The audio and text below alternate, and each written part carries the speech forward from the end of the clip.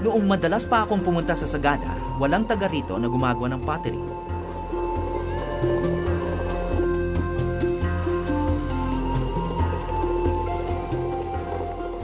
Ngayon, may isang dosenang miyembro na sa community workshop na ito. Kasama si Dumay Bangyay. It teaches a lot of behavior, like patience, most, everything.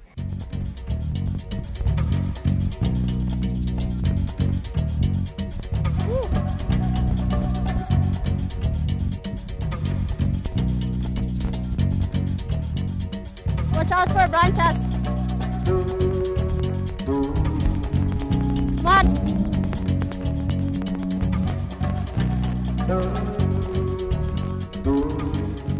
Mas ma-aksyon naman ang isa pang hilig ni Dumay.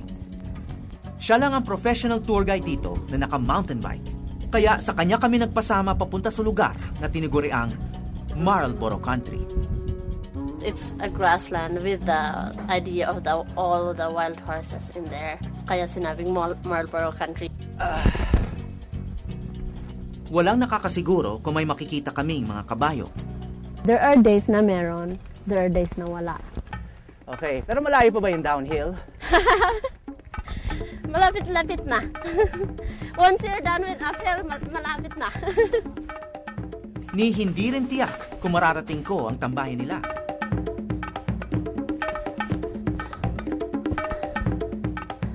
Okay, downhill na tayo? Yes, downhill na. Alright. You're getting your reward for biking uphill. Okay, this is the reward.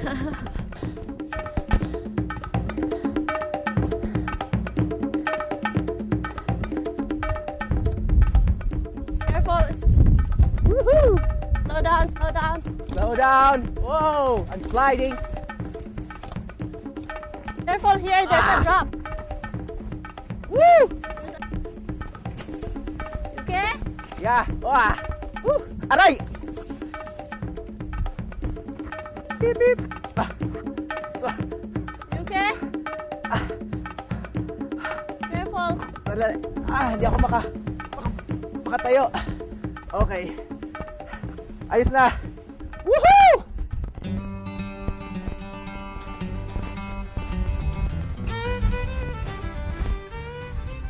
Wala pang 2 oras, narating namin ang taas ng isang gulod, ang umpisa ng Marlboro Country, sa sitio Mabaan.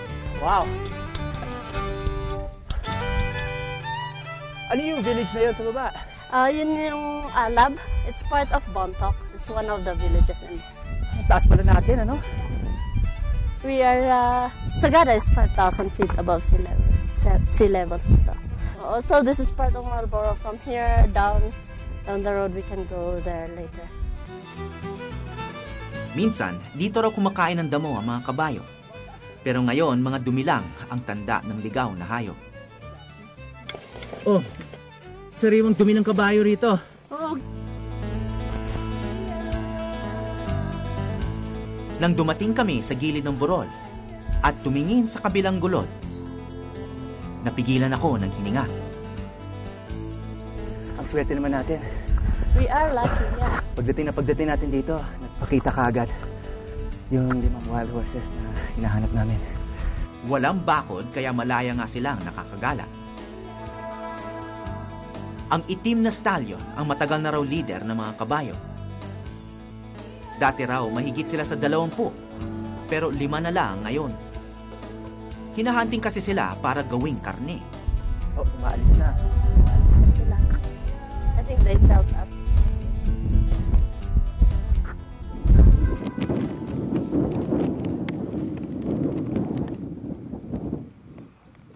Maingat kaming sumunod at lumapit dahil matapang daw ang Black Stallion.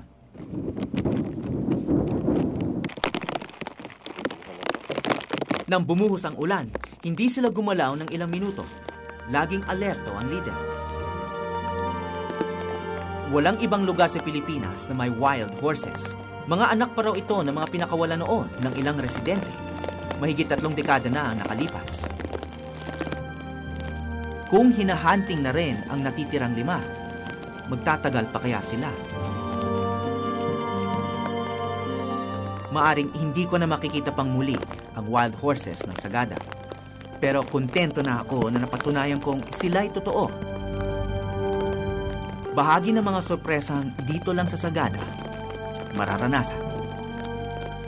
Ako po si Howie Severino at ito ang Eyewitness.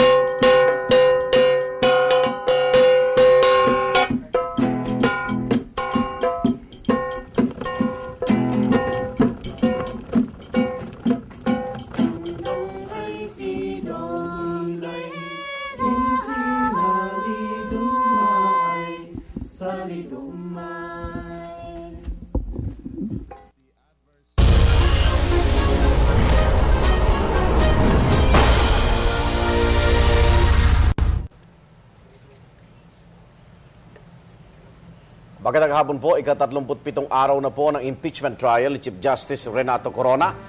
Ako naman, Arnold Glavio. Samahan niyo muli kami sa special coverage ng GMA News TV. Ako po si Vicky Morales at ito ang The Chief Justice on Trial. Patuloy tayo magbabantay sa mga pinakamaiinit na pangyayari sa Senado. At mag-uulat mula roon ang ating kasamang si Joseph Moro. Joseph, anong inaasahan natin dyan yung mga tinaguriang hostile witness na pinatawag ng depensa? Nakita mo ba? Igan Vicky, bakbakan na itong mangyayari ngayon in the next coming days dito sa impeachment trial. Nakita na natin itong at least kompleto na yung 5 na unang pinapatawag ng depensa para sa pinapatawag ng depensa sa Senado, no? Pangunahin na diyan itong si Ombudsman Conchita Carpio Morales. Dumating na siya dito at sa mga oras na ito ay nasa Senator's Lounge lamang siya. At bukod kay Ombudsman Conchita Carpio Morales ay nakita na rin natin itong si Akbayan National Spokesperson Risa Ontiveros. Ito rin si kaya nating convener Harvey Ke. Itong tatlo na to ay yung pinatawag ng depensa, no, bilang parang kondisyon para tumistigo itong si Supreme Court Chief Justice Renato Corona sa harap ng mga Senado, harap ng mga senador, no.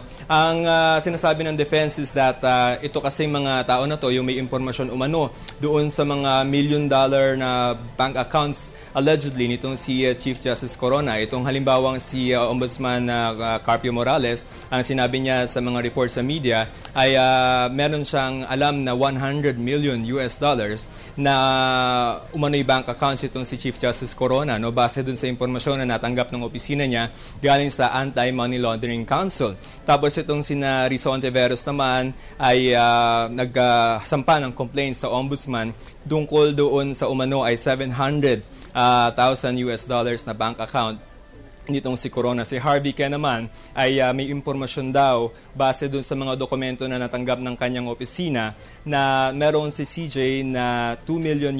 So maraming mga figures kung mga multi-million bank accounts itong si Chief Justice Corona umano. And we will find out kung sino ba ang maaring may basehan para sabihin talaga yan. Nakausap natin itong si Harvey Ke at narito ang kanyang pahayag.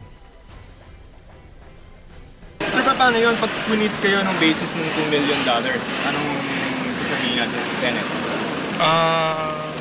I will just say that I got this from the documents I anonymously received. Sir, may bank documents ba yun? Wala? Hindi siya bank documents. I never claimed that it's a bank document. It's just a document that contains figures. Sir, how about yung veracity nung natanggap niyo na document, yung mga figures there? Going to defend it? No, because I don't know where the documents came from. So how can I defend something that I don't know where it came from? Alright, Igan, Vicky, in terms of sequence, ay ang sabi sa atin ay we're looking at yung pagpipresenta ng depensa na unahin muna itong sina Harvey Ke, sila Risa Ontiveros, bago yung malakihang witness, itong si Ombudsman Conchita Carpio Morales. Inaasahan natin yung magiging testimonya nitong si Ombudsman Carpio Morales kasi matatandaan natin na sinalatan niya itong si CJ, no, na pinagpapaliwanag siya, itong si CJ tungkol doon sa $100 umano na $100 million umano na nasa bank accounts nito. Igan Digi? Yung mga Senador Judge ba nakakokus ngayon o hinihintay na lang natin pumasok sa session hall, Joseph? Right now, ang sabi kasi kanina ay may caucus, no? Ang pinag-uusapan doon ay kung i-obey ba ng Supreme Court, ng Senate, yung TRO. Remember that there is a prevailing TRO tungkol dun sa mga dollar bank accounts nitong si Chief Justice Corona. Pero may mga nagsasabi na rin na immaterial na yun.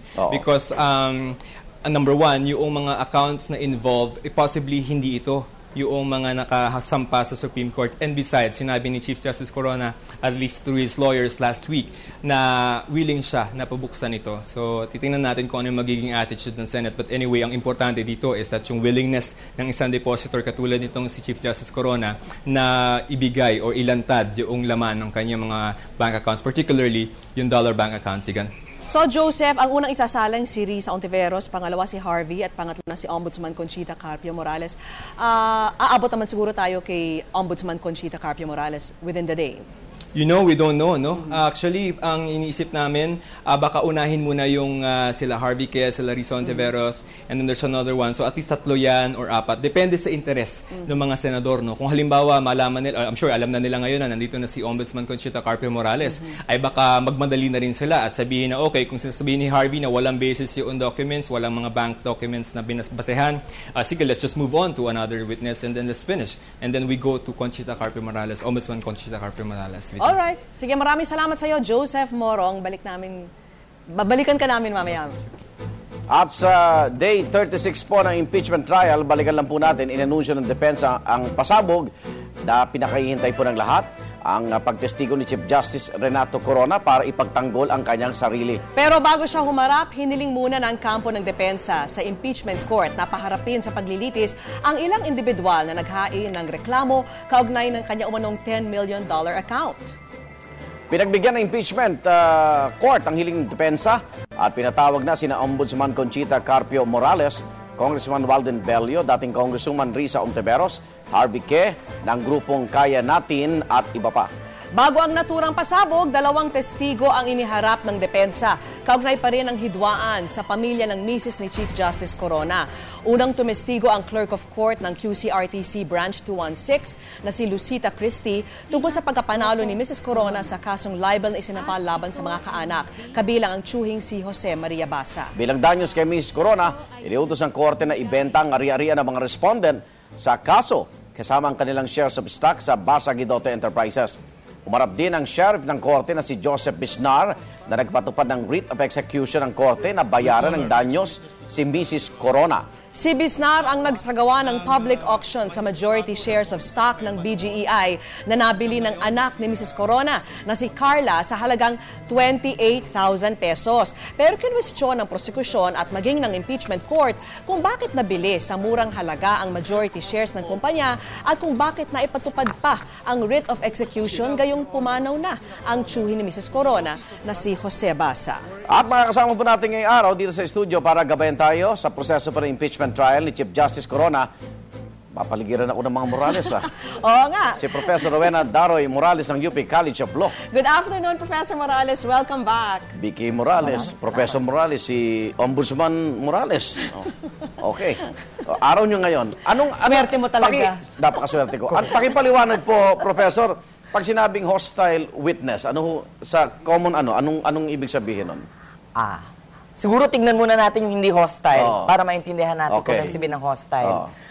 Normally, tatawag ka ng testigo para tumistigo para sa'yo. Okay. At hindi lang yan, yung testigo na tinatawag mo, titistigo para sa'yo. Sa totoo lang, ang hostile witness, hindi natin alam kung ang kanyang magiging testimonya ay magiging pabor o hindi. O laban. Oo, laban o pabor doon sa nagtawag or nagpa-issue ng sabina. So, nabanggit nga na si CJ nga gustong ipatawag itong mga nasabina to para ipagtanggol ang sarili. So, alam mo, nagtataka ako, wow, baka yan pa lang yung pasabog, hindi pa yung hindi pa yung isang linggo. Kasi kinukonsidera kasi mga petitioner daw po ito dun sa ombudsman di ba? And the ombudsman herself. Oo. So, ano kaya yung sasabihin nila na mukhang makakatulong kay CJ Corona na hindi natin alam? Oo nga. Pero why Parang this sudden, baliktad, no? That was a big risk. why this sudden change in strategy, no? Una, sinabi nila, walang jurisdiction ang ombudsman sa Chief Justice. Tapos ngayon, sudden turnaround, sinabi nila na, gusto natin paharapin siya. Before, their stand was just to ignore or maybe even question her investigation in front of the Supreme Court. Dalawang issue yan. Una yung jurisdiction ang tinatawag at saka bakit. Hindi natin alam yung bakit talaga. Dahil ang mga ganyang paglilitis, kontrolado yan kung sino yung nagpipresent ng evidence. So merong alam ang depensa na hindi natin alam or pwedeng na tinatawag na na-corner na siya.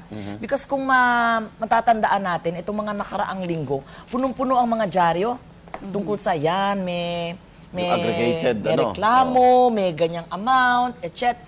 So, kung ano man ang magiging depensa ni Chief Justice, kung meron man o wala.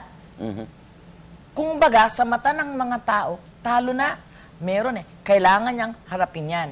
Hindi natin alam ngayon kung ano yung kanyang ipapasabog pa, maliban dito sa mga tinawag. Ang pakiramdam ko nga, kaninang umaga, nung nagising ako, akala ko, pasabog na yung tatawagin. Sila dating Supreme Court Justice at saka itong mga complainants. You know what? Baka mamaya, pagkatapos ng mga nalathala sa dyaryo na sabi nila Congressman Risa, nila Harvey K., etc., wala kaming sinabing ganun. Wala kaming sinabing amount. Hindi namin nabanggit. Actually, sinabi ni Congresswoman Risa sa akin na hindi sa kanila galing yung $10 million. Yun na nga. So, hindi natin alam. At yung dokumento nilang pinanghawakan, dokumentong hawak na rin ng impeachment body. Yung brown envelope na isa pa. Hindi ko alam ang laman ng brown envelope. Nabanggit ni Senate President na hindi daw niya ginalaw. Hindi niya ginalaw. Iba yung kay Harvey K. Sinong maglalabas nun? Alam nga naman ilagay nila si Senate President sa witness stand. Ipakita mo nga kung ano yung envelope na yan. Hindi pwede yun. So, alam mo, magandang pagkakataon itong binibigay sa atin, itong impeachment ngayong araw na to. Baka ngayon palang ipapasabog yung hindi natin alam. Okay. This is going to Professor, be full of surprises. sundan ko lang kay Vicky dun sa ombudsman investigation. Kasi may mga nakausap din ako na okay lang yung parallel investigation, pero kung ano mang maging resolution ng ombudsman dito, hindi yata sakop ng kasalukuyang impeachment proceedings, kundi sa susunod pang taon kung siya ay ma-acquit dito dahil hindi ito bahagi ng articles of impeachment. Okay. Totoo yan. Parallel, Probable dalawa. Okay. Baka parallel, 3, 4, 5, hindi natin alam. Okay. Dahil baka meron tungkol sa tax. Naalala nyo, may mga pasabog noon or mga testimonya ukol sa tax. Kung ano man yan. Totoo, wala sa impeachment yung tungkol sa graft and corruption. Okay. Ano ang otoridad ng ombudsman para mag-investigasyon na ganito? Meron. Malaki. Meron. Pero, take note, pagdating sa impeachable officers, lahat ng mga natatanggal sa kanilang posisyon, only through impeachment. Alright? Mag-iimbestiga or pwedeng mag-imbestiga ang ombudsman, whether by complaint or by itself, yung tinatawag na motu proprio. Ibig sabihin, hindi kailangan ng complaint. So, pag sinabi nila Ms. Ontiveros, nila Mr. Kena, hindi namin binanggit yan, etc., hindi ibig sabihin na walang sasabihin. On her own, pwede niyang initiate. Yes, si Justice Morales. May pinagkunan yan And knowing her, alam mo, masinsin si Justice Morales. Hindi yan susulat ng walayang basihan. Tuloy natin mamaya yung ating talakayan, Professor Morales. At magsisimula na po ang impeachment proceedings. Panoorin po natin ito.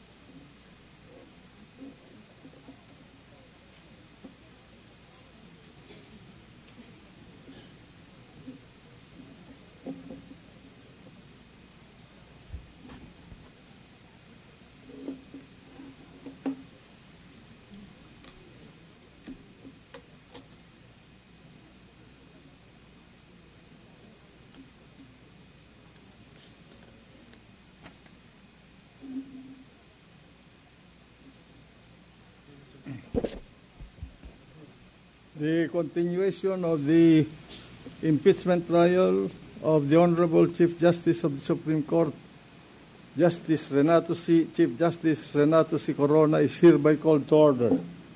We shall be led in prayer by Senator Sergio R. Osmeña III. Dear Lord, as we approach the finish of this impeachment trial, we must not forget to express our deepest appreciation to you for the strength, the light, and the courage you so lovingly bestowed on each and every participant in this prolonged exercise. The members of the Philippine Senate so ably led by its presiding officer, the members of the prosecution and defense panels, their staff, the members of the Senate Secretariat, the witnesses for both the prosecution and defense, the members of media for faithful reporting, and last but not least, the accused himself and the members of his family. Whatever the outcome might be, whatever the decision will be, may we all acknowledge your interventions in the smooth execution of this constitutional exercise, which is testament to our deeply embedded values of democratic governance.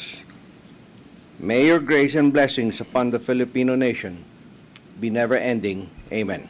Amen. Thank you. The Secretary will please call the roll, Senators. Honorable Senator Judges Angara, Arroyo, Cayetano Allen Peter Compañero, Cayetano Pia, Defensor Santiago, Drilon, Ejercito Estrada, Escudero, Gingona, Honasan, Lacson, Lapid, Legarda, Marcos, Osmeña, Pangilinan, Pimentel, Rector, Revillas, Soto, Trillanes, Villar, the Senate President. With 23 senator judges present, the presiding officer declares the presence of a quorum. The Majority Floor Leader. Mr. President, may I ask the Sergeant at Arms to make the proclamation? The Sergeant at Arms is directed to make the proclamation.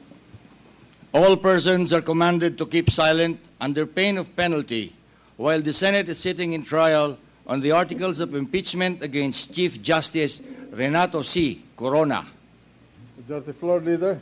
Mr. President, I move that we dispense with the reading of the May 8, 2012 Journal of the Senate. It's sitting as an impeachment court and consider the same as approved. Is there any objection? The Chair hears none. The May 8, 2012 Journal of the Senate sitting as an impeachment court is hereby approved. The Secretary will please call the case before the Senate sitting as an impeachment court. Case number 0022011 in the matter of impeachment trial of Honorable Chief Justice Renato Corona. Appearances, Majority Floor Leader. Yes, Mr. President, may we ask the parties for their respective appearances? Good afternoon, Mr. President. On the part of the House Prosecution Panel, same appearance. We are ready, Your Honor. Noted. Defense. Good afternoon, Your Honor. For the defense, the same appearance, Your Honor. We are ready, Your Honor. Noted. Mr. President. Majority Floor Leader. Mr. President, we have received a letter from the Ombudsman, Conchita Carpio Morales, requesting that she be allowed to testify ahead of all other witnesses during today's hearing in view of heavy volume of work and equally urgent professional work that needs her immediate attention. So I move, Mr. President, that this matter be submitted to the presiding officer. What's the pleasure of the defense? If Your Honor, please, we wanted to accommodate the request, Your Honor, but we assure the Honorable Ombudsman that we will call her today, only that we be permitted to call ahead of her other witnesses whom we have subpoenaed for today's hearing, Your Honor. But Walden Bello is not here. We have Noli Emmanuel Santos, Your Honor.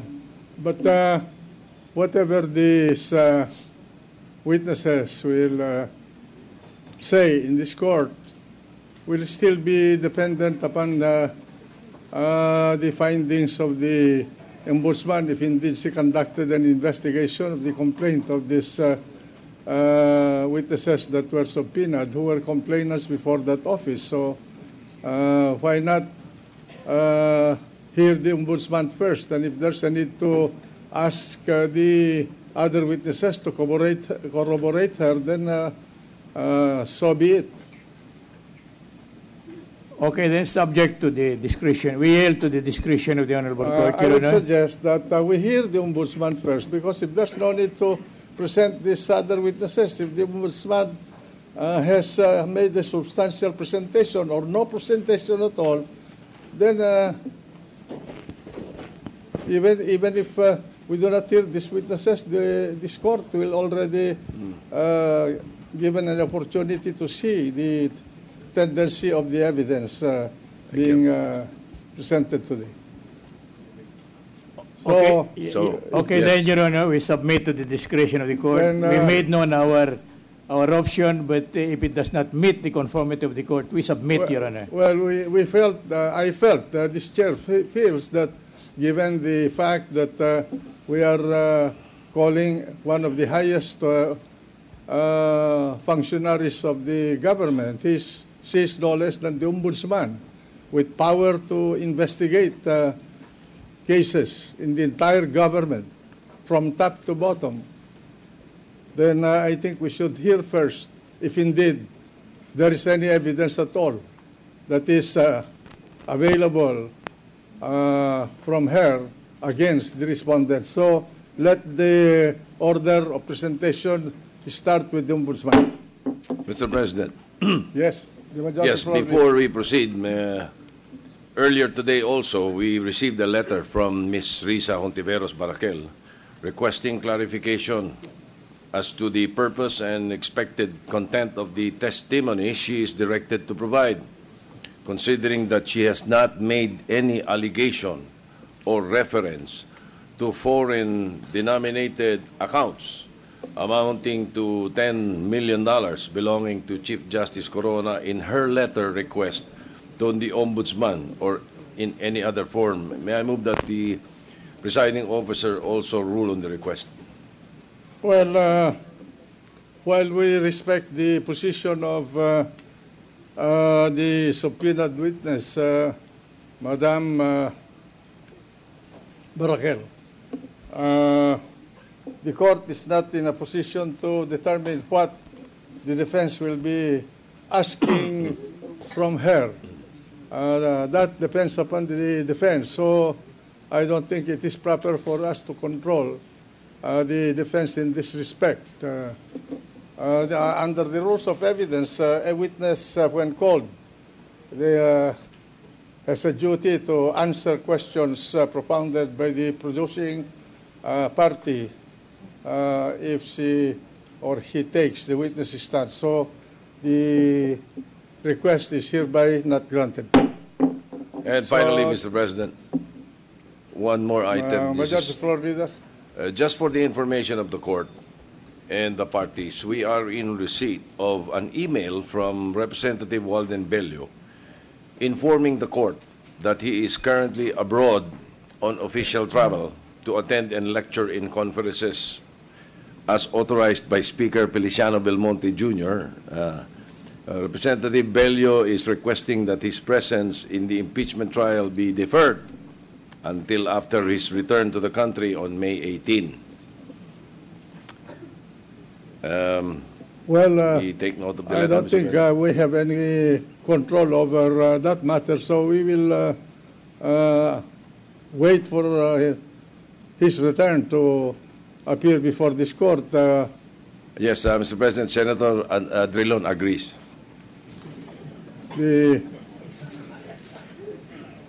If there's any need for him to testify, then we will require him to appear here when he comes back.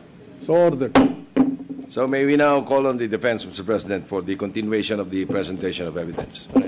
In compliance with the statement made by the Honorable Presiding Judge, Your Honor, may we call the Ombudsman to the stand? The Honorable Ombudsman, is she around already? Yes. Please bring her in and swear her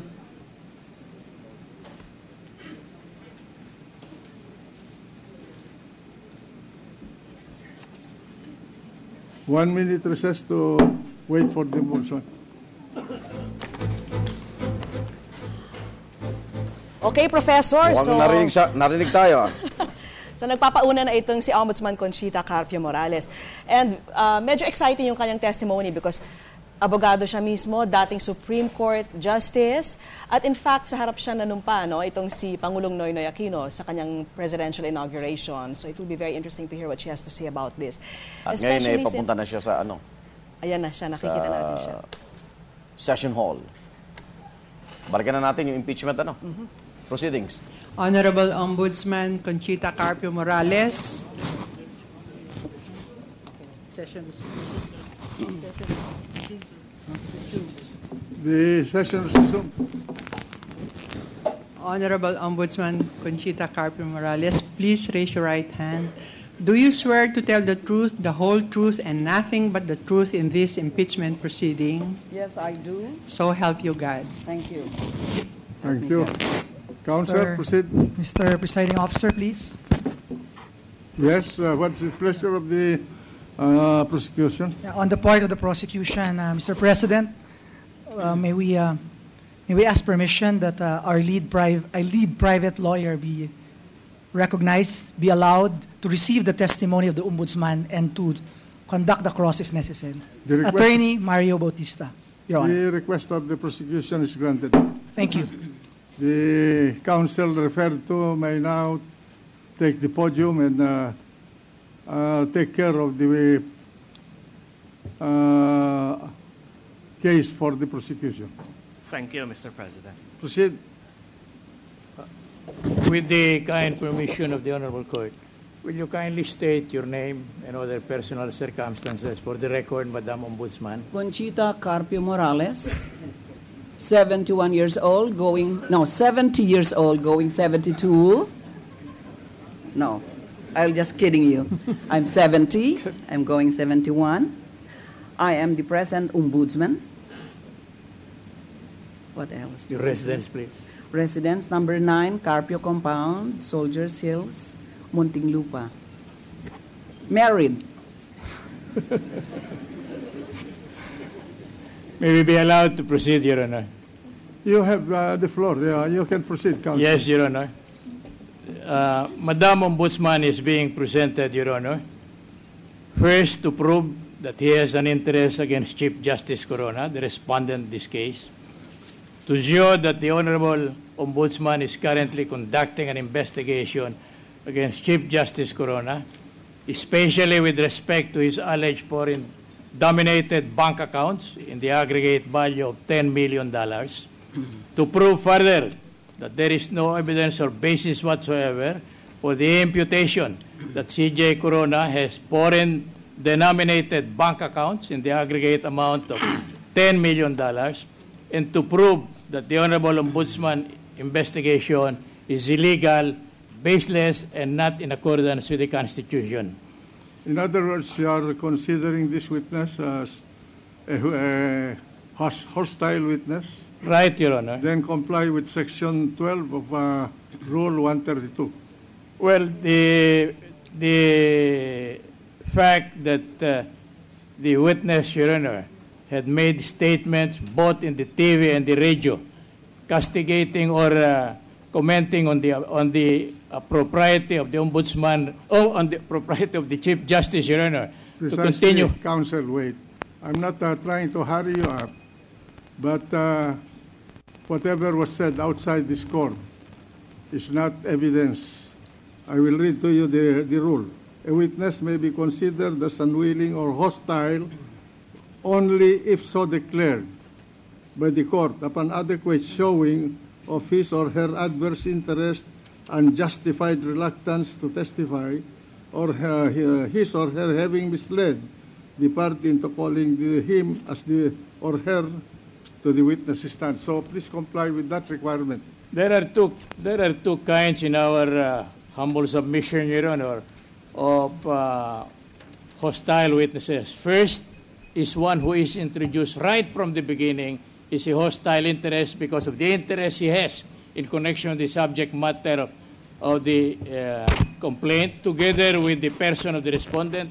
And secondly, a witness who had been presented as an ordinary witness but who turned hostile in the course of the proceedings, in which case we may ask for a ruling on the part of the court that he is a hostile witness in view of the statements made by him.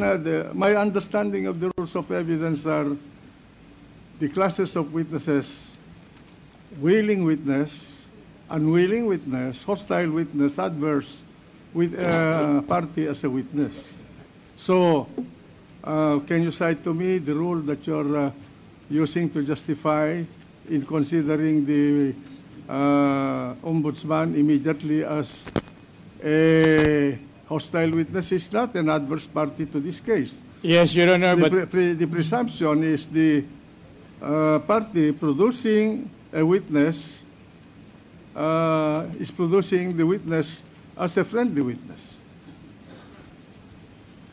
Well, that is our impression also, Your Honor, but a deeper analysis of the situation involved in hostile witnesses showed two different occasions whereby a witness may be considered hostile. But precisely Section 12 requires you to lay the basis. Qualify your witness in the way that you want that witness to be treated on the witness stand, and let the court make the ruling. Very well, Your Honor. We will proceed as directed, Your Honor. So proceed. Now, you are, Madam Witness, you are familiar with the De Castro case before the Supreme Court in connection with the qualification of the Honorable Chief Justice Corona. Yes, Your Honor. And that involves the validity of his appointment as Chief Justice of the Supreme Court. Yes, Your Honor. And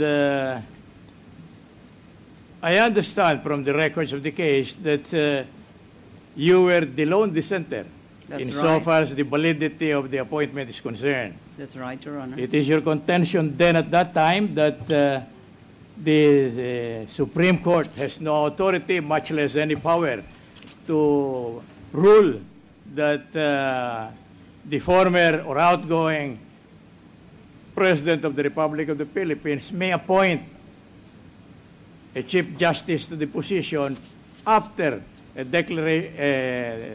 days after the election, Your Honor. Yes, Your Honor. In a motion for reconsideration, you likewise sustained your stand as objecting to the qualification of, no, rather, not the qualification, but the power of the President to appoint the Chief Justice, Your Honor. All right. Yes, Your Honor. In that motion for reconsideration, you cling to the view that GMA, or the Honorable ex-President Macapagal, has no authority, Arroyo has no authority to make the appointment, Your Honor. Yes, Your Honor. I always clung to my earlier decision if I thought that my decision for the first time was correct. But knowing that the Supreme Court acts as a collegiate court, the majority did not sustain you, am I right? Yes, Your Honor. And that is... And the majority opinion declares that the President, in this particular case, can appoint, even notwithstanding the holding of an election and a determination that the winner of a winner in that election. Yes, Your Honor. And it is a time-honored practice that what governs the resolution of the issues involved in a case is the majority opinion. That's right, Your Honor. All right. So there is no further question as to the validity of the appointment, of the appointing power belonging to President Gloria Macapagal Arroyo. You're asking me? Yes. Well, that's the decision of the majority of the Supreme Court. So we have to abide by the decision That's correct. of the majority. That's correct. And you will agree with me that there is no power on earth that can modify, reverse, or much less set aside that decision of the Supreme Court. The members who wrote the majority can always change their mind, Your Honor.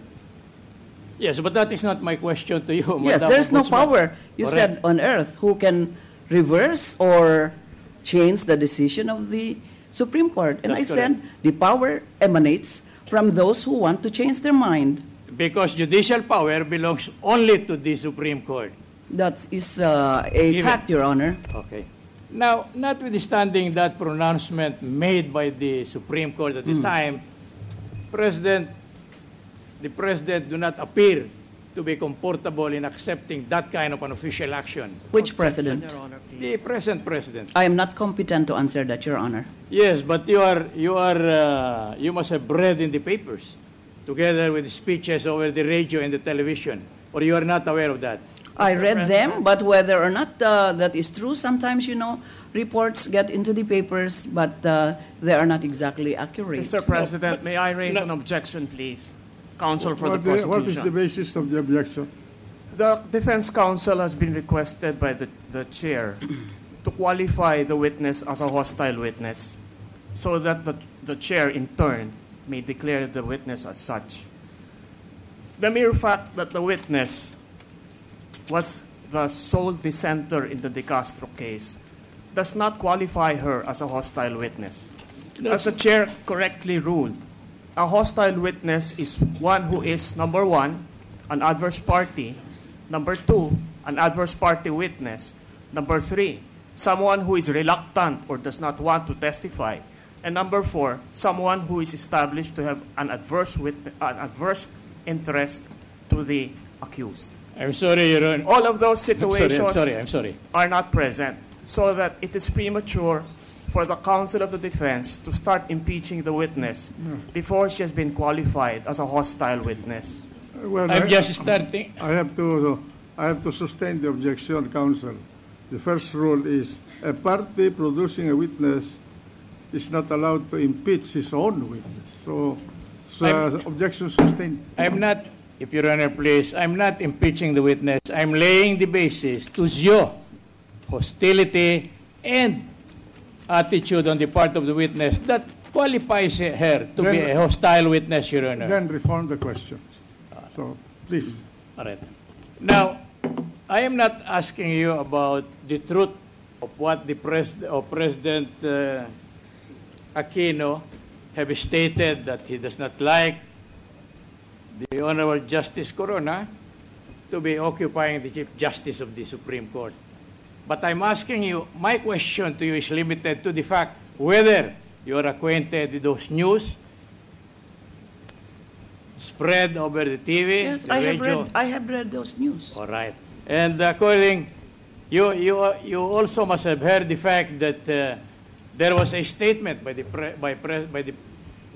Honorable President Aquino now that he is not willing to take his oath of office as a president before the Honorable Chief Justice. That's right, Your Honor. And as in fact, he made mention of the fact that he would rather take his oath before a barrio captain. That's right, Your Honor. If Your Honor, please, these questions are irrelevant to the adverse interest of the witness. They have nothing to do at all with the qualification of the witness as a hostile witness. Qualifying the witness, Your Honor, is not borne out by one and only question, Your Honor. Let the Ombudsman, who is a very intelligent witness, answer the question. Thank you, Your Honor. Pakibasa ngayon. Yes, he said that early on he said he wanted to take his oath before a barangay captain. That's your question. Yes, and there was also statements made by him that he will try his level best not to allow the Chief Justice Corona to continue occupying the position to which he was illegally appointed. That I don't know. You have not read it in the papers? I could not recall reading that. You do not recall also having heard it over the radio? I seldom listen to the radio. Counsel, may I suggest that you go direct to the point. Find out direct questions regarding the hostility of the witness towards the respondent. She's the ombudsman. She's investigating the respondent. Okay then. Thank you, Your Honor. Now, in fact, he took his oath before the Honorable Ombudsman now. That's a fact, Your Honor. Yes. And that notwithstanding, Chief Justice Corona attended the oath-taking, is it That's not? right, Your Honor. I He was witnessed there. him. He was there. Yes. All right. Now, in the course of a certain event, like the criminal justice summit, Your Honor, you must have read over the papers also, as reported, that there were statements made by the President against the Chief Justice. Your Honor, please, may I object again? May I raise a continuing objection to this line of questioning? I do not see the point in establishing any hostility there may be between the President and the Chief Justice. We have the witness here as the Ombudsman. Yes.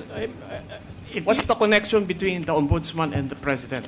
Well, at that time, Your Honor, we wanted to show how hostile the President was, and having acted that way led to the filing of this complaint for impeachment, Your Honor. That's totally irrelevant, Your Honor. We submit, Your Honor. We are only in the process of... Let the witness answer. We will be very liberal. Yes, Your Honor. Let's see the defense. I think I was abroad at the time. But eventually, I was told about it. Now, I noticed that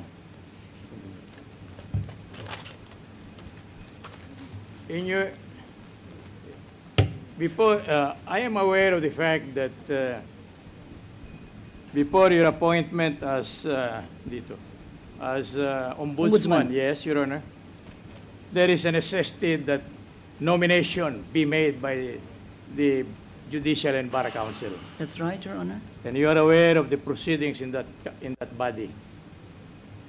I just knew about it through others because I was not present. And you came to know that one of those who did not vote for your nomination is the Chief Justice. I eventually came to know when they invited my attention to the internet data showing the results of the voting. The Chief Justice is not one among those who voted for your nomination. Yes, that's he right. He was opposed to your nomination. Is that... Whether he was opposed to my nomination, I do not know. But it's a fact that he did not vote for me. May I intervene, Counsel? I would like to be very liberal, but may I request you to go direct to the point by showing the adverse interest of the witness with respect to your client, the respondent. What's the adverse interest of the witness such that if that is established, then she will be considered as a hostile witness? I'll go into that direction, Your Honor, but I was trying to deal with it little by little. Yes, in the hope that... I do not want to control you, but I think, why don't you ask her if she's the one she has investigated the case of the respondent? Okay, thank you, Your Honor. Now, may I go to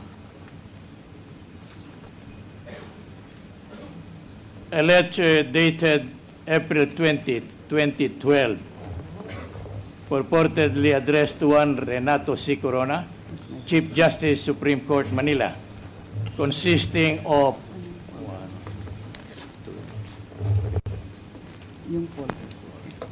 5 pages, and direct your attention to a signature appearing over the typewritten name Conchita Carpio Morales, Ombudsman. I would suggest that the counsel will show that letter. Yes, Your Honor. To the witness. Which we request, Your Honor, to be marked as exhibit.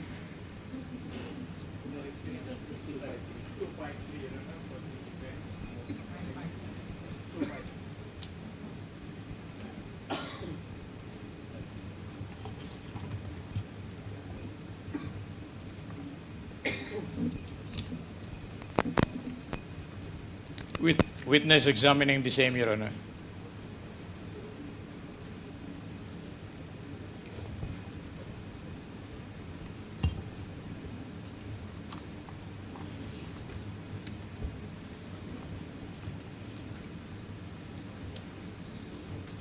This appears to be a photocopy of my letter.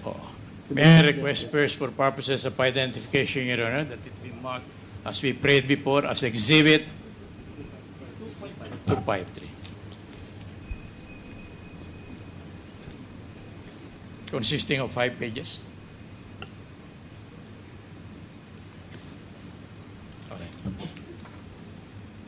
A little earlier, I was asking you to go over the signature, appearing over the typewritten name Conchita Carpio Morales, Ombudsman.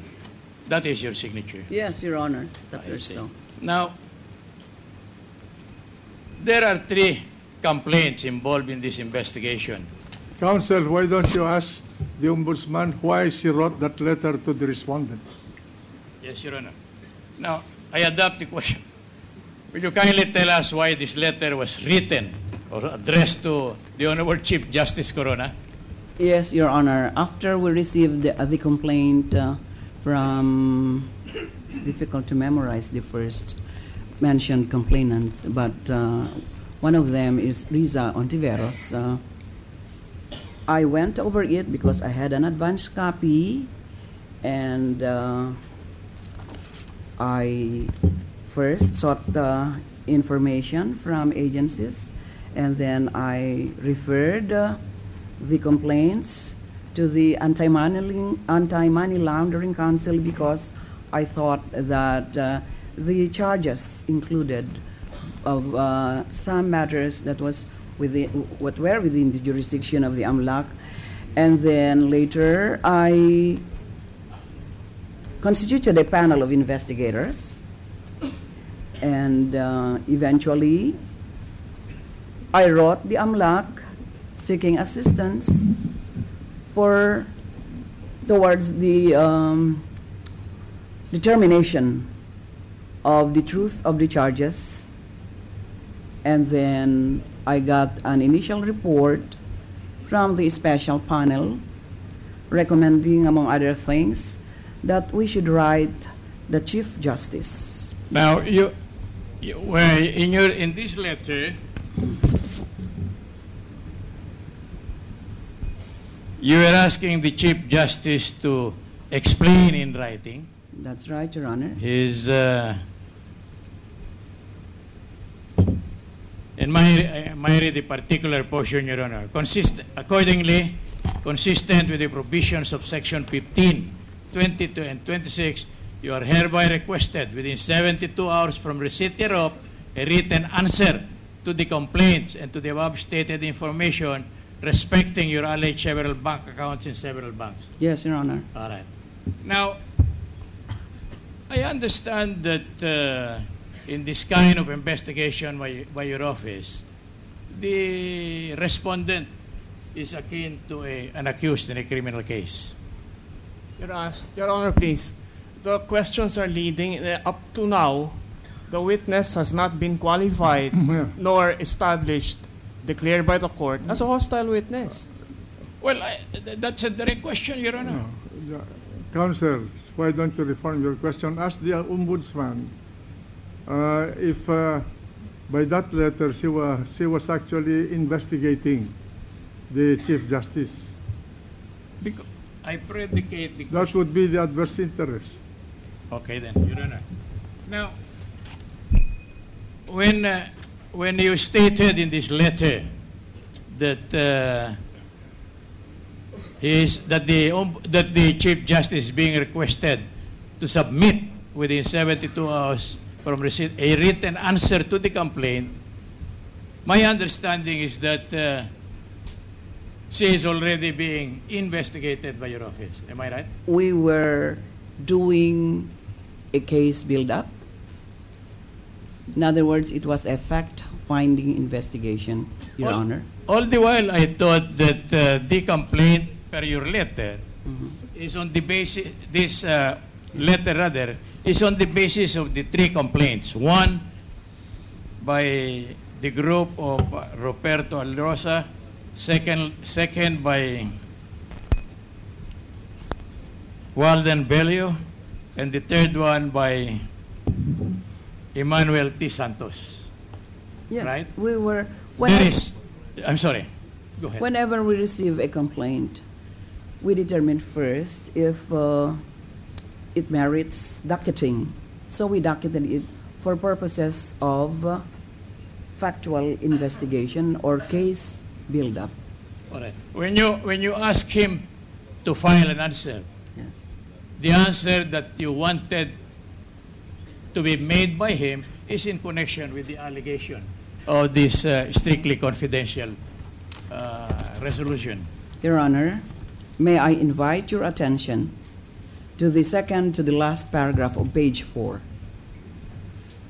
It says here, furthermore, we received information that there are several bank accounts in PSB and several other banks in your name, including those denominated in US dollars, the aggregate value of which amounts to at least US 10,000 US dollars. In other words, Madam Ombudsman, when you wrote that letter, you were already initiating an investigation of the respondent Chief Justice. That's right, Your Honor. And that, in effect, you are taking an adverse position with respect to the subject of your investigation.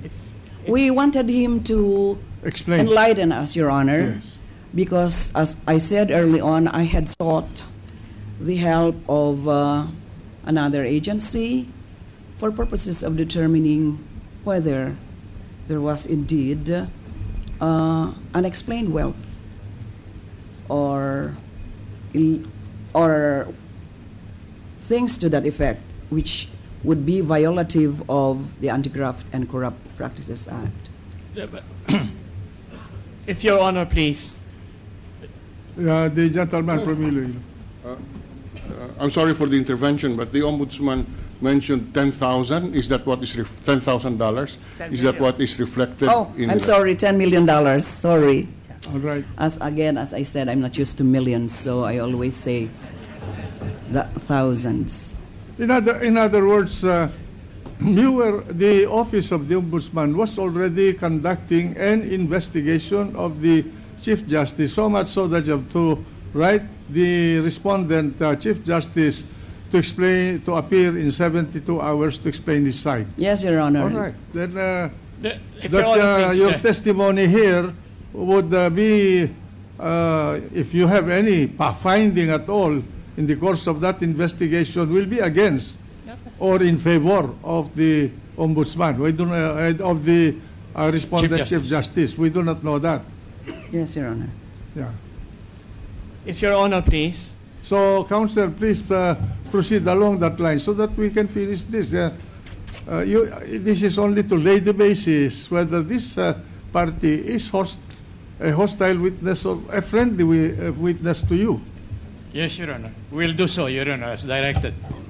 Now, you mentioned in here $10,000. I'm sorry. $10 million. Yes. I'm sorry. All right. Chain of errors. Now, you must have been informed about the impeachment proceedings going on before this honorable body Yes, by Your then. Honor. All right. My question to you, is there any mention or evidence of this $10 million in the evidence presented before this honorable court? Objection, Your Honor. Up to now, the witness has not been qualified. With due respect, the mere fact that the Ombudsman... Counsel for the prosecution is correct. Just to help in this, anyway, this is a preliminary matter. Yes. Madam Ombudsman, you are conducting an investigation of this case against the respondent. Am I correct? Yes, Your Honor. And then, fact-finding investigation, Your Honor. Case build-up, investigation. as opposed to preliminary investigation, Your Honor. Have you made any findings at all? About against the respondent? Well, I was able to get data showing that at least... You obtained data material to... Material and relevant to the complaints filed by the three complainants, yes, at least from the first complainant. And are those materials adverse to the respondent? Well, it appeared so, Your Honor, because these are the documents that I sourced. So that whatever testimony you will give here in this court would have the tendency to be adverse to the respondent. It appears so, Your Honor, right. and that is the reason Counsel, why... proceed. In which case, Your Honor... If you want to make a motion, then make a motion. May we move, Your Honor, that the witness be declared as a hostile witness, Your Honor, because her interest as ombudsman investigating the case is already adverse to that of the respondent, the Honorable Chief Justice With the Corona, answers of the... Your Honor, that is my mandate. If I am mandated by law to investigate, and I investigate the respondent, that does not make me an adverse person. So I had to discharge my mandate. That's correct. That's correct. That's a constitutional mandate. In fact, the ombudsman can investigate with or without complaint. That's right, Your Honor. So, you may proceed. Yes, Your Honor. If Your Honor, please. The defense has moved for the qualification of the witness as a hostile witness. May I object? The mere fact that the ombudsman is conducting an investigation does not render her as an adverse witness. In fact, she has merely written the Chief Justice to explain if there is any truth to the allegation that he has $10 million. There has been no adverse finding by the ombudsman. She is merely performing her mandate and task under the Constitution and the ombudsman's law. That is not evidence of any adverse interest. We do not question that there is an investigation, that the investigation is allegedly being conducted by the Honorable Ombudsman, Your Honor, pursuant to law. What we wanted to lay down is the fact that there is already allegedly a finding made by her adverse to that of the Chief Justice. How can she be expected to be neutral, to be unbiased, and to be impartial, Your Honor, in the dealing with the Chief Justice, Your Honor? The ombudsman has not said she has made a finding. She merely said that she has gathered or received data. She has not made any finding. Precisely, the gathering of data do not appear to be in consonance with the impartial investigation of a case, Your Honor, because there are complainants in here. This is to cut short this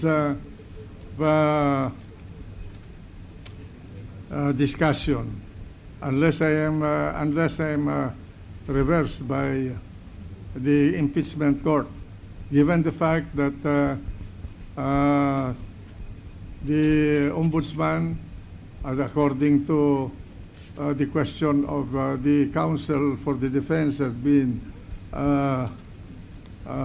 has shown some disagreement with the respondent, and the fact that she is the one investigating the respondent by virtue of her office,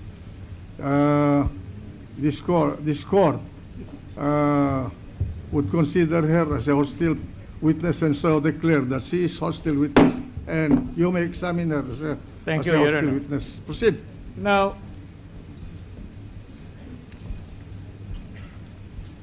being a respondent in your case, his position may be akin to that of an accused in a criminal case. Am I right? said, Your Honor, we're still in the fact-finding investigation. He was a mere respondent.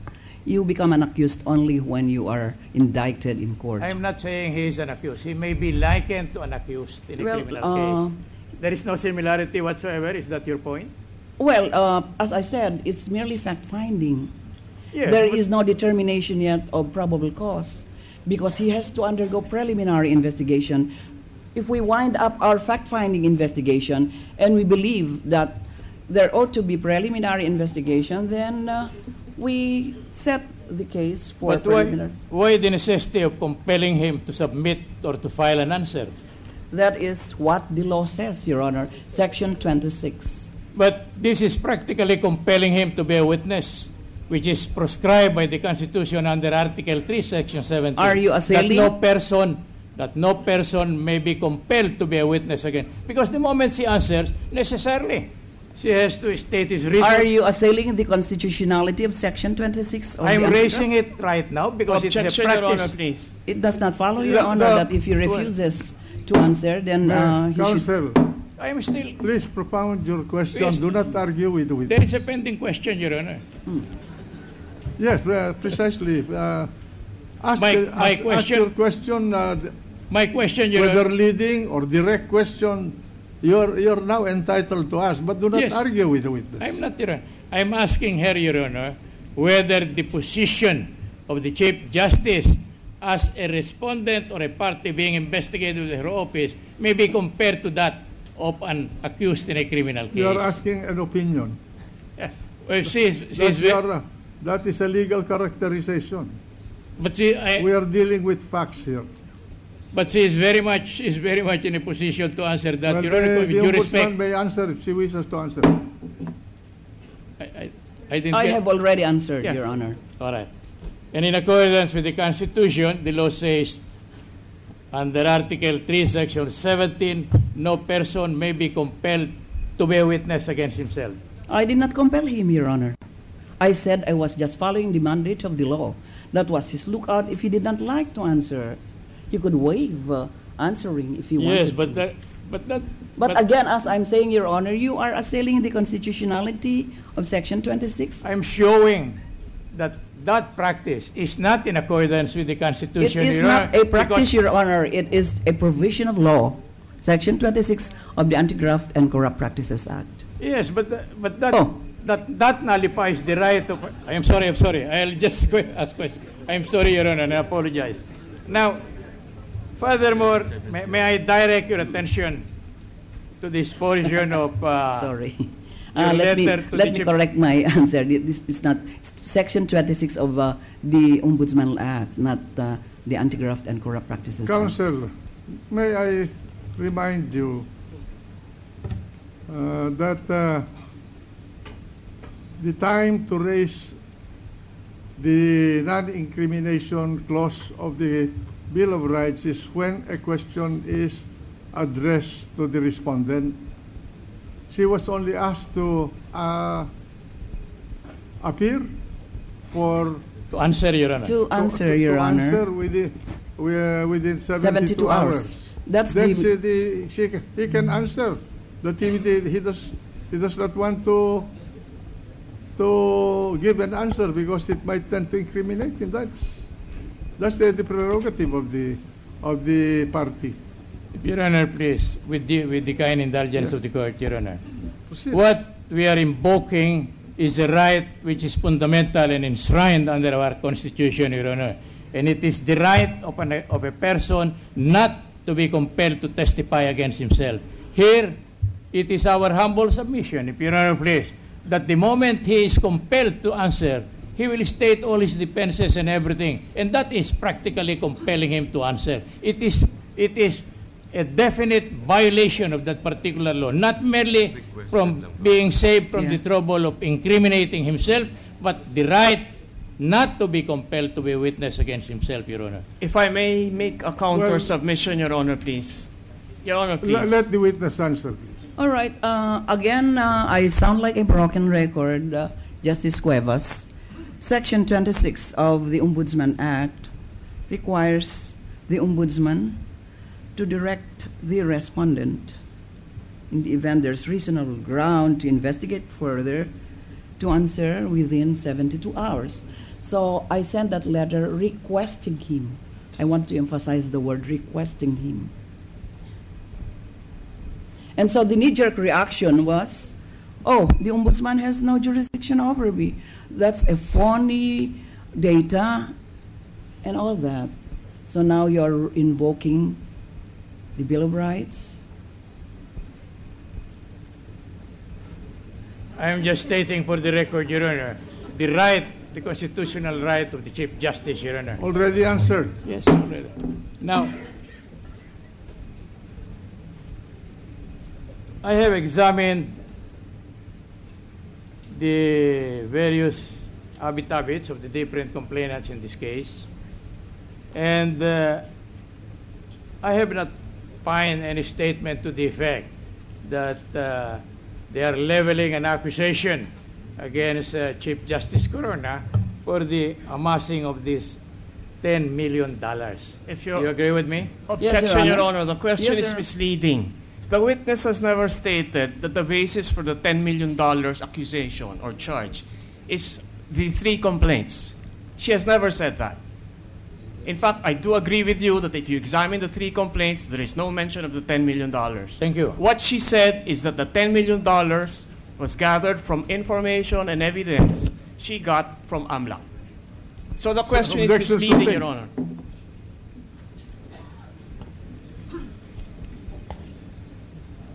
Now, may I go back to the different complaints? Will you kindly tell the Honorable Court whether you have examined any of the complainants in connection with the contents of their complaint? No, I haven't. Not even any one of them? No. Now, there were statements by these complainants that they have nothing to do with the alleged $10,000 mentioned. 10 million. 10 million, I'm sorry. I'm not accustomed to million also. Good lang ako sa 10 pesos. No. And they mentioned that they have nothing to do with that. Yes, Your Honor. Do you contradict that, or you are not in conformity with them? That is correct. They did not mention anything about $10 million. And insofar as their complaint is concerned, nothing is touched on the $10 million. $10 million. No, Your Honor. Now, this AMLAC that you mentioned a while ago, would you like us to believe that there was already a court proceedings involving the AMLAC? No, Your Honor. I just asked for assistance if they had any document that had a bearing with the financial transactions and related transactions of the Chief Justice. But that will require an investigation, isn't it? An investigation by the AMLAC. Otherwise, their statement to you in reply to your query may not be accurate and true. No, I think the AMLAC law requires that if a deposit of 500,000 plus is received by the bank, they are mandated to report to the AMLAC these transactions. But there is no statement here with respect to the AMLAC in coming in, and that the transaction is one covered by the AMLAC. Am I right? No. Misleading, Your Honor. The witness already stated that she requested the AMLAC for assistance. Well, this is a different question now. I'm just asking him about the assistance. If Your Honor, please. I'm sorry. Reform the question. Now, my question to you is, there is nothing on record, nor in the complaints of the complainant here, dealing with that AMLAC intervention. No, Your Honor, there's none. There is Precisely, none. I asked the assistance of the AMLAC because I wanted to know if there are documents in the possession of the AMLAC that have a bearing on the complaints. Would you like us to understand then that the AMLAC can just come in upon the request of any... Counsel, may I read to you the Constitution? Yes, Your Honor. Powers of the Ombudsman. Paragraph 5. Request any government agency for assistance and information necessary in the discharge of its responsibilities and to examine, if necessary, pertinent records and documents. So it's a constitutional law. The supreme law of the land gives that power to the Ombudsman. And we are wasting our time on this particular point. No, my point, Your Honor, is notwithstanding the grant of the powers, that power must be exercised in accordance with the procedure laid down by law. I am conversant, Your Honor. I hope the court pardons me. Please go ahead. Oh. No, I'm not shackling you to articulate your position, but I'm just reminding you of the constitutional mandate given to the Ombudsman. That insofar, may I proceed now, Yes, Your Honor? please proceed. That insofar as the AMLAC is concerned, and in the exercise of its powers, there must be a procedure to be adopted, and that there must be an application before the court, and the court must have granted the application, and that is the exercise of the power, the valid. The grant of the power is constitutional, Right, but the procedure... The Ombudsman, being an intelligent witness, may answer. You must be referring to the freezing of assets? No, I'm referring to the general exercise of the power of the AMLAC, Your Honor. My point is this: the AMLAC cannot just, in response to an inquiry, conduct an investigation, submit a report, and on the basis. That is my point. If Your Honor, please, the point made by defense counsel is irrelevant. He earlier stated the proffer of testimony. And if you examine the request for subpoena, which they themselves submitted, they only offer two purposes for the subpoena of the Ombudsman. Number one, in order to prove that the Chief Justice Corona does not have foreign-denominated accounts amounting to $10 million. That's the first purpose. The second purpose is, and for them to explain why an investigation is being conducted on matters already within the jurisdiction of this Honorable Impeachment Court. We have no quarrel. The validity or invalidity of the actions of the Ombudsman with respect to the investigation being conducted over the Chief Justice, that's irrelevant here, Your Honor. In fact, those are legal conclusions which have no room in a trial. We do not question the validity of the exercise of the power. We made that clear, Your Honor. But our point is, that power, although constitutional in character, excuse me, in character, must be exercised in accordance with the procedure laid down by jurisprudence and the law. That's our point. Well, if you want to establish that, Mr. Defense Counsel, sustains it. All that the Ombudsman had already stated, that she sought the assistance of the AMLAC. How the AMLAC performed his function, I do not know whether the Ombudsman is competent to testify on that. And she has already answered the question. She sought the assistance of the AMLAC. How the AMLAC got records, that if there are records that he got and delivered to the Ombudsman, I don't know whether you can ask if the witness is competent to testify on that, if she knows how the AMLAC performed this function.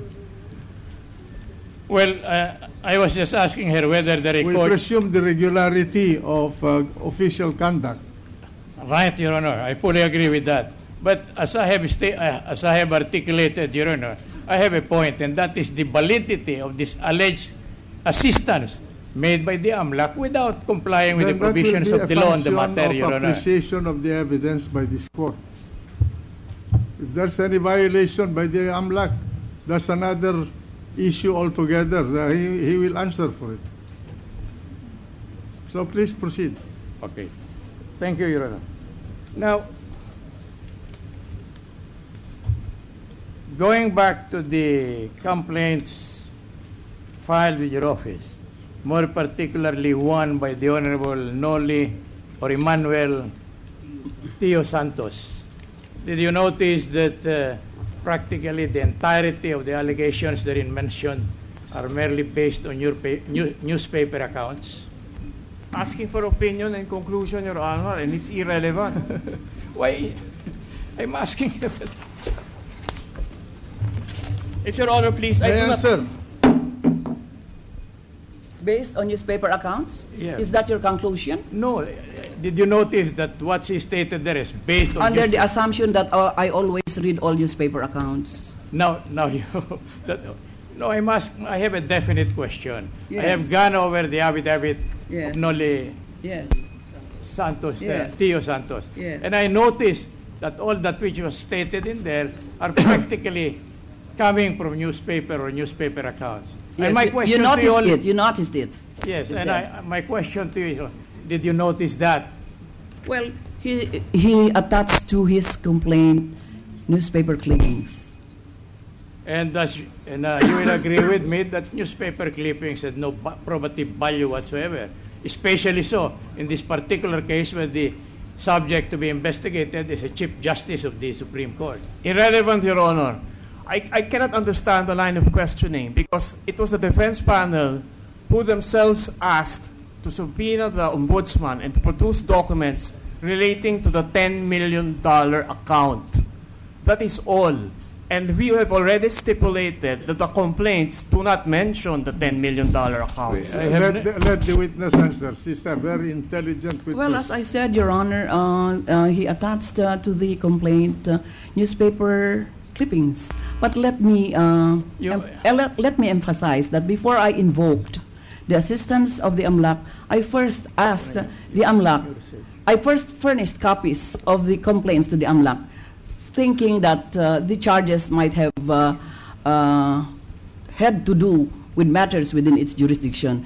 And then, when I wrote the AMLAC again, I only received yet the first complaint. In other words, the second and third complaints, including that of Mr. Santos, had not yet been with the Ombudsman. Thank you, Madam Ombudsman. I propounded that question, Your Honor. Madam Ombudsman, in the light of what appears in this request that you sent to the Chief Justice, may I read for the record, Your Honor? Yes. While you may only be removed from office through impeachment proceedings, this office, as reflected earlier, has the power and duty to investigate you for any serious misconduct in the office for purposes of filing a verified complaint for impeachment, if warranted.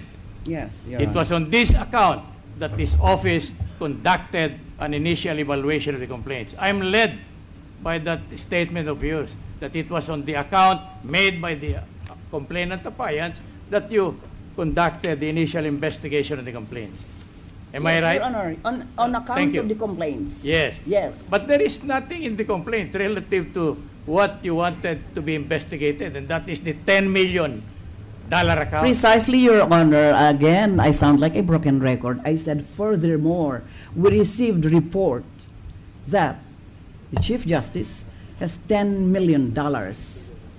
And that report was based on the report that was given to me by the AMLAC. And these are the documents given to me by the AMLAC. You totally disregarded the affidavit complaints. Not of disregarded. Noli Santos. Not disregarded. In what sense or what value did you give to that complaint? Well, there were 3 complaints in... No, I'm sorry, Your Honor. I'm merely referring to Noli. But why should you Santos. drop the other complainants? No, because they have essentially almost the same complaints. They were complaining against acquisition of unexplained wealth. If Your Honor, please, I'm just asking a question. May we request most respectfully that the witness be admonished not to argue with the... I'm not arguing, I was just explaining. Your Honor, I was just explaining. Just a minute. The witness is explaining to the counsel that she did not see the 10 billion was obtained from a report to her by the AMLAC. She initially referred the complaint submitted to her by private parties, if I recollect her former statement, to the AMLAC, and there was a report returned by the AMLAC to her, and in that report was a statement about a $10 million account, $10 million account, supposedly of the respondent. Am I correct in this, Madam? Yes, Your Honor. All right, so that's the situation. All right. The way I understood you... Counsel, proceed. Thank you, Your Honor. The way I understood you, you received that report from the AMLAC. Was it prior or after your letter of April to the Chief Justice of April... Prior, 20? Your Honor, because I could not have told the Chief Justice that we received report about $10 million if I had not gathered it from the AMLAC data that was... Now, will you be kind enough to tell us why you did not incorporate that as a statement so that at least the Chief Justice will be able to answer intelligibly and correctly? What statement, Your Honor? That according to you, based from the papers coming from the AMLAC, there was this alleged $10 million deposit. That was not stated in your... Yes, but I said report. We received report. Yeah, but even that was... I'm sorry. But even that does not appear in your letter request of April 20, 2012. I thought it was not necessary. So, why did you not consider that necessary when you are practically accusing a person of illegally acquired wealth, Your Honor? I thought it was not necessary to mention the source. After all, he said that account does not exist. Oh, kindly let us... Why should you know? All right. Well, but that was... When he said that account did not exist, it was only after your letter yes. of April 20. But I thought it was not necessary, Your Honor. That is your evaluation. Yes. I'm sorry. To mention that it came from AMLAC. Yes, but in order that the witness or the Chief Justice Corona may be allowed to explain well his position, why was it not necessary? What made you think that was not necessary? $10 million is not necessary. Because that was data gathered by the AMLAC. Yes, but my point is this, Madam Witness. You wrote the Chief Justice Renato Corona Yes. a letter dated April 20, 2012. Yes, yes. And he said, strictly confidential. Yes, that's One of the right. statements that you made in here is in connection with the $10 million account. Strictly confidential, wait. meaning No, the wait. contents of the letter were strictly confidential. Precisely. Why was there no mention in order that he may defend himself? I thought and it was write not correctly necessary, Your why Honor. you did not mention it? I thought it was not necessary. May I be allowed to finish my The question? witness has already answered that she felt it was not necessary. So that's her position. Am I correct in this, Madam? Yes, Your Honor. Yeah. Already answered. Okay. We can. We are arguing on this point. The witness said that she found it not necessary to give that information in her letter. No, but my point is this, Your Honor. If that was so stated and a request to answer is made, then the party to whom it is addressed may be able to intelligibly reply to the request, Your Honor. if Your Honor, That's my please. point. If Now, Your Honor, if I'm not questioning the opinion of the witness, Your Honor. I'm just bringing out facts, Your Honor. Your Honor. Will you kindly direct your question to the witness so that we will understand each other? Your Honor, you were saying so that the respondent could probably have been able to answer intelligibly to the request. And correctly, Your Correctly? Honor. Yes, Your Honor. But he could have asked for a bill of particulars. Yes. He could have asked, where did you get This the is- information? But this is not a prosecution in court. Well, whereby in the any bill- event, even if it were not a bill of Where- particulars, whereby the bi- he could have said that, can I be enlightened where you got the information?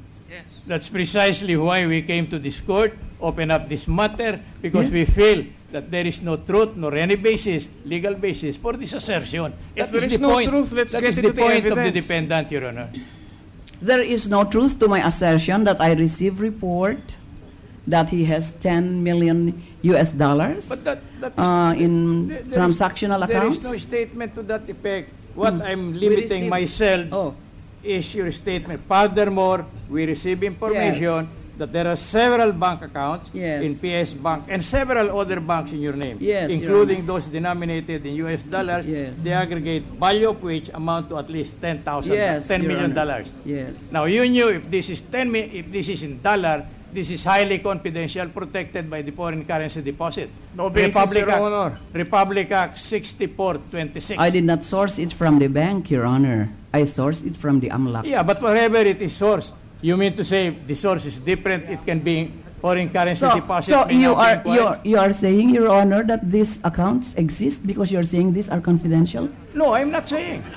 I'm not saying that it is your answer, that there are reports to this effect. My question is, why was this not incorporated in the report? It was incorporated. I just didn't mention the There is source. no mention of... $10 million. Yeah, but source. Yes, AMLAC. Oh, Here, no, 17-page no, document. Where in your report? No, I did not mention. We sound like a broken miracle, both of you and I. I said, I thought it was not necessary.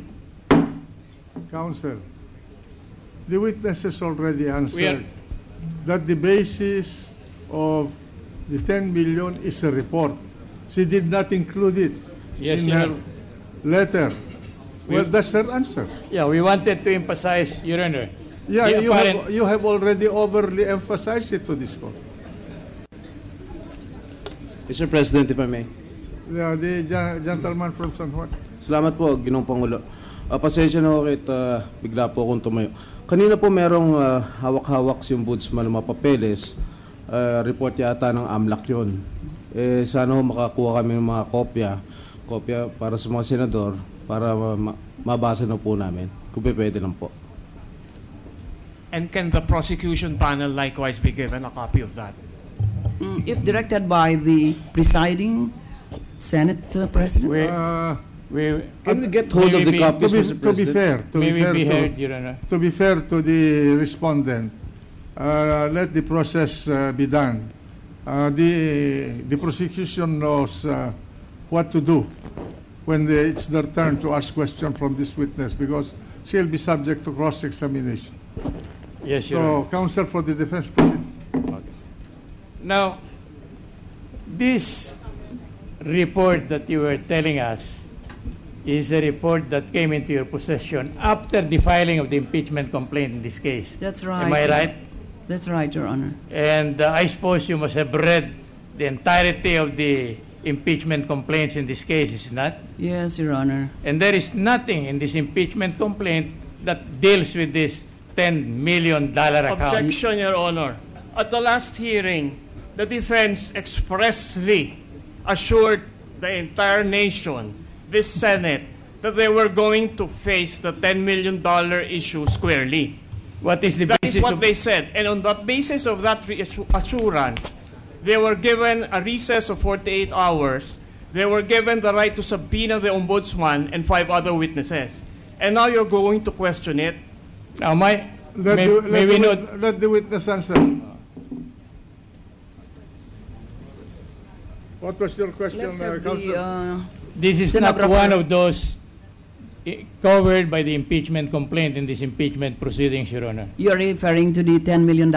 Yes. I don't know if the alleged $700,000 of in PS Bank is included in this $10 million. So you're not sure about that? You're not sure about it, Your Yeah. Honor. What you are telling us is merely your opinion about the matter.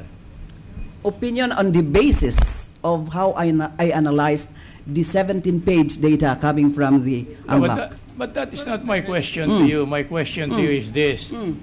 This letter is dated April 20, 2012. Yes, Your Honor. At that time, there was already an impeachment proceeding. That's right. Already going on before answered. this court. There is nothing in that impeachment complaint which deals with this $10 million account that you mentioned. Am I right? I am not supposed to remember all those articles of I'm not impeachment. asking you to remember. All I'm asking you is, since you are familiar with the impeachment proceeding, Yes. I'm asking you for a fact, not whether you are familiar or what. Did you notice that it is not included in any of the impeachment articles? I did not nitpick the impeachment articles, Your Honor. So if I tell you now that it is not one of those charges embodied right. in any Yes. articles of impeachment, Yes. you will not in a position to deny or contradict this Yes. representation. No. If it Thank is, you. Thank you. if it is not, with more reason, I should conduct further investigation. I see. And the idea is for impeachment also? Possibly for impeachment in December? On the basis of your investigation. Yes, if it's not covered. So if it is but you do not fully agree with me that it is not embodied in this impeachment complaint. I don't recall. Your counsel, we have read this, the articles of impeachment. There's no mention of $10 million. Thank so you, we Your know Honor. that. Thank you, Your Honor. There's no point in belaboring that issue. We deal with the allegations of the complaint. That And is we- a detail of And we are guided by that is required by the council, but there's no mention of an amount. And we are guided by the fact, Your Honor, that the elementary rule of procedure and evidence debar any evidence being presented to a matter that is not proved, alleged in the complaint. If that is so, Your Honor, then why did you subpoena the witness and to bring with her documents regarding the $10 million? If you are saying it is irrelevant. Is he entitled to question me, Your Honor? I will yield if he is entitled, but No, he has I'm no making authority. a counter manifestation, Your Honor, please. Propound your question to the witness, and let's finish this. Yeah, okay. Now, I understand that your investigation... There's no question that there is no mention of 10 million in the articles of impeachment, but the issue is inclusion and non-inclusion of assets, liabilities, and net worth. That is the main issue in Article 2. Whether the amount included is 1 billion or 1 peso, the issue is inclusion and non-inclusion. The amount is immaterial. So, reform your question. I have no pending question, Your Honor.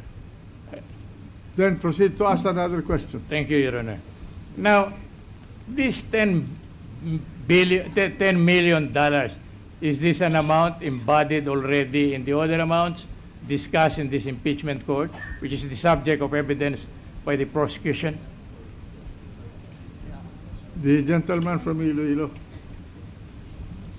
Mr. President, I think we have been going around in circles on this issue. Let me just read the journal of May 8, 2012, the manifestation of one of the counsels for the prosecution, for the defense, Mr. Roy. And let me quote that, Mr. President. The journal reads, I was referring to, Your Honor, the mention of 10 million from Senator Estrada. I believe it is on page 52 or paragraph 1. Is it there? At any rate, Your Honor, I draw your attention to the 10 million that was mentioned by Senator Estrada, and as he put it, gentle recommendation for the Chief Justice to testify in this connection. Now, I wish to draw attention to the fact that this is not a matter within the complaint. Be that as it may, Your Honor, the defense is not going to skirt from this issue. If the Honorable Court is inclined that we should address this issue, if this Honorable Court is inclined to consider this matter in its deliberation, if the Honorable Court is inclined to make this form part of the basis of any verdict rendered here, we will willingly confront the issue. Precisely. So this was already settled as early as May 8, 2012. I believe, Mr. President, that enough time has been debated to this debate. Can we go now to this point? This was already settled before by counsel of the defense. We want to be liberal in this court, but the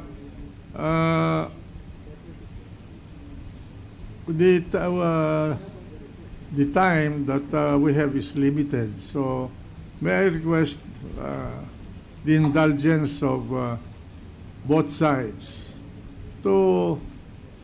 We do not want to control you in the way you ask your question, in the way you will handle your cases, but all of us are lawyers. And I think that you will understand my position. Direct the question to the witness and let the witness answer so that we can move on. Because if we are going to argue a certain point back and forth with the witness, we'll never finish this case. So, Mr. Counsel for the defense, proceed to ask your question from the witness so that we can finish.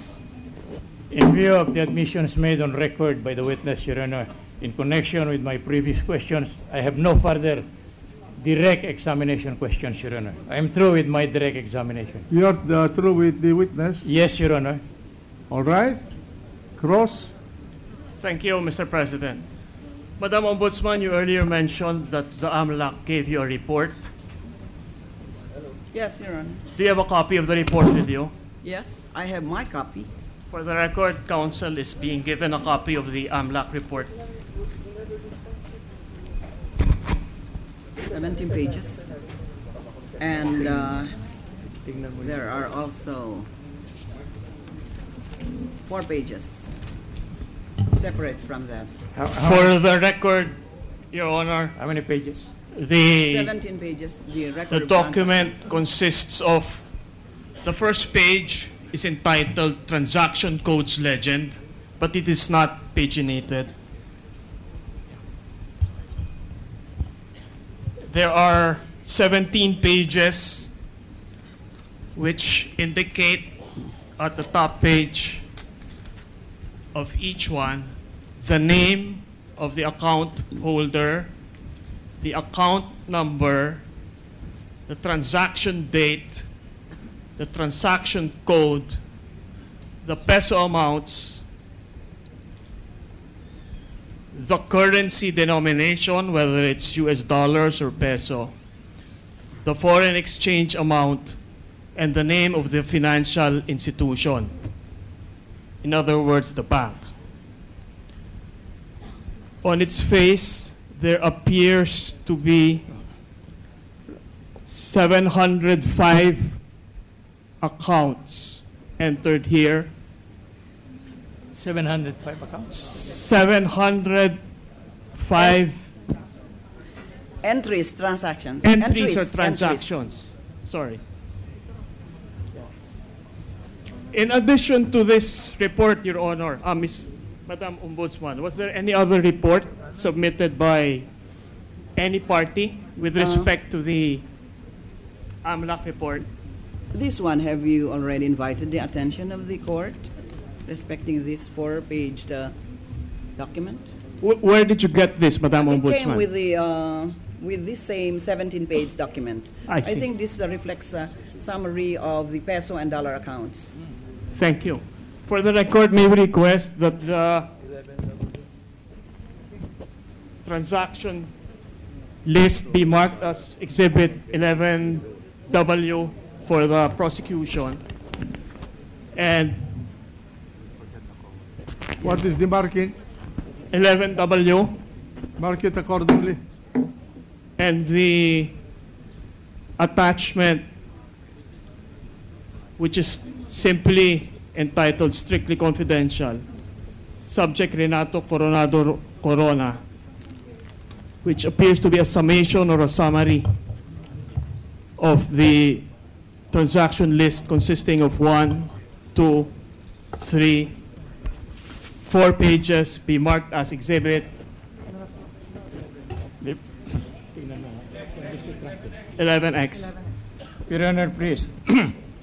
Yes, what is the pleasure? Before any question is propounded on this alleged report, may we be allowed to examine the same so that we'll know the contents thereof? We had not been furnished a copy, Then, just surfaced today, Your Honor. Counsel for the prosecution, will you kindly show the, Yes. to be fair, if I may the respect- document to the defense counsel? If I may respectfully suggest, Your Honor, can we have a 20-minute recess so that we can photocopy the documents for the senator judges and for us to examine the document because this is the first time. Half an hour, 30 minutes. Motion granted. The session is recessed for 20 minutes. 20. Your Honor, excuse me. The witness mismo, no? Excuse me. Teka, anong ina-excuse niya? Pakinggan nga natin. Okay, medyo... Professor, sinasabi naman na hindi ito bahagi ng 8 articles of impeachment. Pakinggan ulit natin si Ombudsman Morales. The same in all respects except the notes of the Ombudsman. Oh, sorry. Ito ang isa-zero. Bantayan lang. Tinatanong lang niya kung anong mga pahina. Okay, Professor, yung tanong ko tuloy ko lang po. Bagamat aminado yung magkabilang panig na hindi nga ito bahagi, pati yung impeachment court, no? Ng articles of impeachment, 8 yun. Pero, paano ito? Yung tinatanggap na yung report ng AMLAC, 17 pages ito, at nagiging bahagi na ng cross-examination? Okay. Dalawang bagay sa tanong mo, ha? Sige po. Una, hindi bahagi ng original ng complaint. Articles of impeachment. That's not entirely true. Dahil ang original, the complaint. Piniliwanag yung inclusion and the complaint had something to do with the SALN, yung exclusions and inclusions. Regardless of the amount. Okay. So, correct. So, pwede yun. Okay. Ngayon, itong sinasabi mo na natanggap na, normally, and according to our rules, yung tanong nung kabila, under ordinary rules ngayon, tawag natin cross-examination, no? Kailangan batay sa mga tanong nung nauna, yung nagpresenta ng witness. In which case, yung depensa nga ngayon. Kung hindi nila nabanggit yung tungkol o hindi sila nagtanong ng tanong na masasagot ng tungkol sa AMLAC, hindi pwedeng ilabas nung kabila. Kasi hindi naman nabanggit. Paulit-ulit din eh. Kaya lang hindi binanggit yung document itself. Siguro hindi nila, ito yung tinatawag nating may alam ba sila na hindi natin alam or meron silang hindi ine-expect. They were trying to, kumbaga, turn around from everything by being technical, hindi lumusot. Pero tama ba itong ginawa ng defense by calling in Ombudsman Conchita Carpio Morales to testify? Kasi parang hindi naging maganda sa kanila, no? That sa was the risk. depensa, oo. They thought they could take it by technicalities. Paano? In what sense? Did they expect this to go their way by calling in the Ombudsman? Well, yun na nga, no? They wanted to call the Ombudsman para daw pasinungalingan ni CJ yung $10 million.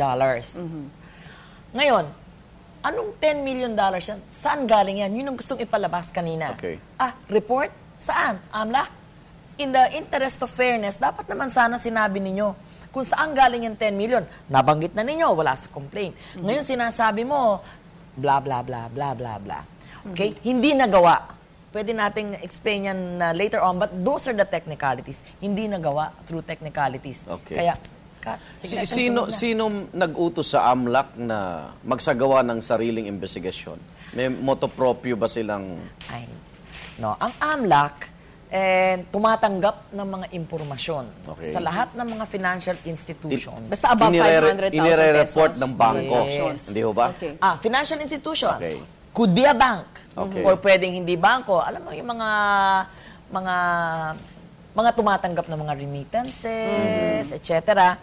Pwede rin namang hindi bangko Basta pag above 500,000 pesos, kailangan i-report dito because of any possibility of money laundering. Iimbestigahan niya.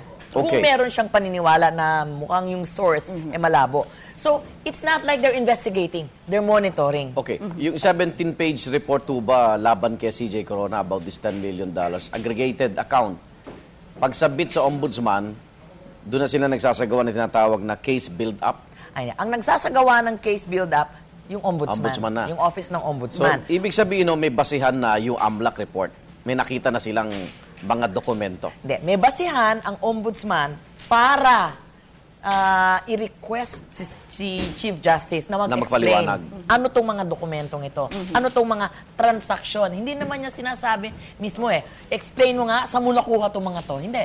Parang, ano tong pinagsabi nito? But the thing is, yun na nga, nabanggit kanina ni Secretary. Professor, bago iwan, so pag AMLAC na nagsagawa ng investigasyon at may final report na sila, ibig sabihin ba matibay na ebidensya na unexplained wealth ito? Not necessarily. Hindi pa rin. Remember, the AMLAC investigates as to money laundering.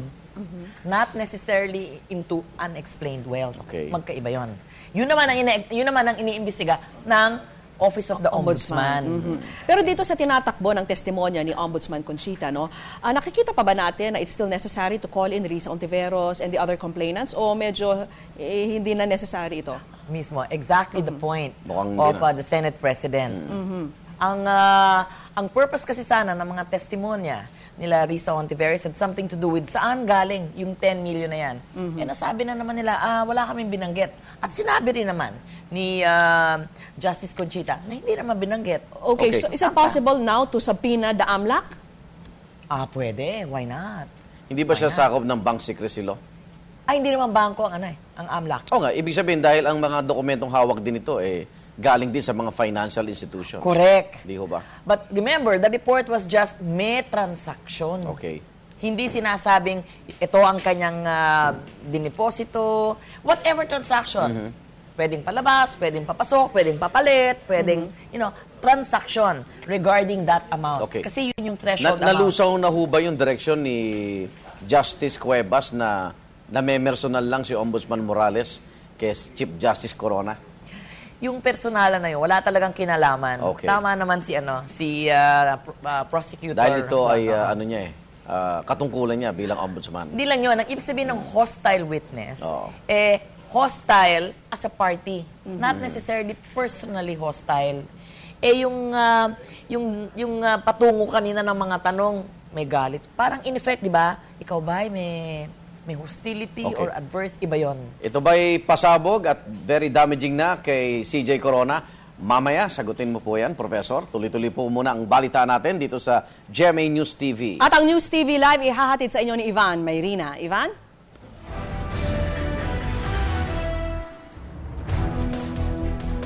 Maraming salamat, Arnold at Vicky. Muling bababa ng piso ang presyo ng Pinoy Pandesal simula sa May 29. Mula 24 pesos, magiging 23 pesos na lang ang kada pakete nito na may lamang 10 pandesal. Ayon kay Walter Co, Director for Media Affairs ng Philippine Baking Industry Group, ito raw ay dahil or goodwill sa mga consumer at umaasa silang susunod ang local flour mills sa bawas presyo. Ito lang ay 2 beses na nagtapyas ng piso sa presyo ng Pinoy Pandesal. Noong April 10 ay bumaba rin ang presyo nito mula 25 pesos papuntang 24 pesos. Ito ay bunsod pa rin ng pagbaba ng presyo ng Indonesian flour sa world market. Sa ibang balita, 11 patay matapos maaksidente ang sinasakyan nilang jeep sa Bontoc Mountain Province. 10 iba pa ang sugatan sa aksidente. Ayon sa investigasyon, paakyat ang jeep sa matalik na daan sa kayang 25 pasahero. Itinigil daw ng driver ang sasakyan dahil nahulog ang bagahe ng isa sa mga pasahero pero dumulas ang jeep at nahulog sa bangin. Nasa kustudiya na ng mga otoridad ng driver at may-ari ng jeep. Idineklara ng persona non grata ng Department of Foreign Affairs ang Panamanian diplomat na inireklamo ng rape ng isang Pilipina. Ibig sabihin po niyan, isa ng unwelcome person o hindi tanggap sa Pilipinas ang diplomat na si Eric Shicks. Ayon kay Assistant Secretary Raul Hernandez, posibleng hindi na mabigyan ng assignment si Shicks sa ibang bansa ngayong nadeklara na siyang persona non grata. Nauna nang sinabi ng DFA na bagamat nakalusot sa kasong kriminal, hindi raw ligtas sa kasong sibil at administratibo si Shicks. Nabalahaw ang isang tren ng PNR matapos mawala sa riles ang gulong nito sa bahagi ng Plaridel, Quezon kahapon. Sa kuha ni News Cooper Georgette Rabia, kitang-kita kung paano natanggal ang gulong ng tren sa mismong track ng riles, dahilan para masira ang ilang bahay sa paligid ng riles. Wala namang nasaktan sa insidente pero sinisisi sa nangyaring insidente ang talamak pa ring nakawan ng railway clips sa lugar. At yan ay iba pang malalaking balita sa oras na ito para sa News TV Live. Ako po si Ivan Mayrina. Samantala, balik sa inyo, Arnold at Vicky. Thank you very much, Ivan. Maraming salamat. Balikan natin yung talakayan. At, ang ating exciting na diskusyon. Meron tayong hanging question kay Professor Morales. Kasi nga, ito na ba yung iniintay na pasabog, sabi nga, dahil inamin din ni Ombudsman na kung ano mang mapatunayan sa investigasyon nila, parallel with this impeachment court, baka sa impeachment pa by December. Di ba? So hindi ito, wala itong kinalaman sa ongoing impeachment. Ito hiwalay na nakatungkulan ng Ombudsman ngayon. Pero lumilitaw na rin itong mga ganitong impormasyon na may $10 million si Chief Justice Corona. Mukhang lalo siyang, nawala na ba siya ng lugar na maikutan na talagang kailangan niya humarap dito sa impeachment body na ito, Professor? Ang nakakatuwa dito is ang magpapasabog daw yung depensa. Hindi ko pa sigurado kung sila pala yung nasabugan. Hindi ko alam kung sila yung nagpasabog o sila yung nasabugan ngayon. No? Tignan natin kung ano mangyayari dito sa patuloy na mga examinations today. Pero yung sinasabi mong paikutan, hindi ko alam. Remember, an impeachment in December, kung magkaroon ng acquittal dito. Ano yun? Ibig sabihin, nakaprepara na. Ewan natin, ano? Pero bakit nagpe-prepare for another impeachment? Is there an expectation for an acquittal? Dahil hindi mo naman pwedeng... Remember, ibig sabihin ng impeachment or pag nagkaroon ng conviction or acquittal sa impeachment trial na to, is pag may conviction, matatanggal. Tanggal na. O ano pang i-impeach mo? Pag acquittal naman, 1 year ban, di ba? Correct. From the time that it was instituted. December uli. Kaya nga nabanggit na ni Justice Conchita. Well, I don't know. Yung bang patungo? Or maybe because to justify the fact that she went to the AMLAC. Kasi di ba, meron parang fine print doon sa SALN ng mga officials na you are hereby authorizing the Ombudsman or his duly elected representative to obtain and secure from all appropriate government agencies, including the BAR, such documents that will make sure my assets, etc. No? So in other words, it gives her the authority to look into your accounts. No? Kahit na, let's say, may TRO pa yan ng Korte Suprema, the Ombudsman has the right to look into your accounts? Indeed. Pero hindi yata yun ang dahilan kung bakit pinapa-explain si CJ ni Justice Conchita. Mukhang ang dahilan may kinalaman nga dun sa complaint nga, di ba she mentioned? May complaint, tinignan niya kung ano yung mga basihan or paano siya makakaimbestiga and sought the assistance of other government agencies, which is allowed in the law. So, walang kinalaman Okay. Sa current impeachment. With this information ba, damaging yung tanong ko kanina kay CJ Corona, dun sa issue ng non-inclusion sa kanyang SALN, ditong aggregated amounts of $10 million according to AMLAC? Yung non-inclusion or exclusion, yung issue nun, galing kay JPE, no? Kay Senate President. Article 2 daw po eh. Totoo yun. Totoo yun. It had something to do with the SALN. Yes, no? As we mentioned before, and siguro napag-usapan na rin sa impeachment court, sa mga talakayan, piso man yan. O 2 piso, 100, 1 milyon. Doesn't matter. The point is, depende na ngayon kung paano nila ma-appreciate base sa amount kung may violation. Pero ano yung violation na yun? Remember, culpable violation of the Constitution. Ano yung violate ni CJ sa Constitution regarding the SALN? Yung, maraming truthful, kaya nga stretch. Diba? Kaya nga mukhang, pag hindi nakalusot ito ngayon, maghahanda na naman ng isa pang impeachment dahil hindi, correct, hindi kasama sa impeachment ngayon ang graft and corruption. Pero matagal nang palaisipan talaga itong dollar accounts na sinasabi. Kasi this is not the first time we're hearing about the dollar accounts. Nung unang lumabas itong alleged $700,000 account, no, sa PS Bank, nag-issue yung Supreme Court na, oops, may TRO yan. Huwag niyo munang buksan yung mga dollar accounts ni Corona, no? Hindi allowed yan. So, we're waiting, no? At mukhang June 26 pa ata nila pag-uusapan yung issue na yan. And that's a month from now still, di ba? So, ang pag-uusapan natin ngayon, does the Ombudsman have the right to look into his dollar accounts even if the Supreme Court has issued a TRO? At based sa Bank Secrecy Law, so meron yan na tali ang kamay ng impeachment court, di ba? Pwede palang gamitin ang AMLAC as shortcut? Ganito yan. Naalala natin yung foreign currency deposit law. Yes. Okay? Hindi daw pwedeng buksan yan.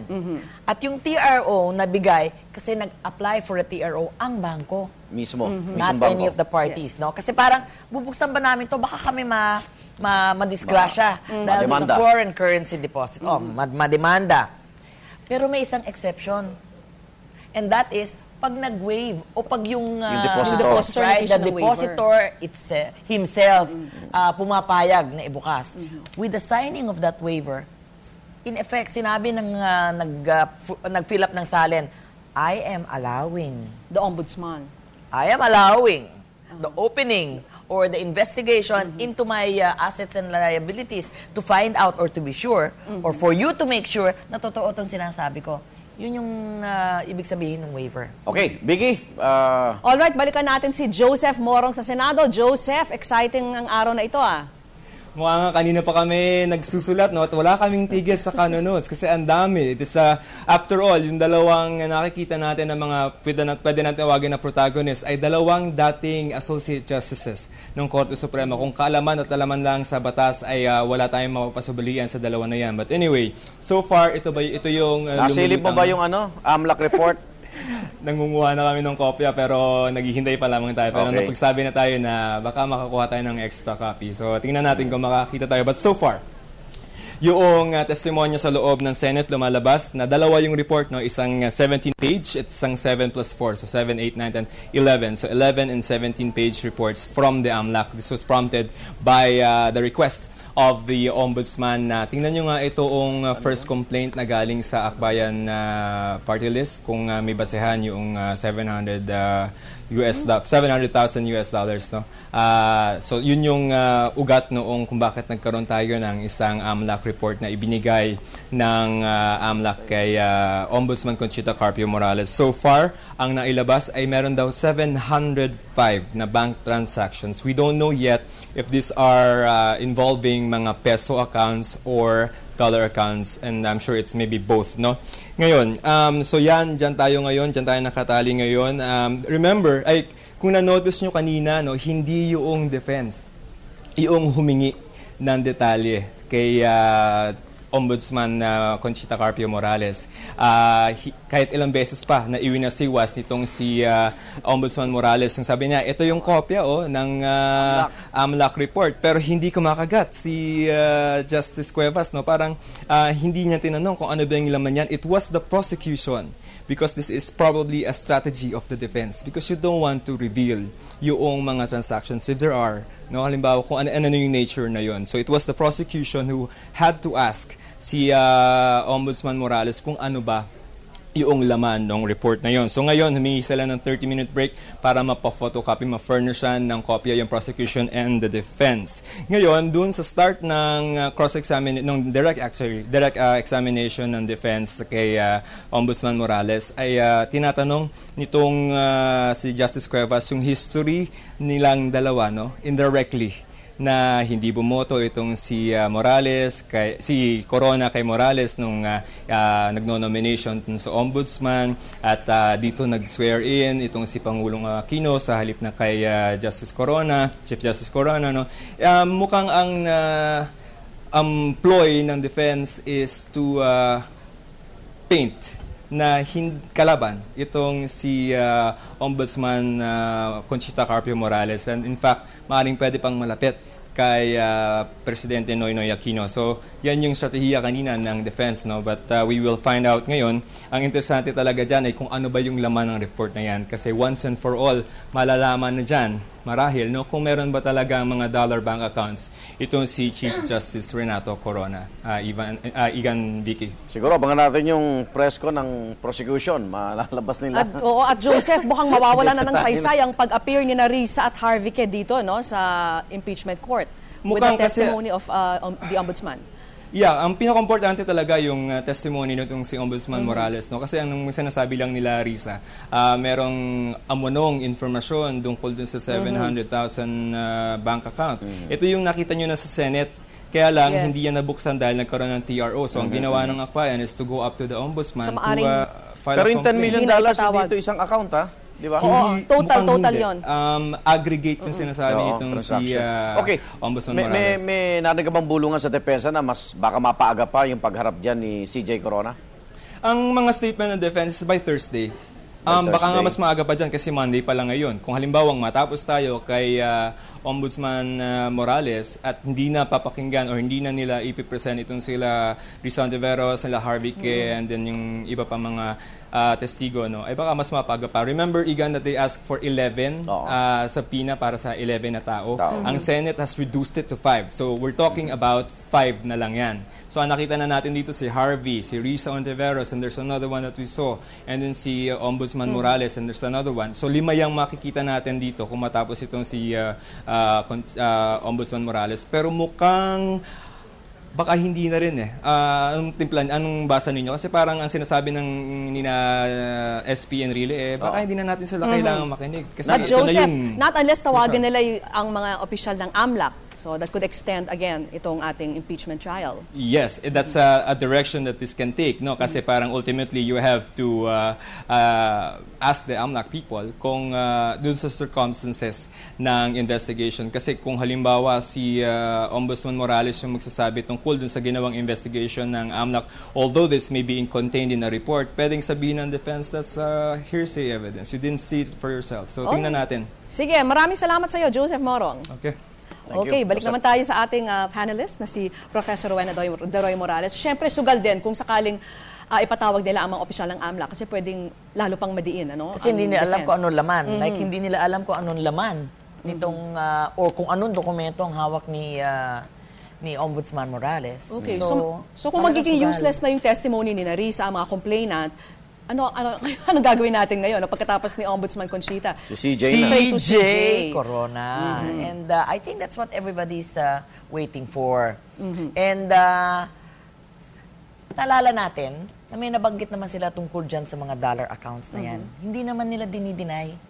Sabi nila, we will open it in due time. Baka yan na yun. But the AMLAC is not covered by this TRO issued by the Supreme Court on the dollar accounts, no? Hindi covered ang AMLAC. It's not a bank, in other words. So covered lang ang mga bangko dito sa TRO na issue ng Supreme Court. That's right. And remember, itong mga dokumento na nirelease ng AMLAC had something to do with a constitutional mandate to cooperate with the Ombudsman in investigations.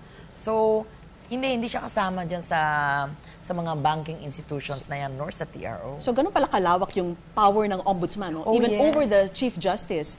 Kasi maaari niya questionin, Overall in government. So, by virtue of just signing the SALN, you are hereby authorizing the ombudsman to look into all your accounts. Indeed. Kahit na may... Actually, to look into the veracity, hindi lang accounts, bahay ba? Teka muna, ang laki ng bahay mo, ba't wala kang dinagay dito? Yung mga pag-imbestiga ng mga, hindi lang ng mga assets, kundi ng mga liabilities.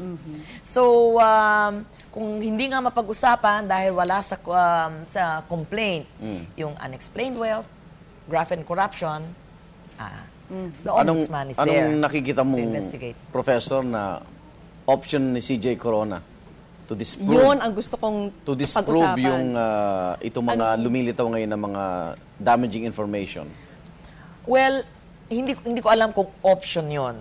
But the only way out here is for him to say, and this is in connection with the Salen, no? Dahil yun ang pinag-uusapan sa impeachment. Kaya sabihin niya, hindi kanya. It's not his. Kaya hindi niya linagay. Hindi naman kanya. Nasa pangalan lang niya, pero hindi kanya. So he can say, number one, hindi akin yung dolyar na yan. Wala akong ganyang dolyar. He can Ano also tawag say, nun? Taga, ano in lang trust siya? for. In Oo, trust in for. trust Pwede. for. Is that valid? Kung sinabi niya, hindi, front lang ako ng isang tao. Iba yan. Hindi naman front. Hinahawakan ko lang yan in for trust. somebody else. Mukhang we're opening a can of worms here. Why? Kanino? I mean, sino ba dito sa Pilipinas ang may napakalaking perang ganun, nahahawakan mo? Ba't di niya hawakan ang sarili niya? Si Igan. Ako? Gulat nga ako eh. Million pinag-uusapan eh. No, but the point is, di ba, that's the only way because yun lang ang pinag-uusapan natin. Bakit wala sa Salen? And the only way out here is parang sabihin niya, syempre wala sa Salen kasi hindi akin yan. Remember, that was... Pero hindi na pwede ituro sa basa Guidote, ano to, no? Ay, hindi ko alam. Hanggang 34.7 na yung... lang. Oo, millions na to. Pero, of course, another option is he could also invoke his right against self-incrimination. So, pwede niyang sabihin... The right against self-incrimination refers to criminal cases. So, he cannot invoke it here? Kaya nga naalala niyo yung tanong kanina ni Justice Cuevas, tungkol pa ulit, do you liken it to an accused? Correct. In a criminal case. And then, dun lang niya pinasok yung tinatawag na against self-incrimination. Ano ba ibig sabihin ng self-incrimination? Na may masasabi ka na laban sa'yo that will make you guilty. Guilty of what? Yung tinatawag natin guilty, although nagamit natin or ginagamit natin yung word na guilt or guilty sa impeachment, it is not a criminal yung mga judicial privilege hindi niya pwedeng gamitin. Tulad ng ginamit pwede natin. yun. Diba? Pwede. Iba naman ang judicial privilege. No? Iba naman yung self-incrimination. Dahil remember, he's not being put on the stand here or he's not being impeached because of his position, but because of himself, and he's not worthy of his position. Okay.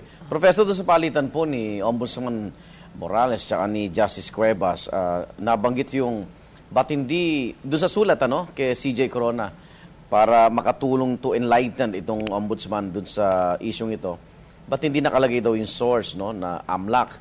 Pero nabanggit din ni ombudsman na there's no need na ilagay dahil may denial na on the part of CJ Corona. So, yung denial ba in public na wala akong bank account ay enough na nasagot na itong hindi yata na enlightened yung ombudsman doon, di ba? Sa totoo lang, nothing said outside the impeachment court is going to be considered as evidence in the impeachment. At nabanggit natin yan. Pwedeng magkaroon ng lahat ng mga sinasabi ng kung anong kampo sa media. At hindi dapat i-consider at hindi i-consider yan ng impeachment court because that is not evidence. Ang dali-dali naman magsalita before media, well, depende kung kukunin ng media at iti-take ng media yung kanilang mga sinasabi, but definitely, it is not a denial and that was not an accusation. Yung sinabing, you have $100 million, that was not an accusation. So, pag sinabing, no, I don't, that is not a denial. Denial of what? Of an accusation? Or denial of an amount? Nabanggit na ni Chief Justice Corona na meron siyang dollar account. Ba't hindi natin tignan kung ano yung laman nun? And I think yun ang sasabihin niya sa kanyang testimony. At kung ano man yung laman na yun, tignan natin kung babagay or tutugma doon sa silinagay niya sa Salen. Oo, kasi ang contention nga nila dati, di ba, as per Attorney Judd Roy, na we will face the issue squarely. Haharapin namin. Pero hanggang ngayon, hindi pa tayo sure kung ano ba talaga yung 10 million na pinag-uusapan dito. Parang we're going around it, but hindi talaga natin tinutumbok kung talagang may pera ba siyang ganyan o wala. Parang abogado, no? Parang, ano ba yung square na yan? Hindi ko tuloy alam kung ano ibig sabihin ng square. Ibig sabihin, di ba, bullseye. But the thing is, hindi rin sinabi ko ano yung we will face that issue. What issue? About the 100 million? The 10 million. Kaya nga paikot-ikot din nun eh. Okay. Hindi ko alam kung matutuwa tuloy ang mga tao sa mga usapan ng mga abogado na paikot-ikot. Okay. Yung mga lahat ng nasabi ngayon pwedeng sabihin in 10 minutes. Pwede bang mag-impression din dito dahil ito akusasyon naman ng kampo din nila CJ Corona, no? Na mahirap banggain din ang Pangulo ng Republika ng Pilipinas. Like dito sa development na ito, Ombudsman, AMLAC, di ba may mga political appointed din yan? So hindi ba pwedeng kung mapapatunayan na hindi ganun kasolido itong mga ebidensya ding ito, pwede ba sabihin na this is part of political harassment nga dahil ayaw lang talaga ng Pangulo dito kay CJ Corona? You know what? I think everything nga is turning to be political. Yung kaninang... So all the resources and power ng gobyerno laban sa isang tao, nakikita na natin dito eh. Hindi ba? Sa totoo lang, all the resources of government behind the prosecution, even in criminal cases, no? This is not a criminal case. Bakit? Right? Kasi you have to prove na talaga. You have to really prove it. On the other hand, makikita din natin that if it were a criminal case, bakit ang dami-dami yata mga karapatan ng akusado? Nasaan ang karapatan ng nasaktan? Okay. Yun ang tinatanong ng mga tao. And that is akin to it. Although, again, this is not a criminal proceeding. Yun ang gustong paulit-ulitin na ipalabas ng depensa. Huwag kayong magreklamong political harassment kasi political ano to. Well, it's a process. Quasi political, sabi nga. Senator Miriam, ano? That's right. Quasi administrative, whatever. Pero Professor, at this point, can the defense still run to the Supreme Court at sabihin, tigilin na itong lahat ng mga amlak-amlak na to? Pwede ba You know, they can. They can? How can they do Oh, that? yes, they can. But whether they will win or not is another question. They can. But whether or not it will look good sa public is also another question. Yung ibig sabihin ng they can does not necessarily mean that they will win or they will get what they want. And that's the objective here, right, for them. But remember, the accusations now is that, one of the accusations is that kontrolado ni CJ ang Supreme Court. Bakit ka tatakbo sa mga tao na hawak mo?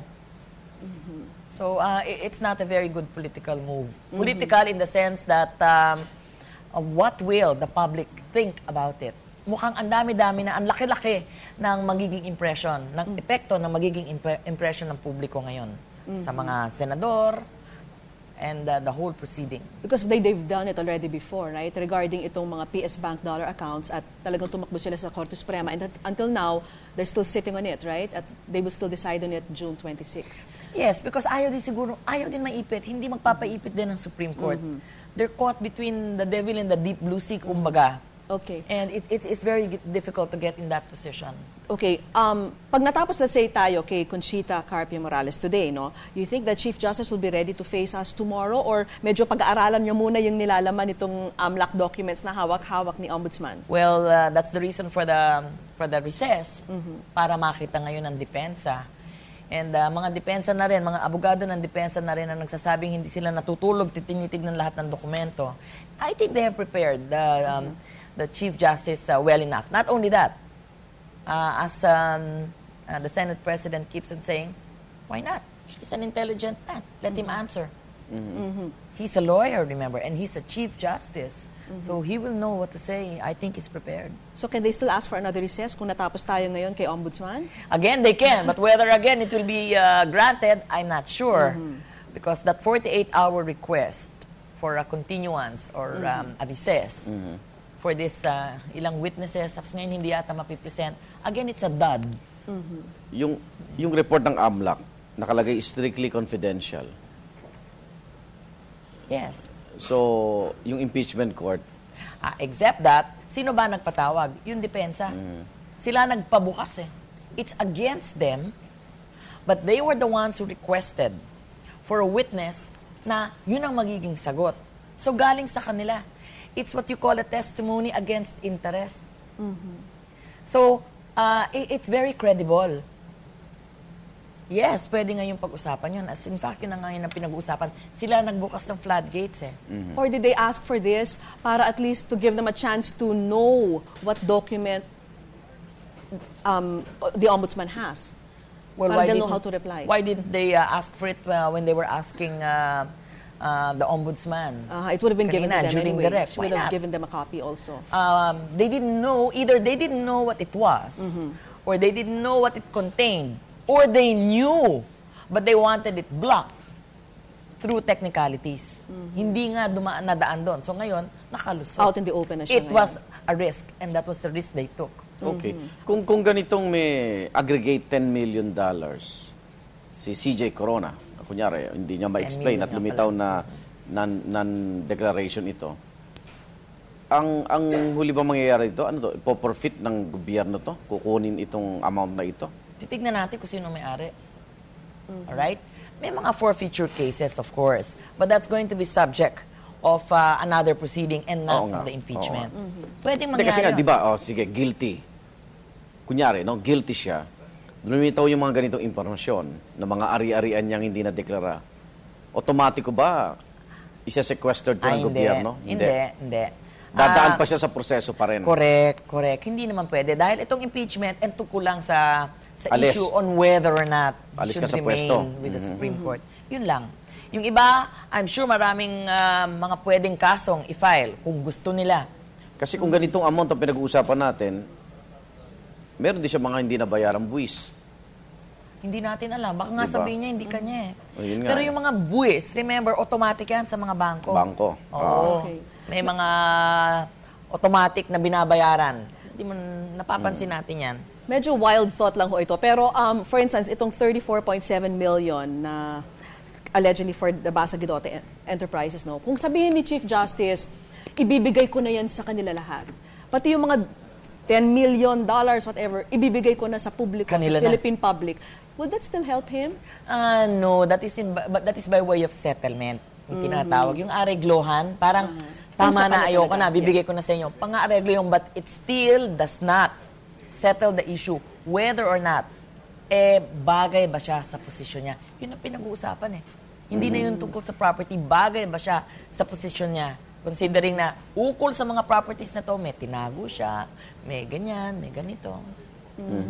So, very important talaga for him to speak up about this, no? Kasi ngayon, nagugulaan lang tayo kung sasabihin ba niya, kanya ba yon, or held in trust lang, or wala na lang siyang sasabihin. Kanina nga sa DCWB, may nag-text about dun sa time deposit.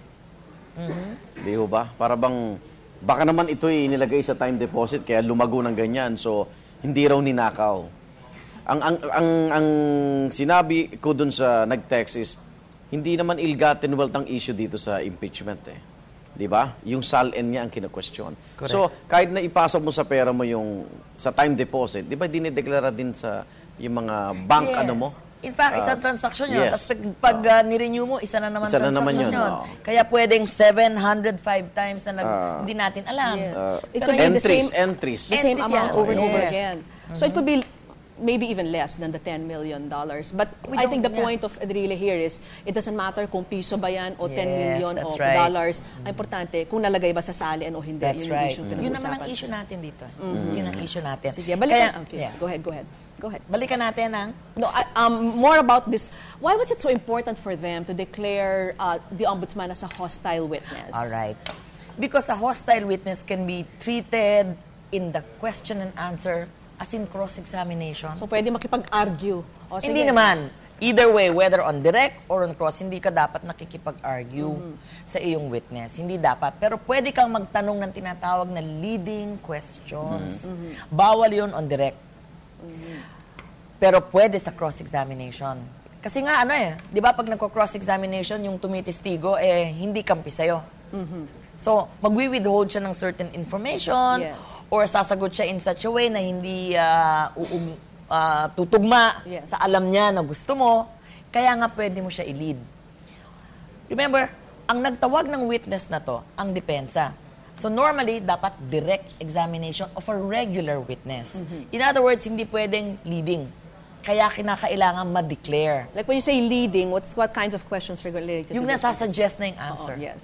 Normally, kung gusto nating malaman kung leading, this is not 100% indication, but normally, mga questions answerable by yes or no.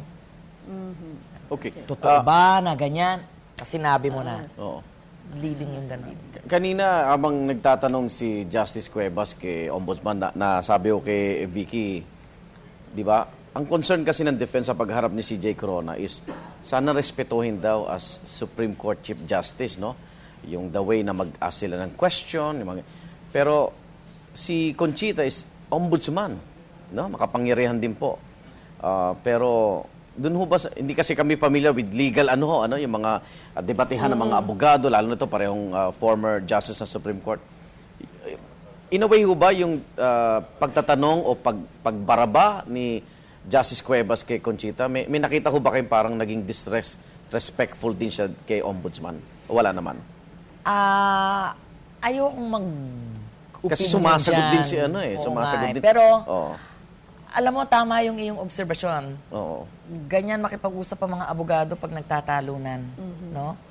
But I don't think naman we are disrespecting each other.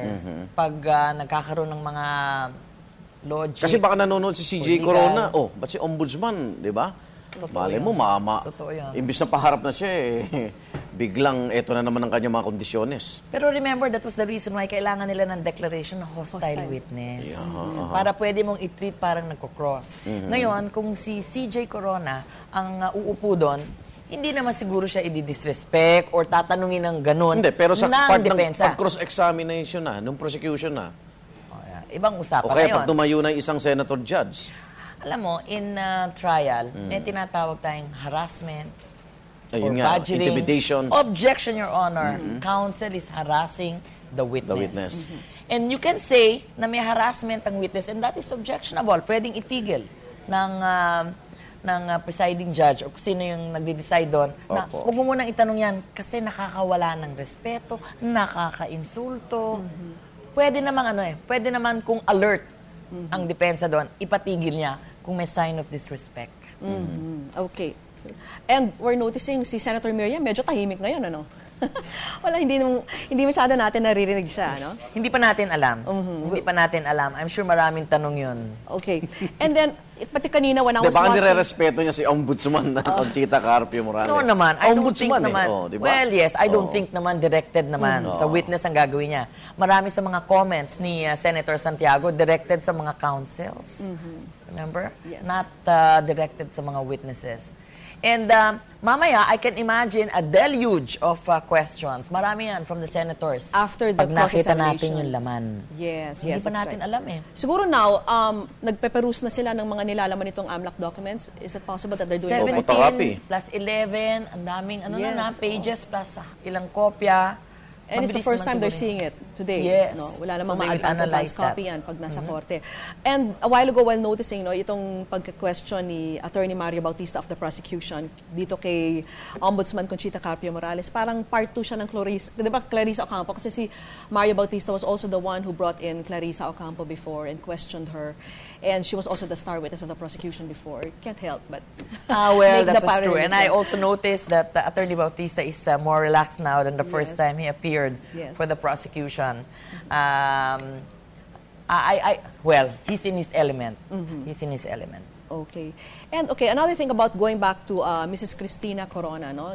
She wasn't painted in a very light last Monday, yes, regarding the Basa Guidote Enterprises.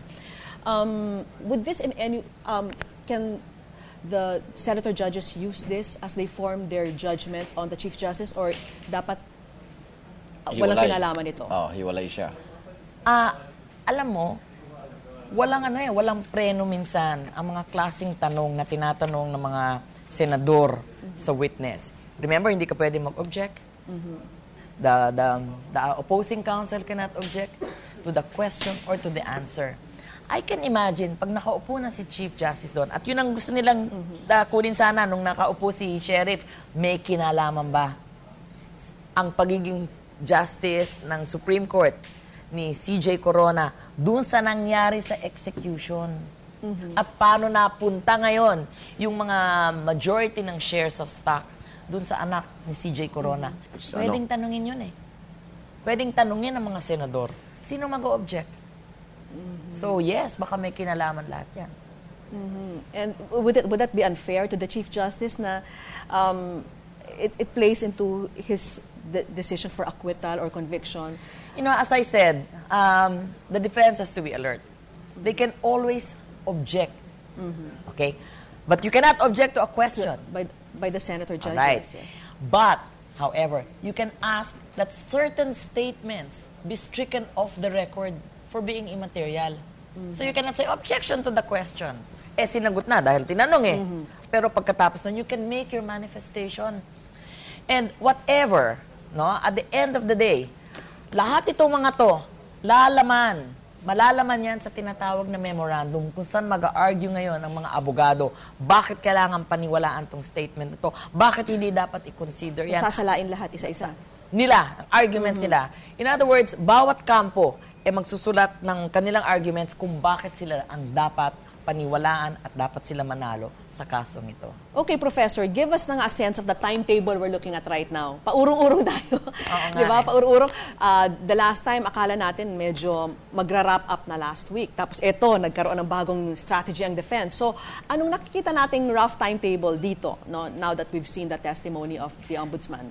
Okay. Ano ko lang to? Opinion ko lang to. Siguro hindi natatawagin yung mga complainants dun sa ombudsman complaints. Dahil marami pang mabubukas eh.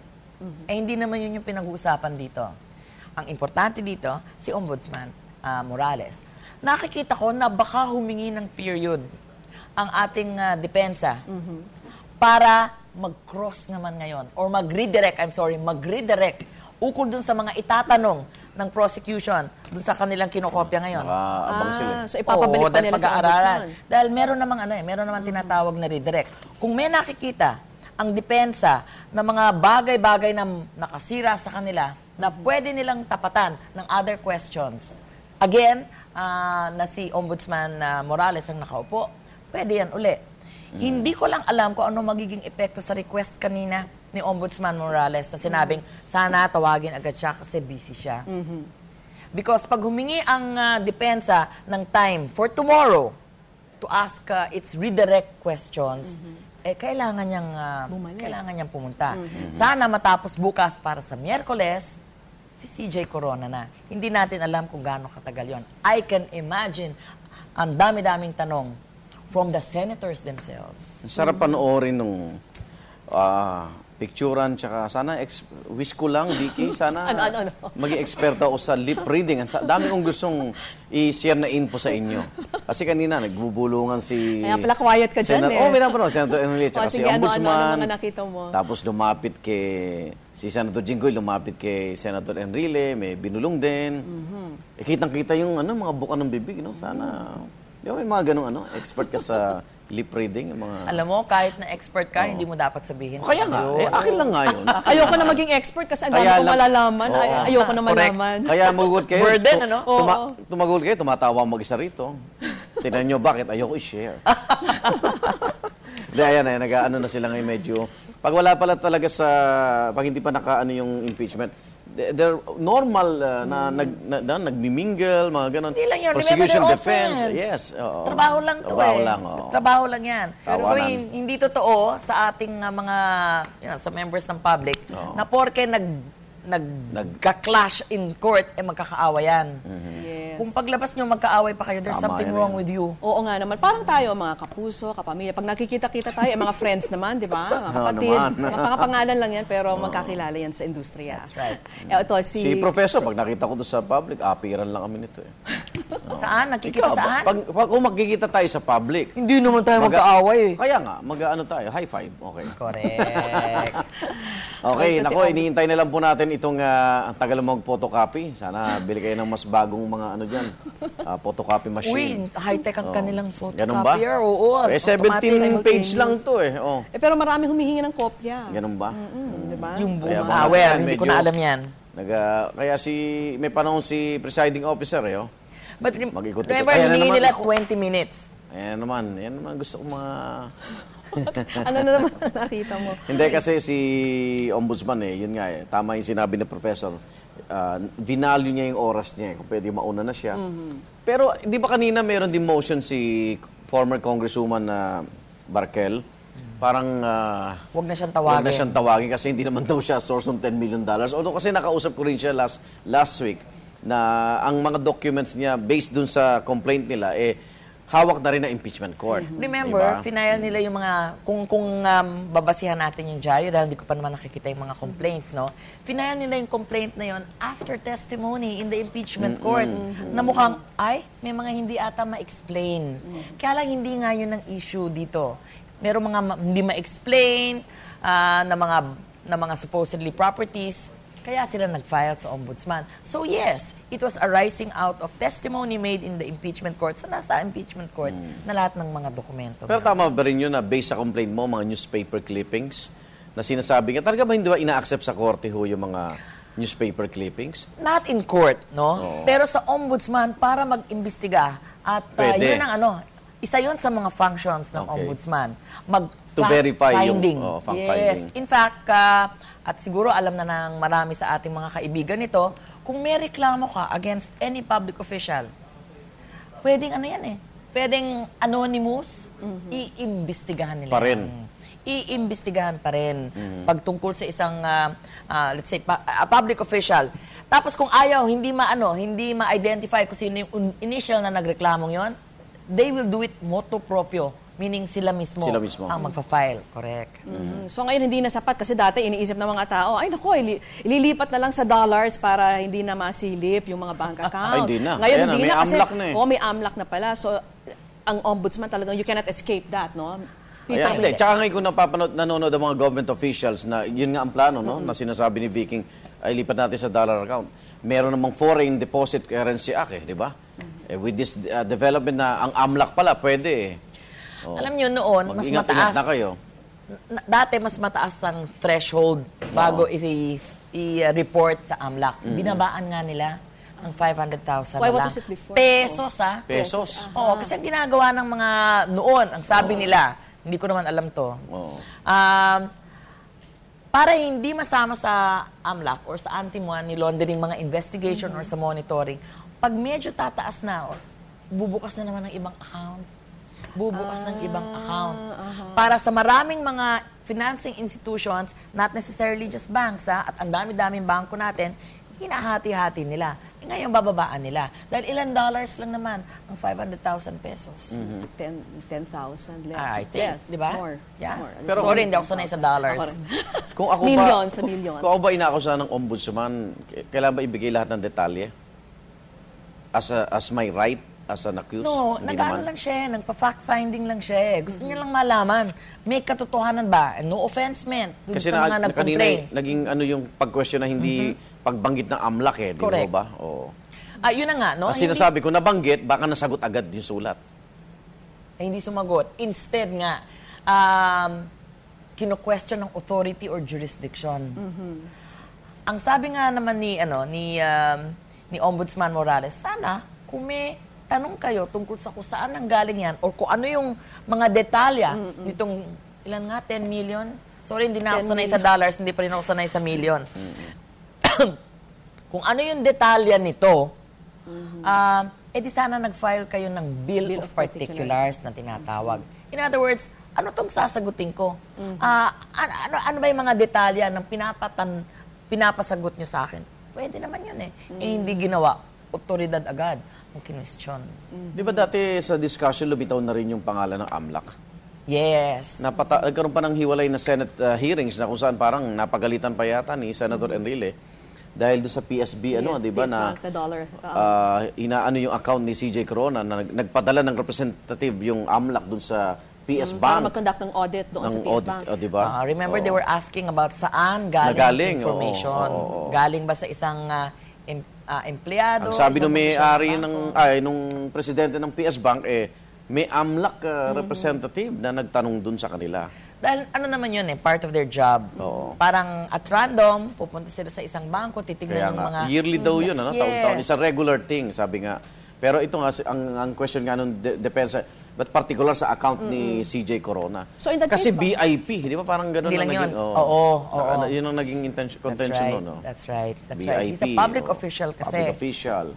Ano na yun parang signal na yun. Pag public official at ganun kalaki ang pera, ting Tingnan nga natin. So ito kaya, yung pagpunta kayo sa PS Bank was part of this 17-page na AMLAC report? I do not know. Hindi niya ma-establish din. Hindi ko alam, kasama yung hindi natin 700,000 dollars. Pero ngayon lang ba nangyari ito na nasilip nila yung window na, pwede pala through the ombudsman, through AMLAC.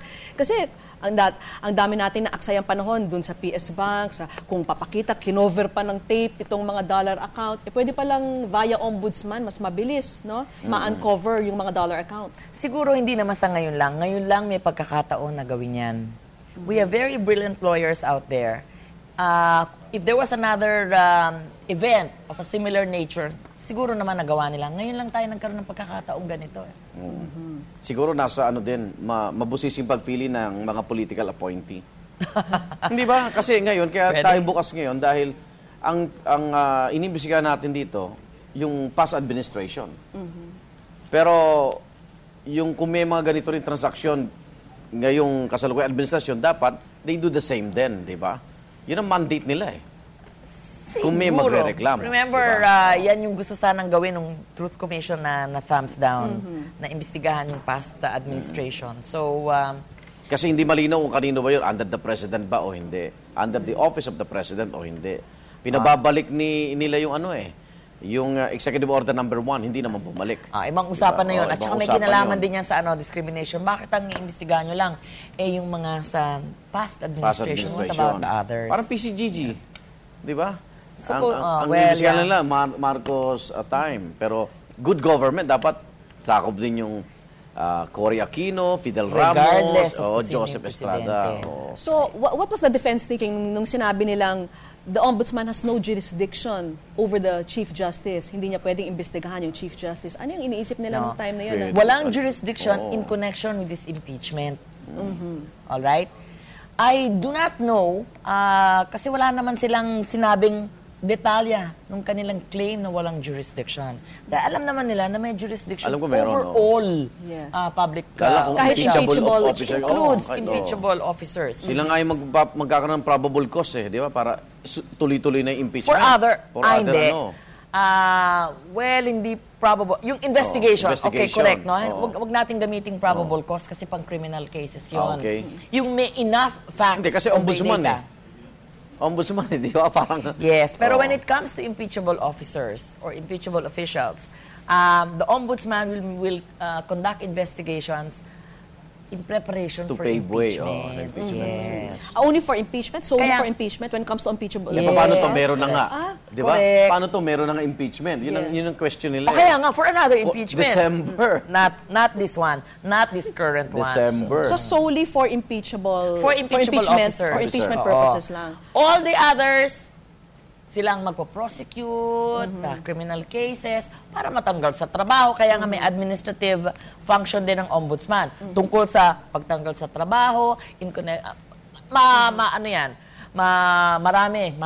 malaki ang scope ng authority ng ombudsman. Or, to determine probable cause, sila din na magko-conduct ng preliminary investigation. Ngayon, depende ngayon kung anong grade ng opisyal, whether ididinig yan sa Sandigan Bayan or sa regular courts. So, napakalawak. Ng authority ng ombudsman. Yes, ng ombudsman. In fact, I have here the article written by former Chief Justice Artemio Panganiban. Sabi niya, in sum, the Constitution and the law mandate the Ombudsman to investigate impeachable officials like the President, Vice President, and Chief Justice for the purpose of 1, filing impeachment charges against them, 2, civil cases for the recovery of ill-gotten wealth, and 3, criminal indictments for violation of anti-graft and other penal statutes. Yes, separate from the impeachment. Correct. So pwede talagang malawak yung sakop ng Ombudsman, even over the Chief Justice. Yun yung tanong kanina ni Arnold, no? Ano mangyayari doon sa mga property kung ngayon makita na may mga hindi pala dineclare, ifo-forfeit, ayan, pwede na naman mag-institute. Ombudsman na naman yan. And like what we were saying earlier, kung ang defense, kung sabihin nila, sige, mag-file tayo sa Supreme Court to stop the Ombudsman, to question the authority of the Ombudsman, they can do that, but it won't look good on them? Is that what you're saying? It's a matter of strategy lang. As we were talking about earlier, meaning last year pa din, hindi naman, start of this year, kung anong klaseng procedure are proceeding ang impeachment. So hindi totoo walang ngipin ang mga batas. Meron pala, kompleto. It has something to do with the will kung sino lang implement. Kasi nakakalos yung mga buhaya di ba? Yung sinasabing malalaking isda daw, di ba? Mga lolong. Puro ang napaparusahan lang, mga mayor na nagbenta ng lupa sa palengke. Puro ganun napapahinga ko sa ombudsman. Hindi lang yun, mga yun nga. Pero ang gusto ng iba yung talagang, di ba? Na nagpayaman sa pwesto. Ngayon, I think ang gustong malaman ng tao is gaano kalaki itong kayamanan na pinag-uusapan natin. Ngayon, whether or not in a criminal case, in a civil case, magpo-prosper yan after the impeachment, if there is an acquittal, is another question. At pwedeng mangyari, pag nagkaroon ng acquittal, hindi natin alam kung magre-resign si Anong pinag-uusapan natin dito? Okay. Ano ba palitan ngayon?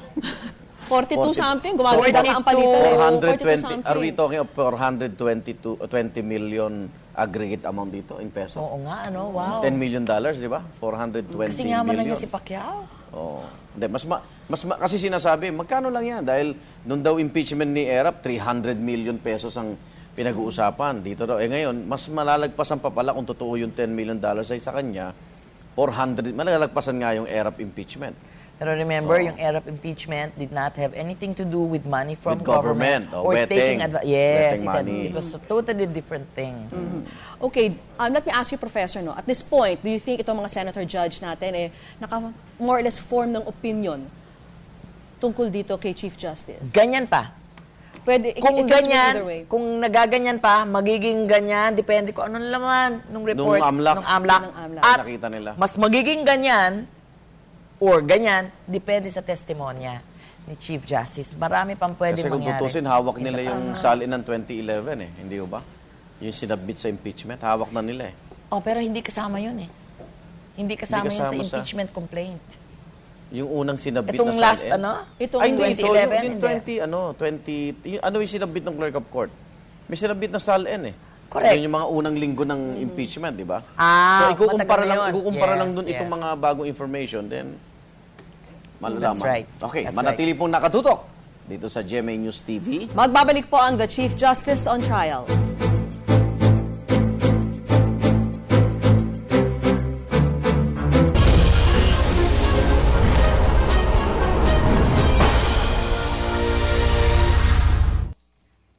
Would you dare to step out without makeup? No makeup?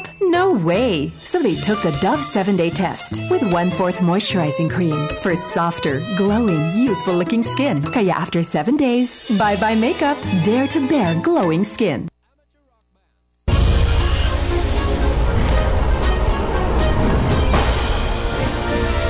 At nagbabalik po ang The Chief Justice on Trial, ang special coverage ng GMA News TV sa impeachment trial ni Chief Justice Renato Corona. At tuloy pa rin po ang ating talakayan. Kasama pa rin si Professor Rowena Daroy Morales. May assignment to sa darating na pasukan. Pakitanong daw, ano ibig sabihin ng word na ombudsman? Ayan, okay. Ayan. In the first place, dapat ombudswoman siya, di ba? Kasi si Conchita, babae siya. Kasi meron sexist ba? Meron sexist bang may tanod bayan pa nga, di ba? Okay. Ano to ombuds? Dati, tanod bayan. O sandigan bayan.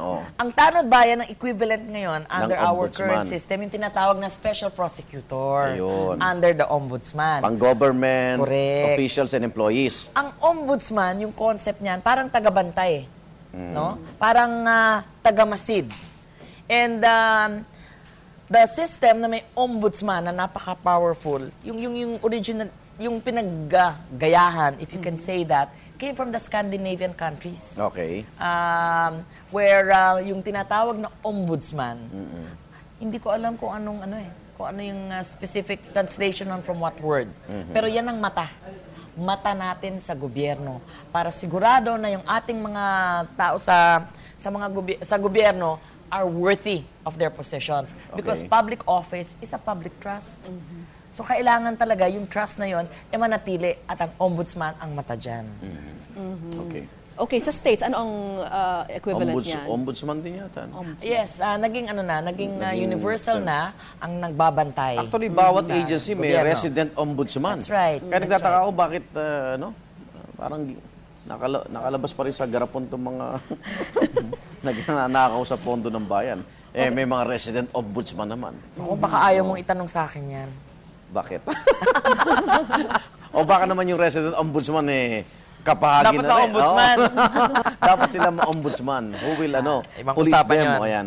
Professor, ngayon, kung kayo ho yung defense, ano ho yung advice nyo sa kliyente nyo na si Chief Justice Corona? Ano ba dapat maging body language? Should he be emotional about it? Kasi public perception na pinag-uusapan natin dito. Iiyak. Will it help to, anong mga advice na ibibigay nyo po sa kanya? Remember, the Chief Justice has also been making statements in gatherings involving the judiciary. I was in court last week several times at nakikita ko talaga all over na the judiciary supports the ombudsman. The Chief Justice. Ninenervyos tuloy ako. Ano kaya tingin ng judge o ng mga judges na aapiran ko sa mga sinasabi ko dito? Okay. Pro ba or anti na pwede nilang ibaling sa akin at paggantihan ako? Hindi mo mawawala yan Hindi mawawala yan. Kaya ang lakas-lakas ng loob at saludo ko sa mga prosecutors. Yes. Kasi yung mga practitioners na tinatawag, kasi pwede silang balikan. And of course, always in the guise of something. Kaya ko lang nabanggit yan. Ano ang magiging advice ko sa Chief Justice? Of course, I will not advise him to do something illegal. Of course, I will not advise him to do something immoral or unlawful, no? Parehong illegal. Or but ang advice ko, of course, should be tell the truth. You know what? The respondent here is the Chief Justice. Abogado siya. Abogado na nga, marunong sumagot. Di ba? Sa witness na-anticipate na nila. Nakita natin, si Ombudsman Morales, kung paano siya sumagot. More or less na-anticipate na niya. Saan kaya pupunta itong tanong na to? Alam naman niya, this is all in connection with my job. Alam niya, sumagot. Ito, Chief Justice din. I'm not saying he's more knowledgeable in law or less knowledgeable in law. He's a lawyer. He's a Chief Justice. He would know how to answer. Kayang-kaya niya yan. Kayang-kaya niya yan. Without the help of any advice from the defense. Gusto lang balikan yung AMLAC. Meron ba siyang na-violate na law with regards to FCD o foreign currency deposit? Pero bago mo sagutin yan, Professor, tuloy-tuloy pa rin ang ating balitaan sa GMA News TV. At ang News TV Live ihahatid sa inyo ni Mark Salazar. Mark. Salamat Arnold at Vicky. Nagdeklara ng fishing ban ang China mula May 16 hanggang August 1 sa Panatag o Scarborough Shoal. Pero ayon kay Foreign Affairs Secretary Albert Del Rosario, hindi kinikilala ng Pilipinas ang fishing ban dahil paglabag daw ito sa karapatan ng Pilipinas sa Panatag Shoal na saklaw ng ating exclusive economic zone sa ilalim ng United Nations Convention on the Law of the Seas o UNCLOS. Gayunpaman, ayon kay Pangulong Noynoy Aquino, malaki raw ang may tutulong sa kalikasan ng fishing ban. Sa ngayon kasi mas maraming yamang dagat daw ang nakukuha ng mga Chino kaysa mga Pilipinong mangingisda. Samantala, aminado si Trade and Industry Secretary Gregorio Domingo na masasaktan ng Pilipinas sakaling magpatupad ng total ban ang China sa ating mga export. Kamakailan tinanggihan ng China ang mga saging na galing Pilipinas dahil nakitaan daw ang mga ito ng peste. Pero wala man daw naiulat na paglaganap ng peste sa mga banana processing plant sa bansa. Pag-aaralan daw ng DTI kung teknikal na usapin lamang ang pagban ng China sa mga saging at walang kinalaman sa tensyon sa Panatag o Scarborough Shoal.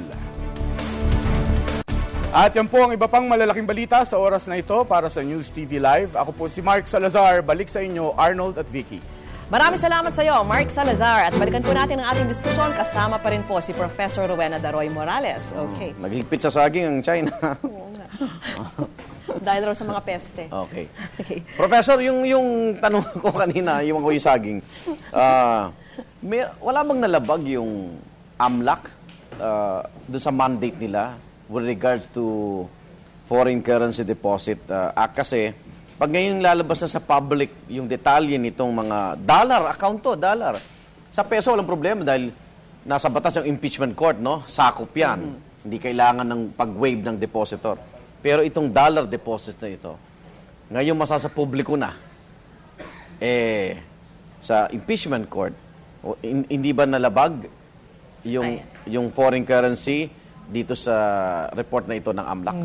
Hindi sakop yan sa yung tinatawag nating pagbabawal ng isang financing institution na ilabas ang mga detalye tungkol sa isang foreign currency deposit. Okay. Hindi kasama yan. At hindi rin natin alam kung may nilabag si Chief Justice dito sa kanyang mga transaksyon dahil hindi pa natin alam kung ano yung mga transaksyon na yan. Kasi di ba mahigpit ang foreign currency deposit kaya nga hindi magalaw ng impeachment court yung dollar account. Yung 700,000 daw na pinag-usapan pero ito $10 million ito. Dollars through AMLAC. So dapat pala yung impeachment court o yung prosecution doon nung umpisa pa lang tumakbo na ng AMLAC. Hindi na may bibigay sa kanila ng AMLAC. Binigay lang ng AMLAC kay Ombudsman. Remember? Kasi siya lang yung may karapatan. Correct. Hindi lang naman siya. Okay. No? Pero remember, hindi naman pinatawag ang AMLAC tungkol dito. Si Ombudsman ang nag-request sa AMLAC? Yes, and she had every... Based on the... On the authority given by the Constitution, which... binasa ni Senate President kay Justice Cuevas yung Constitution para lang makaklaro na yes, there is authority constitutional on the part of the Ombudsman to seek the assistance of government agencies in its investigation. How would you assess itong ginawa ni defense lead counsel Serafin Cuevas kanina? Parang medyo siya kanina, no? Mainit yung ulo. Iniiwasan niya nga yung AMLAC report. Well, he was taking a risk. It was tough. Siguro yung mga, ewan ko kung kung poker player. Diba? Kasi he took a risk. He gambled. And it was really showing that, teka muna, did I make the right bet in this? Parang ganon. Siguro hati rin sila, no? I would imagine kung patatawagan itong si Ombudsman o hindi. I don't know. I don't know what went on. But it's a very, very big risk. Remember, the clamor, ang sigaw ng tao sa kalooban Chief nila. Justice na. At saka ng correct. But, hindi nila agad diniretso yun. Nagkaroon sila ng kondisyon. That's right. And this is Ombudsman Morales. Kumagat. Kinagat. And that was the risk that they took. Why did they think hindi kakagat si Ombudsman dito? Knowing the kind of person she is? They wanted to raise jurisdictional issues. Gusto nilang pabayan. Gusto nilang maging technical.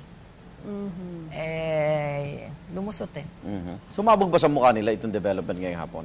Hindi natin alam. Malalaman lang natin kung sumabog kung may desisyon ng acquittal. Nakalimutan tanong kay Joseph kung anong nakita niyang reaction ng mga defense nung hinihingi na yung AMLAC report, yung sinasabi na, yan. Di ba? Totoo yan. Hindi ko sana natanong natin kay Joseph yung reaction ng And that's depensa. part of what you call communication, ha? Wala nga silang sinasabi, hindi mo nga naririnig yung sinasabi, hindi ka marunong mag-lip read, pero nababasa mo. Kung kausap siya ngayon ni Senator Alan Peter Cayetano. Sige na nga, ano bang sinasabi? Ano ba mga detalye? Magkakaibigan naman lahat sila. Bayaan mo sila. Pero how about si Ombudsman Conchita? How would you assess her performance as a witness earlier? She's a lawyer. Not only that, she's a Supreme Court Justice. Not only that, she's the Ombudsman. Alam niyang sumagot. Pero, hindi natin maiwasan.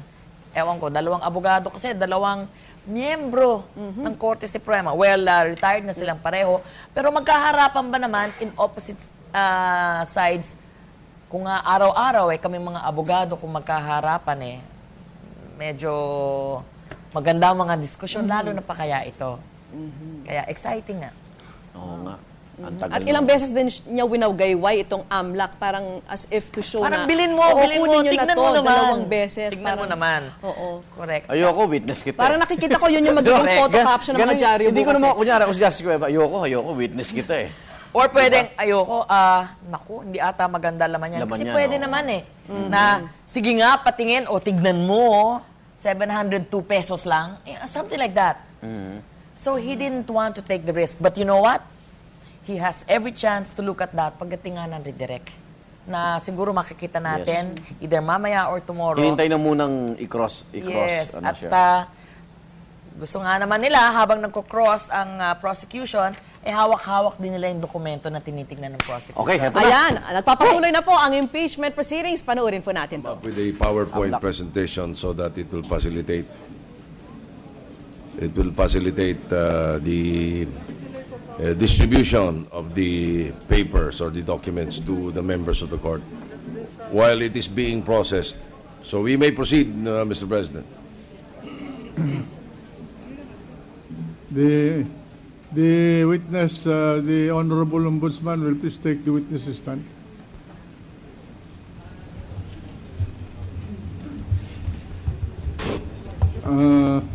We are in the stage of cross-examination. The prosecution may proceed. Thank you, Mr. President.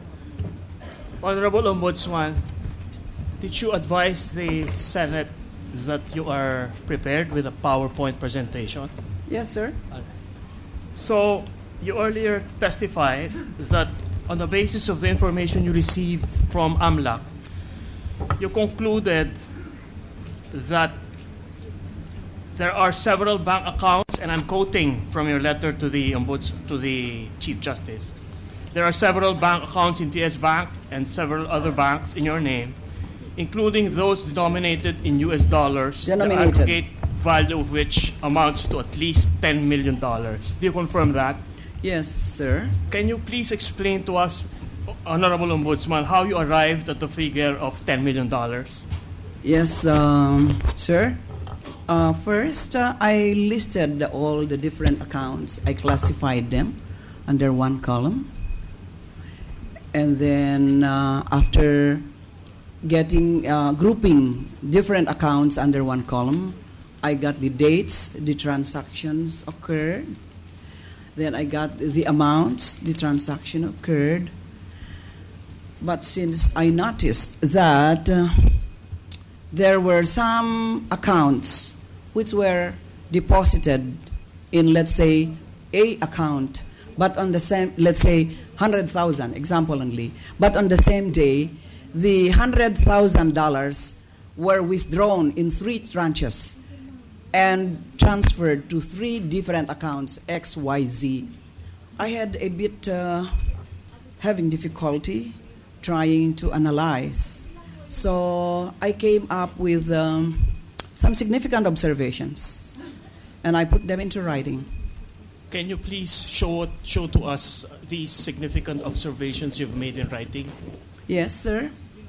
That the Chief Justice has at least $10 million in transactional balances. He has 82 US dollar accounts in 5 banks. There were significant deposits and withdrawals on very significant dates, including the 2004 and 2007 elections, as well as the week he was impeached. Specifically for December 12, 13, 15, 19, 20, and 22, 2011, the significant transactions are as follows. On December 12, 2011, the day Corona was impeached, the following bank transactions were made. There was a time deposit for termination of $418,193.32. This amount was added to a BPI San Francisco Del Monte account number blank, blank, blank. And then from this, $417,978.80 was deducted from this account and placed in a regular trust fund contribution placement. Your Honor, please. Yes. What's the pleasure of the defense? At this juncture, Your Honor, we notice that the testimony of the witness is being in narrative form. May we request, Your Honor, that questions be directed to her so that we can properly object when the time so demands, Your Honor. The question calls for an explanation, Your Honor, please. Yes, but irrespective of what you wanted. That is an answer, I think, to a question. Yes, Your Honor, and we notice that the answer is being made in narrative form. It's practically a story. We can no longer object, Your Honor. That's why I'm requesting that the testimony of the witness be adjusted by question and answer, Your Honor. In order to be fair, will you kindly slice your questions in segments, Mr. Counsel, for the prosecution? We will try to do that, Your Honor, but the difficulty is I just got this a few seconds ago. But I will try. Honorable Ombudsman, you were already testifying on how much were the withdrawals made by the Chief Justice from the date of his impeachment on December 12, 2011 forward. Do you have the total amount of dollars the Chief Justice withdrew after the date of his impeachment from the various bank accounts? We object, Your Honor, because the witness may be cross-examined only on matters directly taken up in the direct examination. If Your Honor, please, the witness has been subpoenaed by the defense specifically for the purpose of addressing the $10 million. And now they are trying to limit her testimony. I think we should put it on record, Your Honor, that the defense has repeatedly misrepresented the supposed intent of the Chief Justice to open his dollar accounts. We do not. As early as February 12, 2011, this honorable court already ruled that the PS Bank accounts should have been opened. But it relented to the TRO, in particular because of the representation of the Chief Justice that he will open his account. We have, if Your Honor, please. Up to now, he has not done that. And now they are trying to block the testimony of the Ombudsman regarding transactions and documents which they specifically subpoenaed. The rule says, and I'll read to you the rule of evidence involved. Section 12, Rule 132. The unwilling or hostile witness so declare, or the witness who is an adverse party may be impeached by the party presenting him in all respects as if he had been called by the adverse party, except by evidence of his bad character. Now, the rule now involved in this discussion is this. He may also be impeached and cross-examined by the adverse party, which is the prosecution now.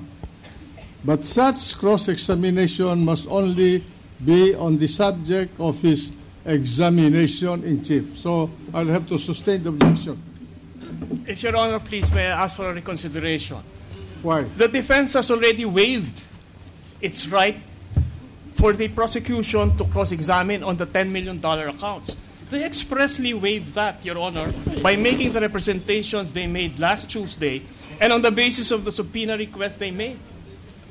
They already waived that, Your Honor. If I may be allowed to answer, Your Honor. Maybe. Go ahead. There could be no waiver, Your Honor, because our objection now is predicated on the rule of evidence. We are not preventing my learned colleague from cross-examining her. But the cross-examination, being a hostile witness, Your Honor, must be only on matters taken up on the direct. Did we touch on the withdrawals? The answer is no. Did we ask her to testify? Anyway, motion to reconsider is denied. Next question.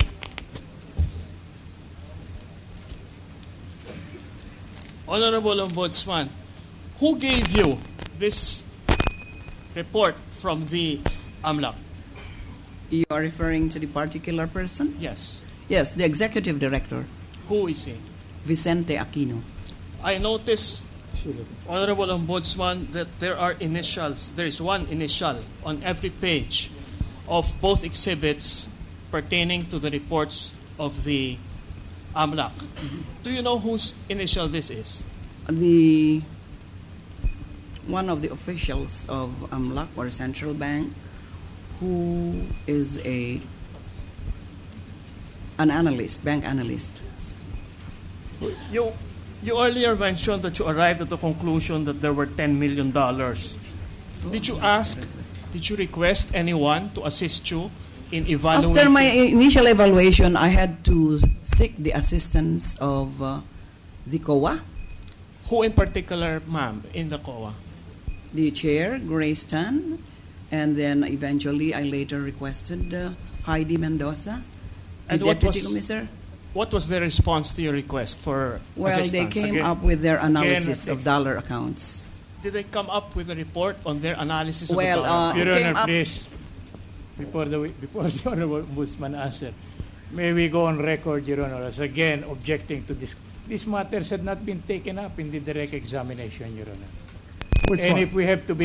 Which one? The alleged report, the examination by the COA, and so on, and nothing had been mentioned about that in the direct examination. So following the previous... Actually, counsel, the documents have been waived by the witness during her examination in chief. Di ba? Yes, Your Honor, but the question now... Pinakita niya eh. Yes, Your Honor, but... And it was elicited by virtue of a question from the defense. No, Your Honor. So, May I? see, the witness is now explaining who helped her, because that was the question. Yes, Your Honor. Of the cross-examining counsel. So, the witness may answer. May I request for the reconsideration, Your Honor? Why? The matters being sought to be listed on cross-examination, Your Honor, are matters not taken up in the direct examination. And the witness does not cease to be a hostile witness. The rules under Rule 132, Section 13, if I recall correctly, allows cross-examination. We are not denying them the right to cross-examine. But my point is, the cross-examination must be limited only to matters taken up in the direct examination. Now, the question now centers on the alleged examination by the COA, on the report, and on the examination. Our point is, this had never been touched in our direct examination, and I appeal to the records to buttress our argument on the point. If Your Honor, please. But don't you think the question to the Ombudsman is because of the document that was presented to this court by virtue of the examination in chief? No, what the document is explaining what happened, how that document was prepared, evaluated by her, and she said she sought the assistance of other people. If Your Honor, but please. anyway, okay, just to give you all the leeway to defend your client, counsel for the prosecution, reform your question. Yes, Your Honor. May I just point out that in the request for subpoena of the defense, I quote that the Honorable Ombudsman bring with her the original and certified true copies of documents of the complaint against Chief Justice before the Office of the Ombudsman, as well as original and certified true copies of the documents on which they base their accusations that Chief Justice Corona has foreign-denominated accounts with an aggregate value of $10 million. These are the words of the defense when they asked for the subpoena. And now they're trying to prevent the witness from testifying on the very documents they subpoenaed, just because they now know that the contents are adverse to them. We are afraid, Your Honor, that we had been misunderstood.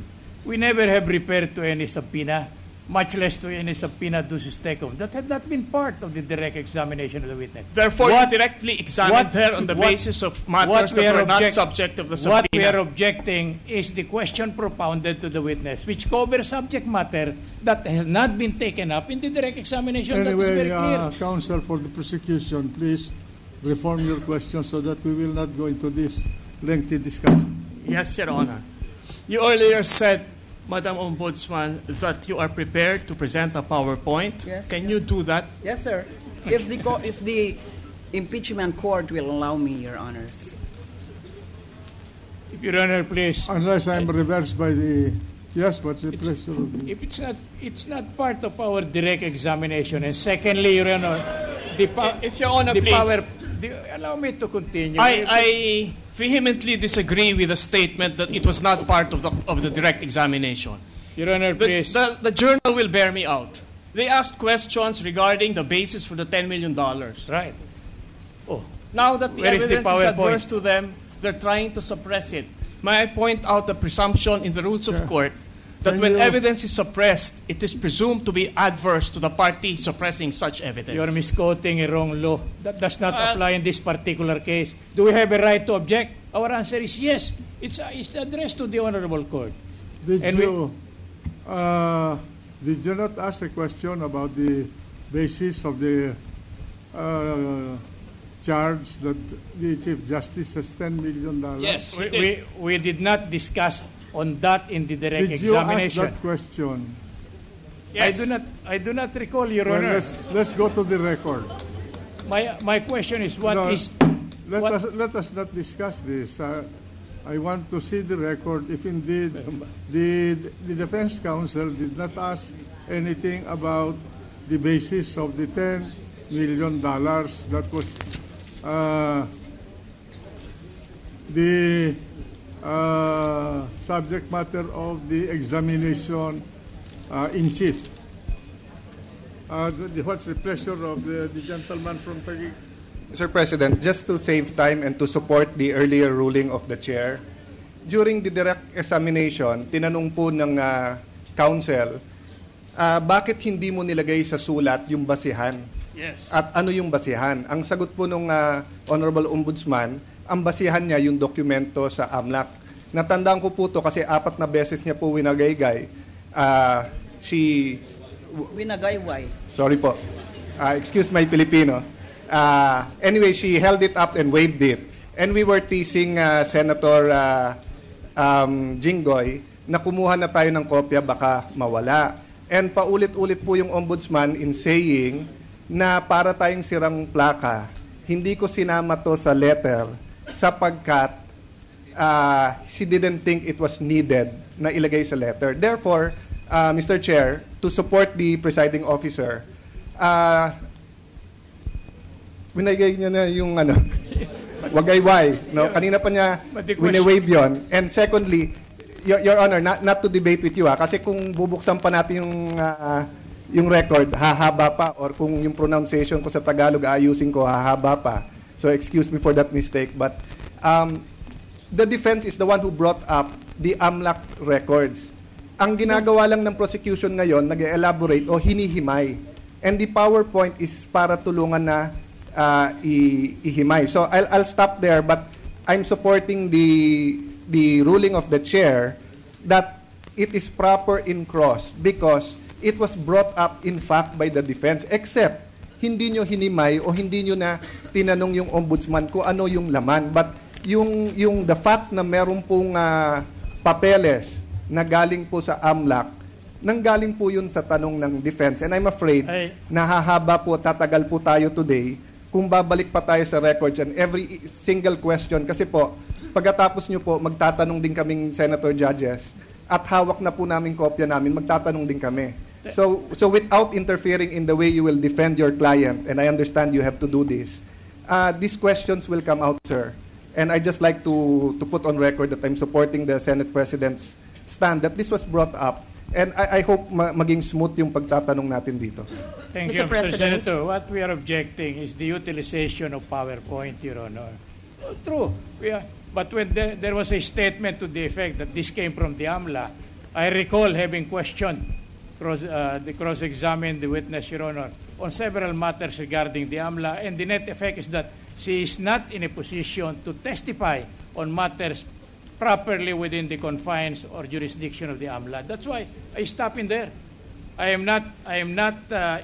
did not insist, Your Honor, that she should be examined in connection with how the matter was brought to the AMLA, what investigation was conducted by the AMLA, why it is confidential, why there is no predicate crime, and yet there was an information supplied to I totally withdraw all my statements relative. What is the pleasure of the gentle lady from Antique? Thank you, Mr. President.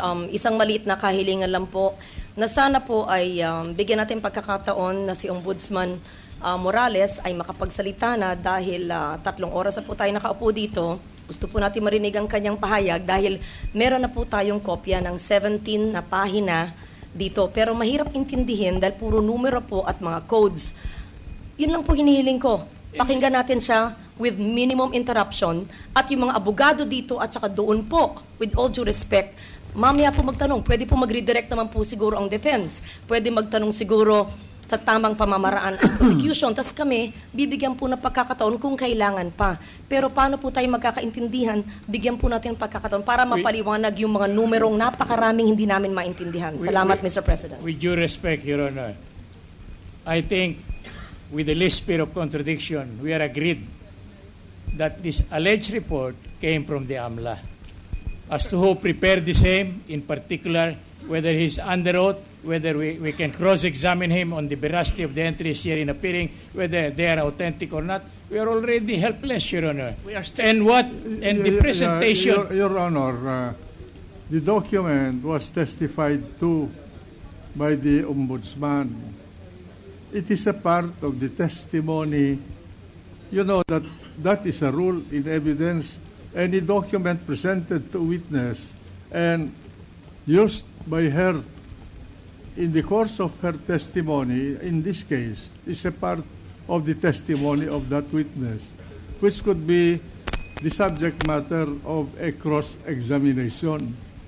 Now, you are objecting, and you say that you did not touch upon that matter in your examination in chief. I agree with you that the COA was never mentioned by the Ombudsman, but precisely she was asked. The way I understood the question of the prosecution is that the prosecution asked the Ombudsman whether that document was prepared by her, and my recollection of her answer was that she asked the help of some other people, including the COA, if I understood her correctly. So that is in answer to the question of the prosecution. But No, just Your to Honor. satisfy the objection and to be sure that we are not guessing here, I am, as the presiding officer, I want to check the record, because my recollection of the record is that you, the defense, really touched this matter in their examination in chief. My point of objection, if I may be allowed to continue, Yes, Your Honor. please, go ahead. My point of objection is not only whether it was not touched in the direct or not, but whether the witness will be competent in so far as AMLA figures are concerned. We will establish that, Your Honor. We haven't finished our What is being examination. presented now is an AMLA report, That unsigned. that will be a proper subject of a recross or a redirect. Well, maybe A redirect, because in your redirect you can actually cross-examine the witness. Yes, Your Honor, but See, we have already declared her to be a hostile witness. we are very appreciative of that, Your Honor. But our point is, apparently there is no competency on the part of the witness to discuss this report, because first, he is never a party. Then show that in the course of your recross.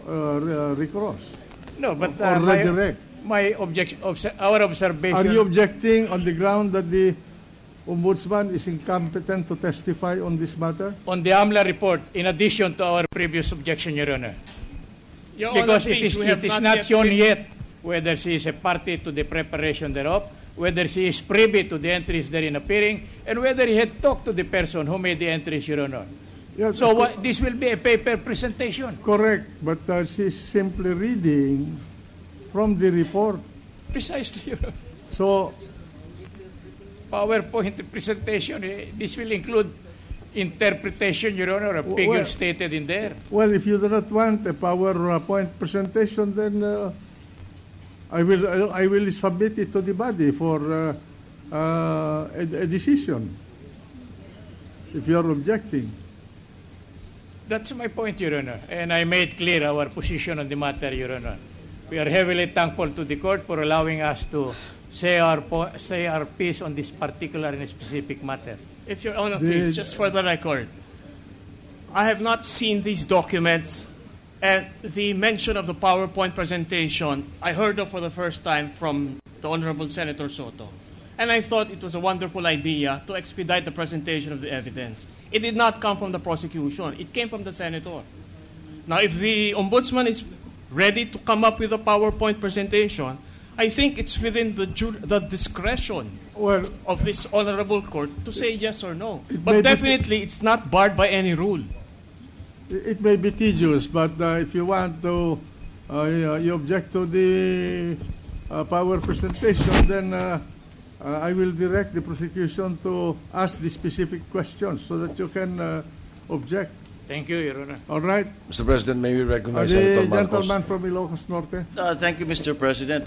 Just a quick question to Madam Ombudsman.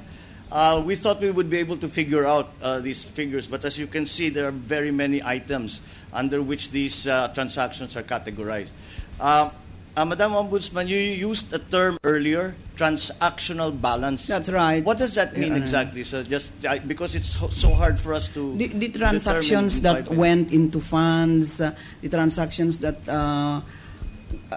including the inflow and outflow of funds. That is not the balance of the account. Those are the balance of the. So that is the total. In that, other words, that went through the system of his. Exactly. So in other words, all the dollar transactions, when added together, total $10 million. Was that the determination that you made? It's even more, I think. It's even more. So it is not the balance. It's balance of transactions. So even if let us say $10,000 was deposited, yes, and subsequently $10,000 was withdrawn, yes, that will be a transactional balance of $20,000. Is that correct, Madam Ombudsman? Let's put it this way, Senator.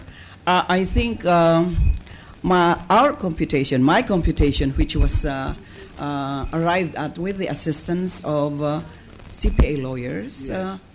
Is that his fresh deposits, which means fresh deposits, they never moved, they remained in that particular account, amounted to more than $12 million. Yes, but fresh deposits. But the transaction, we're saying the inflow and the outflow, that's it. I heard you specifically say that the transactional balance to your determination was $10 million. Even more. Even more. But again, so it does not denote the balance. It merely denotes the total amount of money that went through the system. It does not denote the balance of the account. Okay. But as I said, Mr. Senator, his fresh deposits amounted to more than $12 million. Yes. When I say fresh deposits, they were never moved from one bank to another. They stayed in those accounts. Very well. We'll have to plow through all this information. Thank you very much, Madam Ombudsman. Yes. Thank you, Mr. President. If you allow me, it will abbreviate the proceedings. If you allow me to come up with a power presentation, it will be easier to be understood if you allow. Madam Ombudsman, there's an objection from the defense. Right. So, okay. The senator from Iloilo. Senator Santiago, Mr. The President, gentle lady from Iloilo. Mr. President, the primary rule in the rules of evidence is relevancy. In fact, it is one of the first few articles that open the section of the rules of court concerning evidence. As long as evidence is relevant, it is admissible in court. There is no prohibition in the rules of evidence of a PowerPoint presentation. There is no categorical prohibition of such means of introducing evidence. The only question facing us is this relevant? I hold as a judge that this is relevant, therefore it should be admitted. And besides, it will help us considerably to reduce the hours that we might spend going over these items one by one. If there's a need for voting, I vote therefore for the PowerPoint presentation. Order. May I request the public to refrain from showing your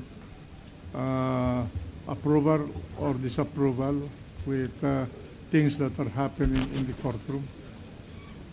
So ordered. The gentleman from Cavite. if there is a need for a motion to be submitted to the chair to allow the ombudswoman to present through a PowerPoint presentation, I so move, Mr. Presiding Officer. Oh, sorry. All right, there's a motion to allow the ombudsman to present a power presentation of the report prepared by the AMLA to her. May I request those who are in favor, please raise your right hand.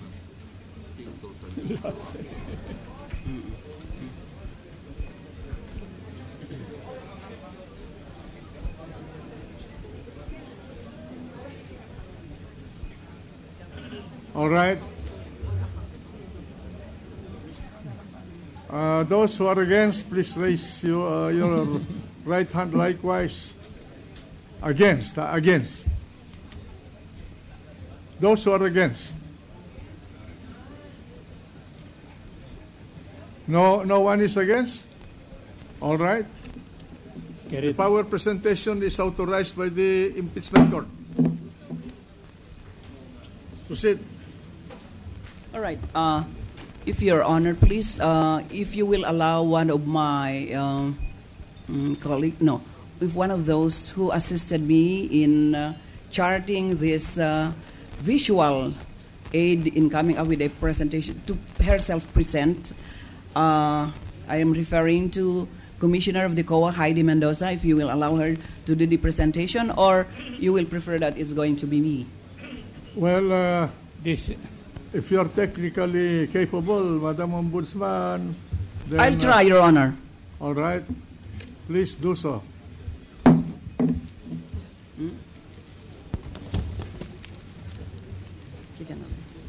All right.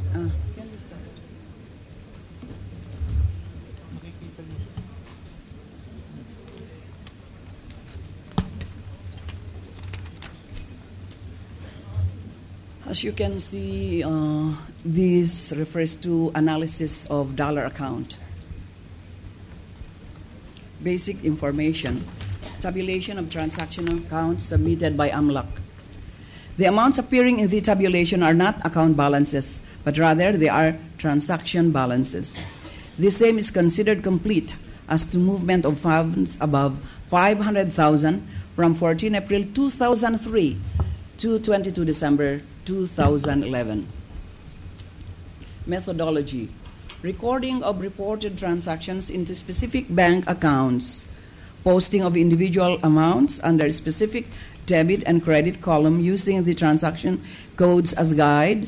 Summarizing all the debits and credits, which are basically the inflows and outflows of funds, followed by the computation of net outflow.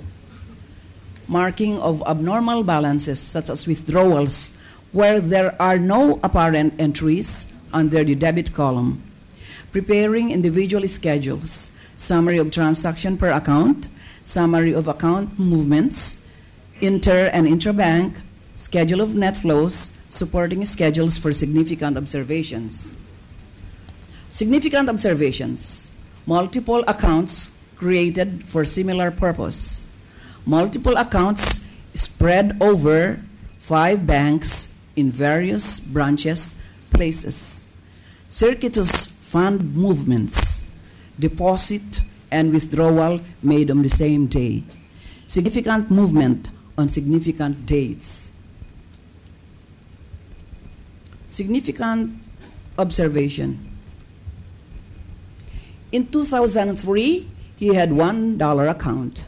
In 2004, he had 13. So 1 plus 13 would be 14 in 2005. In 2005, he had an additional $9 account. So from 2003 to 2005, his dollar accounts totaled 23. It's not too visible from my end. Plus, he had an additional $12 accounts. In 2007, excuse me, may I just look at my record because it's hardly visible from here. In 2007, he had $35 accounts, and he added 14 accounts. So in 2008, he had $49 accounts, and he added 14 accounts. In 2009, he had $63 accounts, and he had added $12 accounts.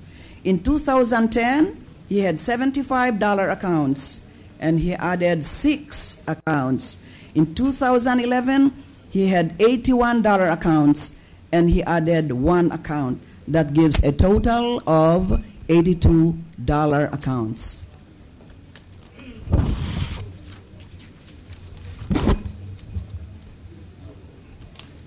How many dollar accounts?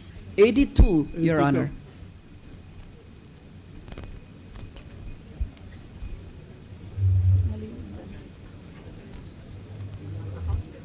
No, I cannot see. Okay. The PowerPoint machine, I think, came in late, so I said I was not able to see. All right. First, he had this BPI Acropolis branch. He had 8 accounts. Then BPI Tandang Sora, he had 18 accounts. BPI San Francisco del Monte, 34 accounts. BPI Management Investment Corporation, he had 1 account. PS Bank Cainta, he had 8 accounts. PSB Katipunan, he had 6 accounts. Then ABC, Allied Bank Corporation, I think, Camias, he had 4 accounts. And Deus Bank, I don't know how to pronounce this, AG2, Dutch Bank, he had 2 accounts. Citibank NA had 1 account.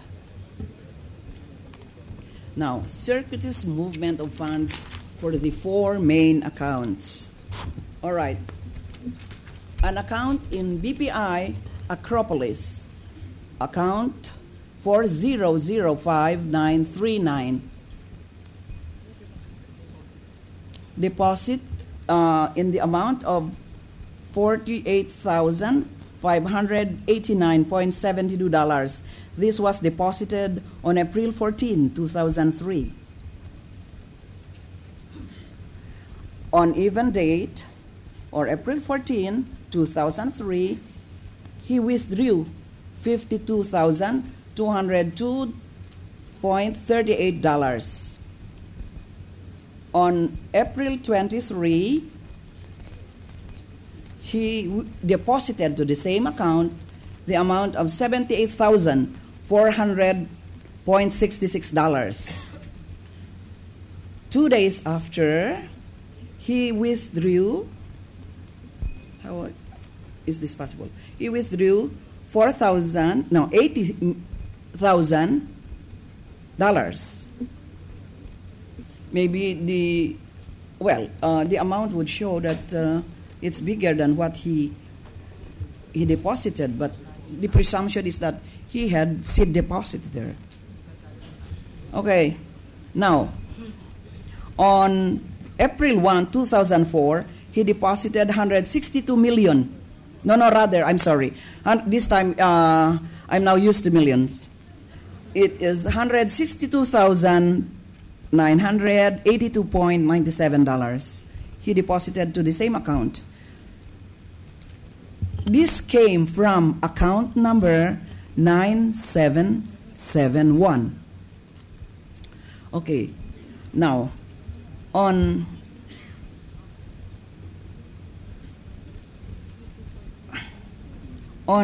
April 1, 2004, he withdrew $390,000 from still the same account and deposited it to account number 1822. On May 6, 2004, he deposited $390,526.09. And on April 2, 2004, he withdrew from the main account the amount of $100,000 and deposited it in account number 1865. When you say account, you're talking within the same bank? Yes, Your Honor. The same bank. In other words, he had several accounts in the same bank. In the same bank? Yes. Yeah. All right. Okay, I think, are we done? Saan na tayo? In May 6, no, I'm done with that. Yung violet. On May, April, May. On April 2, 2004, as I said, he withdrew $100,000 and placed it in account 1865. On May 7, 2004, he deposited $134.89. Excuse me, Your Honor, may I just talk to Ms. Mendoza? Yes, right.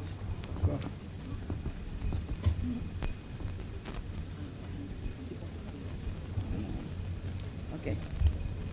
All right. Credit memo. Okay. On, are we still in the same? On, Your Honor, may I be allowed to use my magnifying lens?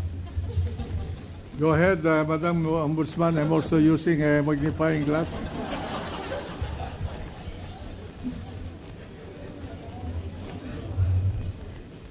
On May 11, 2004, he deposited to still the same account, mother account, $9,340,000. I'm sorry. As I said, I'm sorry. I'm now used to million. So it should be $9,430. $340. On May 12, 2004, he withdrew $500,000. That's May 12. On May 14, 2004, he returned $500,000 to the mother account. On August 4, 2004, he deposited to the mother account $15,000. On May 14, 04, he deposited $500,000. Withdrew, rather, I'm sorry. He withdrew $500,000 from the mother account. On August 4, 2004, he withdrew again $30,000 US. Madam Ombudsman. Yes, Your Honor. Are these the withdrawal deposits and withdrawals covered by documentary evidence like checks or debit memos or whatever? Based on the AMLAC documents, Your Honor, there are codes there which says debit, credit, debit, but the credit memo, in other words, from where these funds came from, who deposited them, or how it came about, it's not recorded there. Is this actually being operated by the account holder himself directly, or was there the fund manager doing this for the account holder, the deposit holder? Except for maybe 2 or 3 accounts, which I suspect it must have been on the move of a manager. All the rest of the accounts reflected in the data document appear to have been made by Renato Corona, Renato C. Corona, or Renato Coronado Corona. Signed on the documents withdrawing and depositing? No, Your Honor. This document is sourced from the database of the AMLAC. So they did not submit supporting documents. So it is actually electronically generated? Yes, Your Honor. Okay. Now, where are we? Now,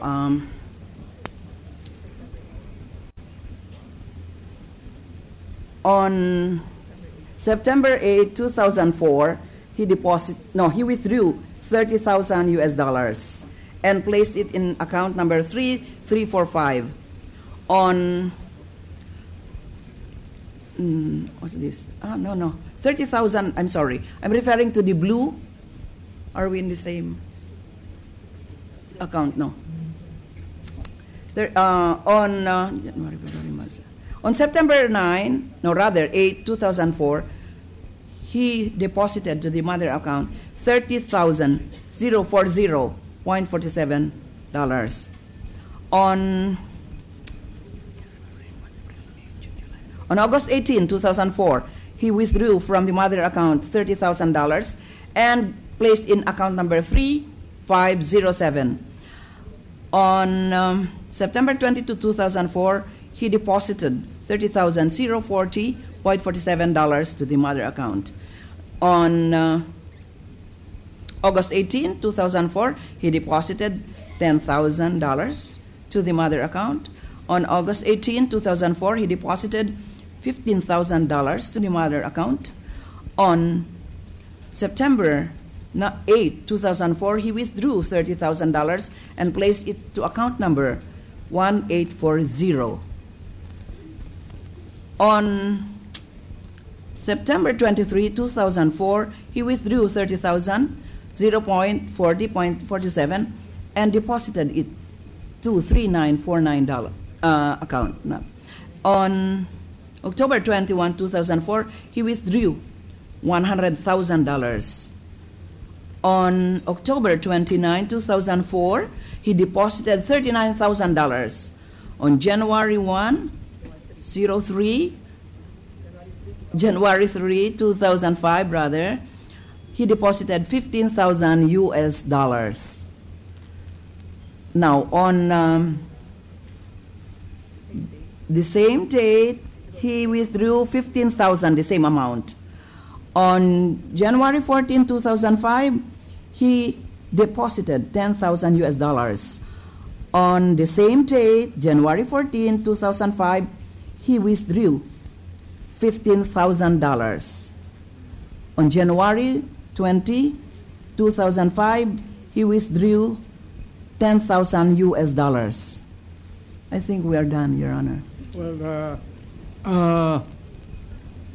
my impression of this, and correct me if I'm wrong, there is one deposit account in this bank by the depositor, and he sliced it into several placement accounts. So the accounts were being coming in and out of the same deposit account in the same bank. Coming out of one particular deposit account and going to another account. In fact, there are several different accounts here. Yeah, before you do that, may I request for one long minute recess? Okay.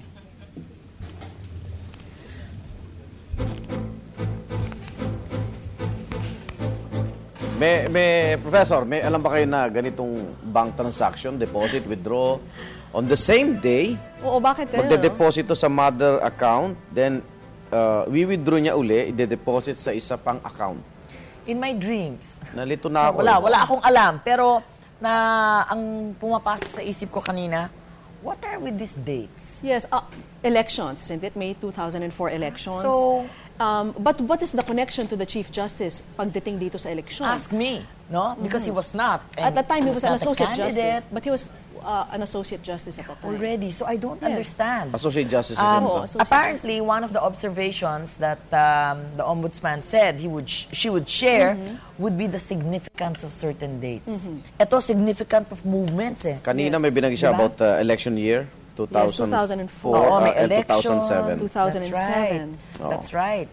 And I don't know, but I guess the only defense nga here, as we've been talking about, would be to say, hindi akin yan. I don't know about that. Inuutusan lang siyang mag-deposit, mag-withdraw. Hindi ko alam. Oo nga eh. Dahil isang pumasok din sa isip ko, siya kaya gumawa nito mag-isa. Pero, Professor, BPI Acropolis pa lang to Correct. Marami pang ibang... May tanong kanina si Senate President. Was this done through fund manager? A fund manager. Kasi yan yung mga, may nag-aasikaso para sa'yo. Pero hindi klaro kasi electronically, that's right, electronically generated yung mga documents.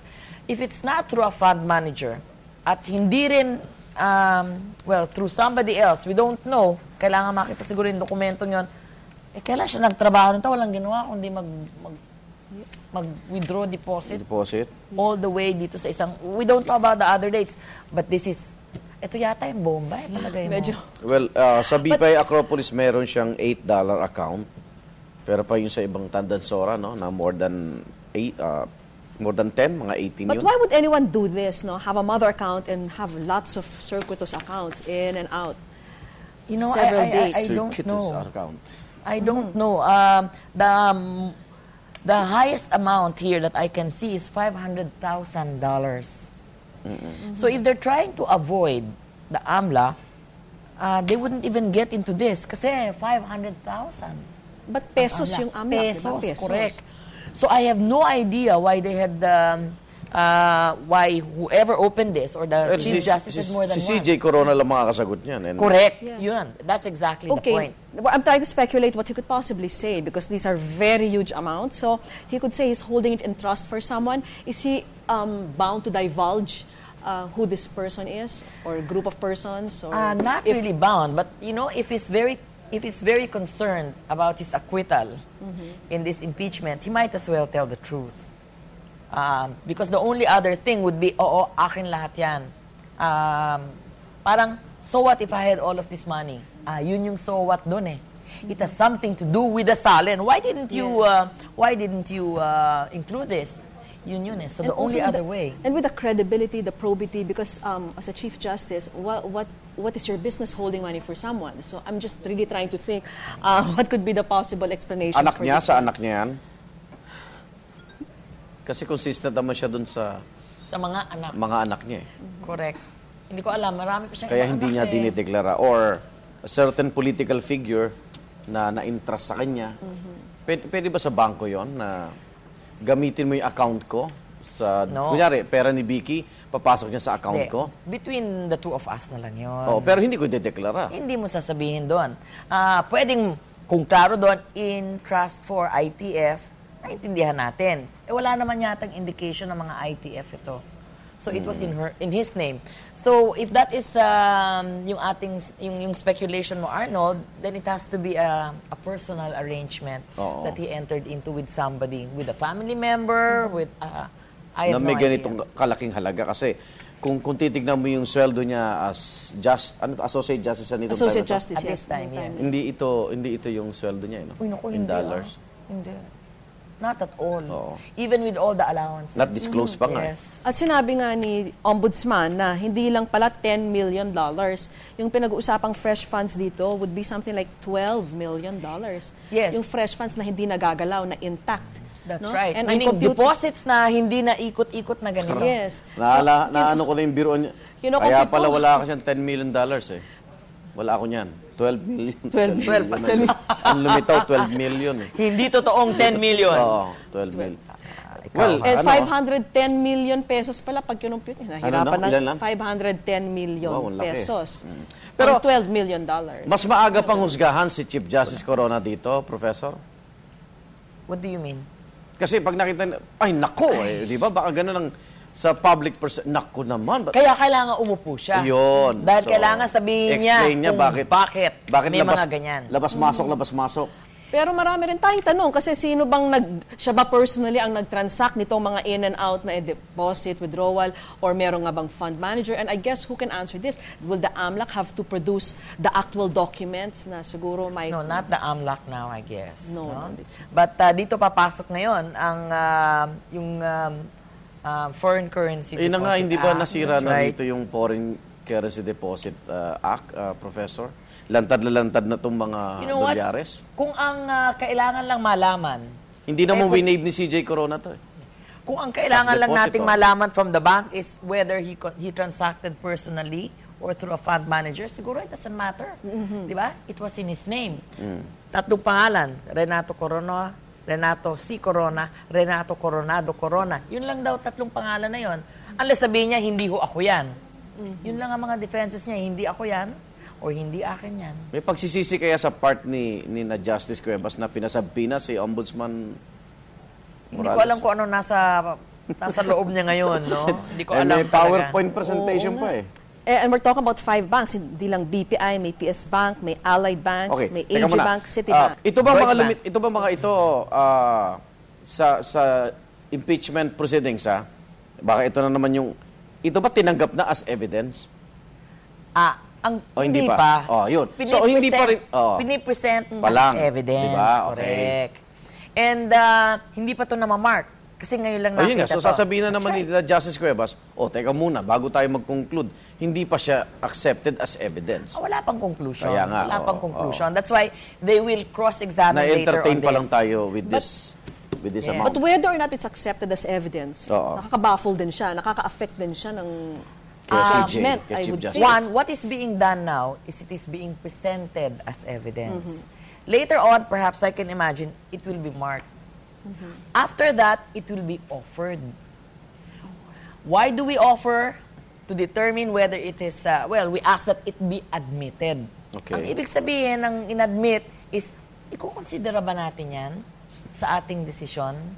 Yun. After it is admitted, dun lang, mako-consider as evidence. Ngayon, nagpipresent pa lang. Pwede bang magreklamo ang BPI dito? Hindi. Dahil AMLA galing to And sila nagbigay ng information na yan sa AMLA.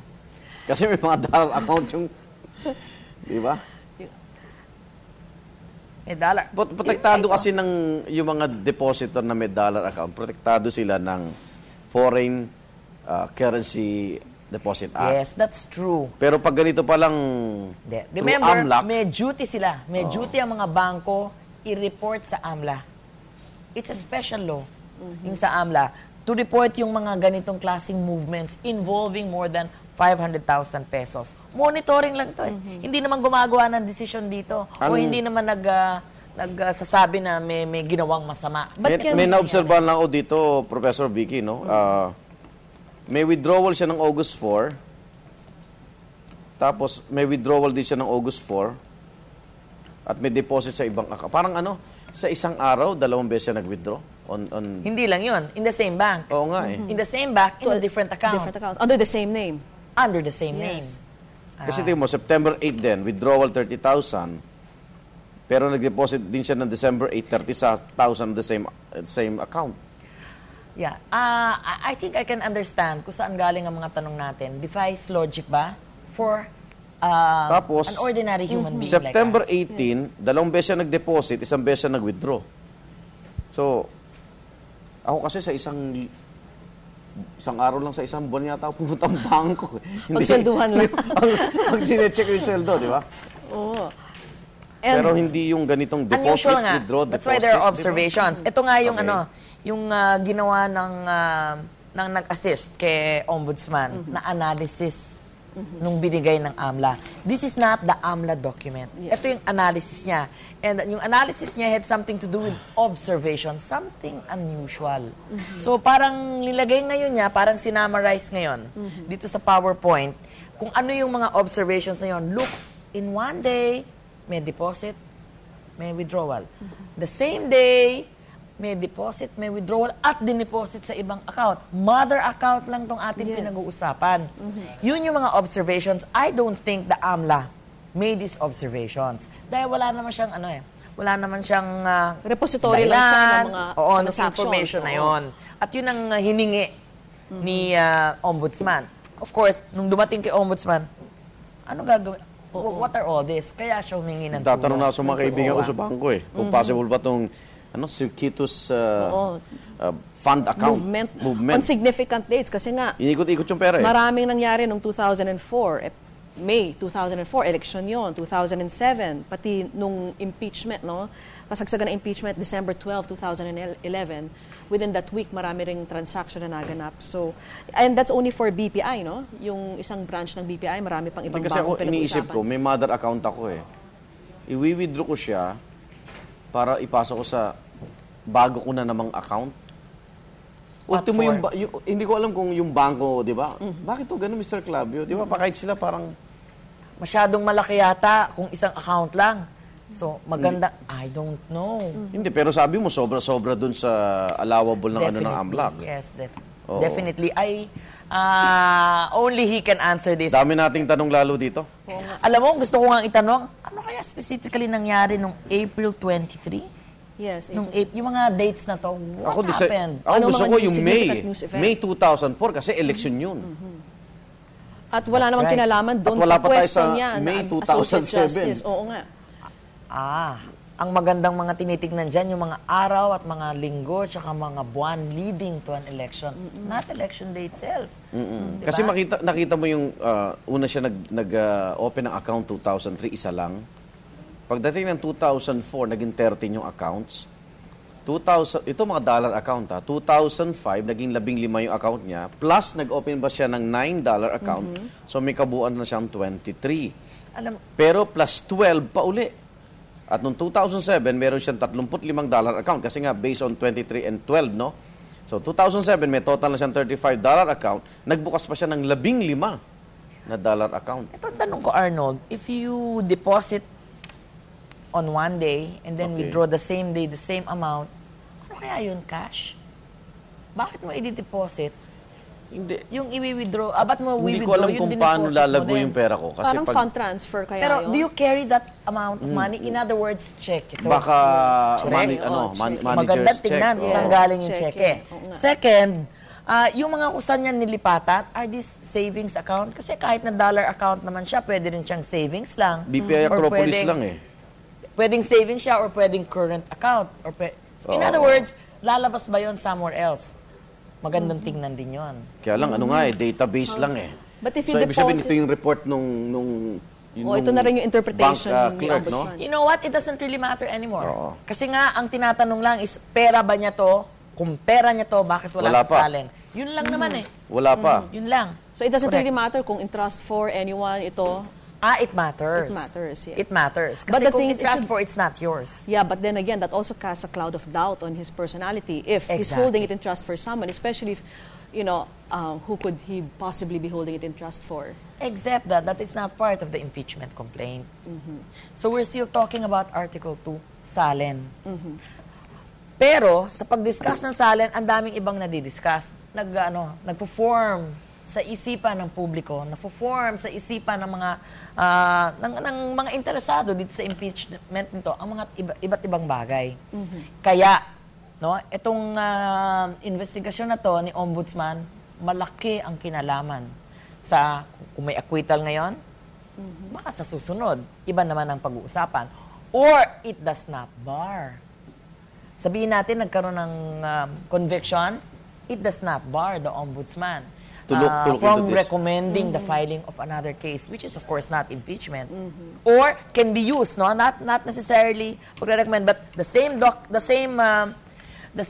information that was used supposedly for an impeachment complaint will be used to recommend for the filing of another case. But that was only the purpose of the investigation, for impeachment purposes. So at this point, it doesn't really matter kung mag-issue man ng linif ng Supreme Court ang TRO on dollar accounts because this is very telling already, right? And I guess the investigation could proceed from here. Mismo. Siguro yung mga senator judge may mga bank account din, no? Parang hindi rin sila nakita mo, tatawa na sila, yung deposito sa isang araw at withdrawal sa isang araw. Pero my heart goes out to the defense. It's how do you defend something like this? No? I'd like to see how kung paano na i-rebut itong mga naging presentation dito sa PowerPoint. They would just tell the truth. And pero sabi ng mga ilang taga-bangko na nakausap ko, yung mga ganyang withdrawals and deposits, usually daw mga remittances daw. Mga? Remittances. Parang doon pinasok, kaya withdraw. Parang ganon. So, kailangan malaman kung siya ba yung nagdeposito o may ibang nagdeposito, siya lang yung nag-withdraw. Tapos siya nag-withdraw. But the AMLAC doesn't have that kind of information. Hindi nga, sabi ni Ombudsman na walang naka-indicate doon kung saan ba nanggaling or kung sino man. Kasi, electronically generated, yun lang naman ang interest nila eh. So, hindi pwedeng... Remember, money laundering. Hindi dates, amounts. Hindi possible yung ikaw mismo punta kang bangko mag-deposit tapos balik ka na lang to withdraw. Hindi yata ganon. Sa totoo lang, kung gusto mag-imbestiga ng AMLA noon, pwede na.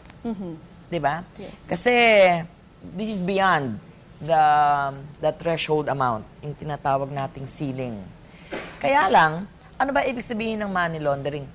Illegally gotten or illegally obtained or acquired or illegal money, like drug money and all that stuff na nililinis. Professor, balikan muna natin impeachment court.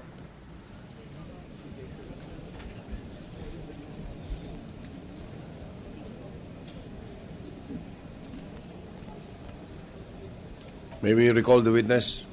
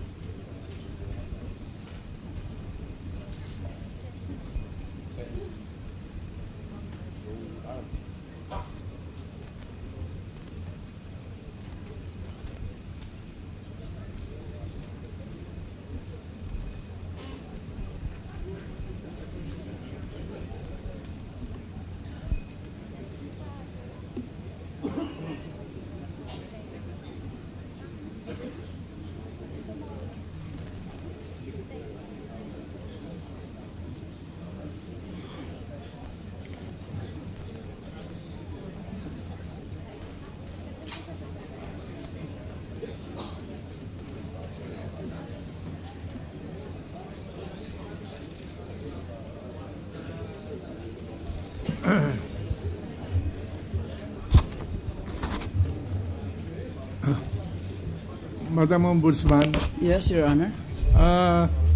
Analyzing this particular account, bank account number, there are actually 14 withdrawals and 17 deposits. Yes, Your Honor. All right. This is over a period of time. Yes, Your Honor. It started at a given date and ended on a given date. Yes, Your Honor. Does the Ombudsman know if there is what was the balance at the end of this period involved? No, Your Honor, we cannot determine. It's difficult to determine. You are not in a position to state? No. All right. Unless they are fresh deposits, which means there were no withdrawals from the account, it would be difficult to determine the balance. Yeah, but this account exists and it's being operated with deposits and withdrawal by the depositor. Well, the data we determined was up to 2005, I think. Yes, January 2005. So that is what is reflected in the document, that the movement, the circuitous movement of the deposits ended on January 2005. All right. If Your Honor, please. Yes. With the kind permission of the court, gentleman. Before we go into another subject, may we request that the defense be furnished with ano tawag doon? PowerPoint. Yes. No, not the Honorable Ombudsman is requested to provide the hard copy. So that Your Honor, this, we can go over the same, prepare for our redirect, and determine the facts stated therein, Your Honor. In fact, if we may also request the Ombudsman to provide the court with a hard copy of this power presentation. Yes, Your Honor, we will do that. All right. May the prosecution likewise be given a copy, Your Honor? Yes. This power presentation was prepared by whom? It was prepared by me with the assistance of the COA. The COA? Yes, Your Honor. They were the ones who Why was the COA brought into the picture? Your Honor, because I had to ask their assistance because the COA, there are CPAs in the COA, and for a mere lawyer without background in accounting, I found it difficult to analyze. I did it manually and all that with all those columns and all that. So I wanted them to see if my observations were correct. So I had to engage their help. Thank you. Counsel, for the prosecution. Mr. President, may we also be given a copy? We may continue with the power presentation. Yes. There's another major account, Your Honor. This is account number 1842. Bank of Philippine Islands, Tandang Sora. Now. 1842. 1842. On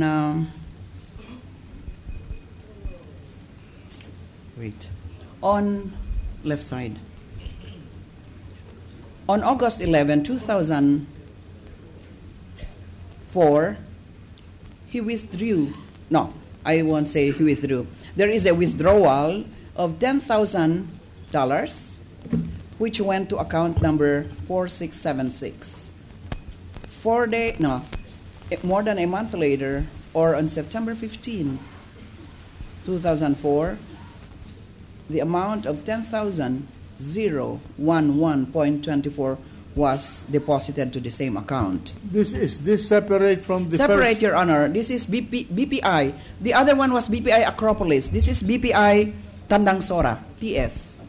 Another bank deposit account. Another bank deposit account, Bank of Philippine Islands. The same bank, but different branch, Your Honor. The first one is Acropolis branch. This time it is Tandang Sora branch. Okay. Now, on September 12, 2004, he withdrew $10,000. But on October 16, and placed it in another bank account. On September 16, 2004, he deposited to the mother account $10,011.24. In 2005, Your Honor, this is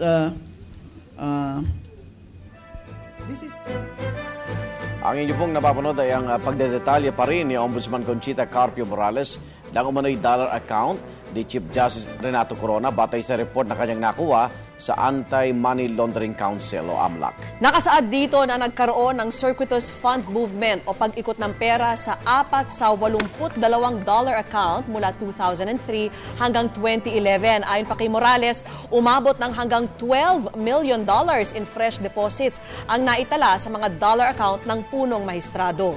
At pansamantala muna po tayo magpapaalam at nais natin pasalamatan ng ating legal expert na nakasama ngayong hapon, Professor Rowena Daroy Morales ng UP College of Law. Maraming salamat Thank po. you very much. Maraming salamat. Yan po pinakasariwang balita kaunay ng paglilitis ng punong maestradong si Renato Corona. Ito ang The Chief Justice on Trial.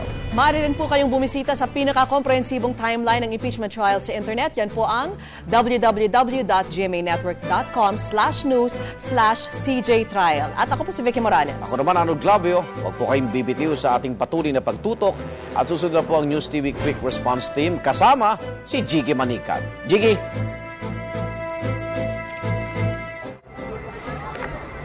Maraming salamat, Igan at Vicky. At ngayon nga po kasalukuyan pa rin nakasalang sa Senado sa witness stand si Ombudsman Conchita Carpio Morales kaugnay ng mga detalye ng sinasabing dollar account ni Chief Justice Renato Corona. Panoorin po natin ito. $10,000. And on March 9, 2006, he returned 15,113.99 to the mother account. On December 8, 2005, he withdrew 21,000.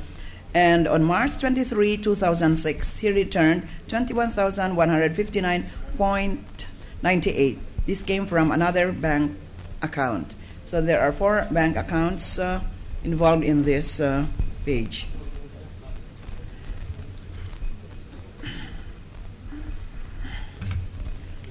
Still in the same BPI, Tandang Sora branch, and still in the same mother account. On January 12, 2006, he withdrew 16,000 and placed it in another new account number 6261. And on January 11, 2007, he deposited 16,566.7 to the mother account. On March 10, 2006, he withdrew $26,000 and placed it in a different account number 6474. And on September 8, 2006, he withdrew he deposited rather, $26,455.95. On March 23, 2006, he withdrew 21,159.58 from the mother account and placed it in a different account number 6539. And on September 21, 2006, he deposited 21,538.04. Finally, on this page, on January 24, 2006, he withdrew 12,091.19 from the mother account, and on January 23, 2007, he deposited 12,526.15. Please segue to the next page. This is an account from BPI San Francisco del Monte. The account number is 8104. This is BPI. All right. From the account number, you will recall that the previous mother account was... no. Excuse me.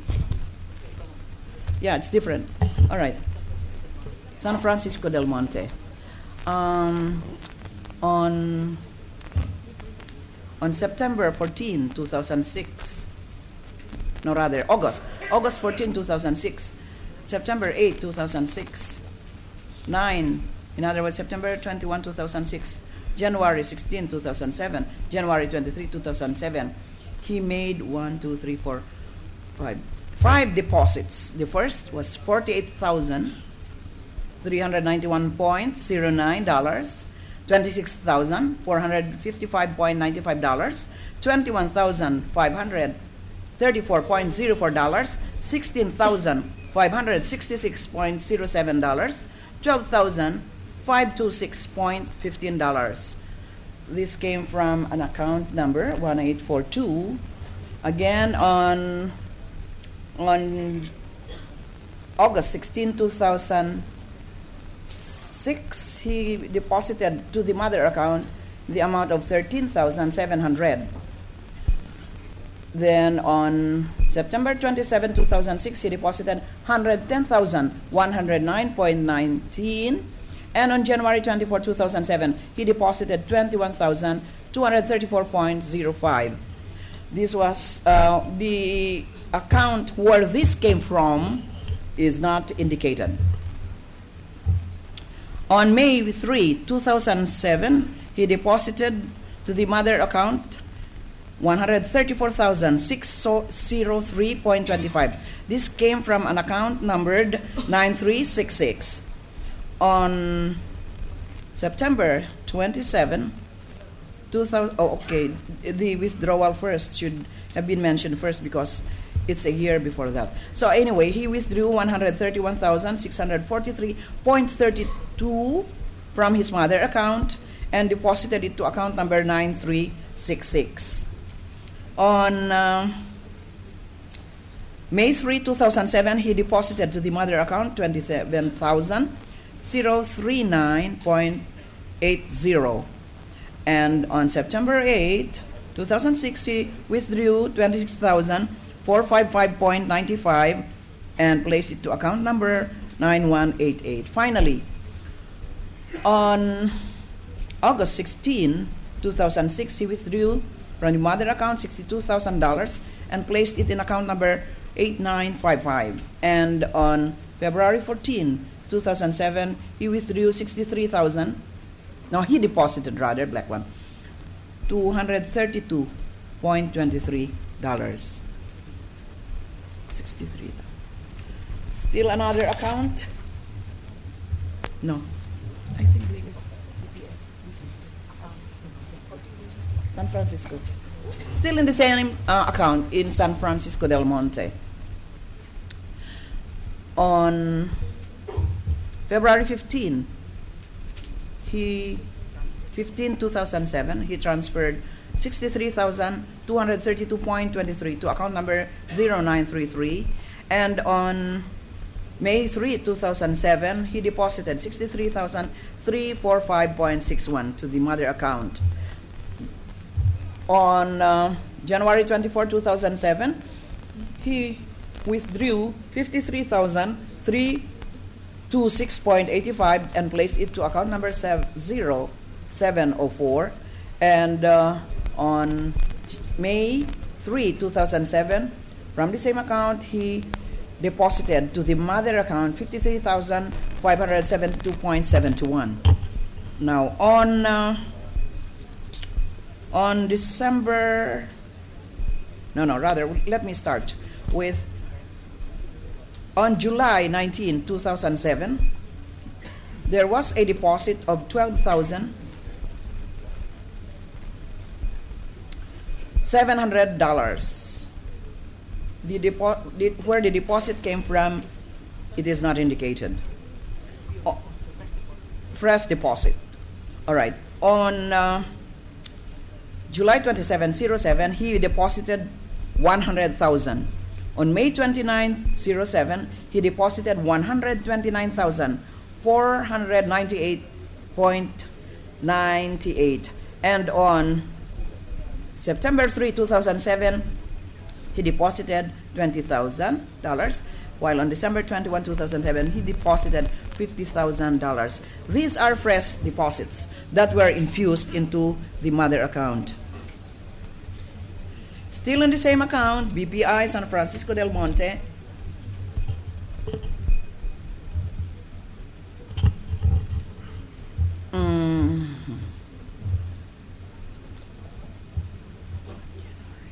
on July 19, 2007, he withdrew from the BPI account, the same mother account, the amount of $20,000 and placed it in a different account, 2693. On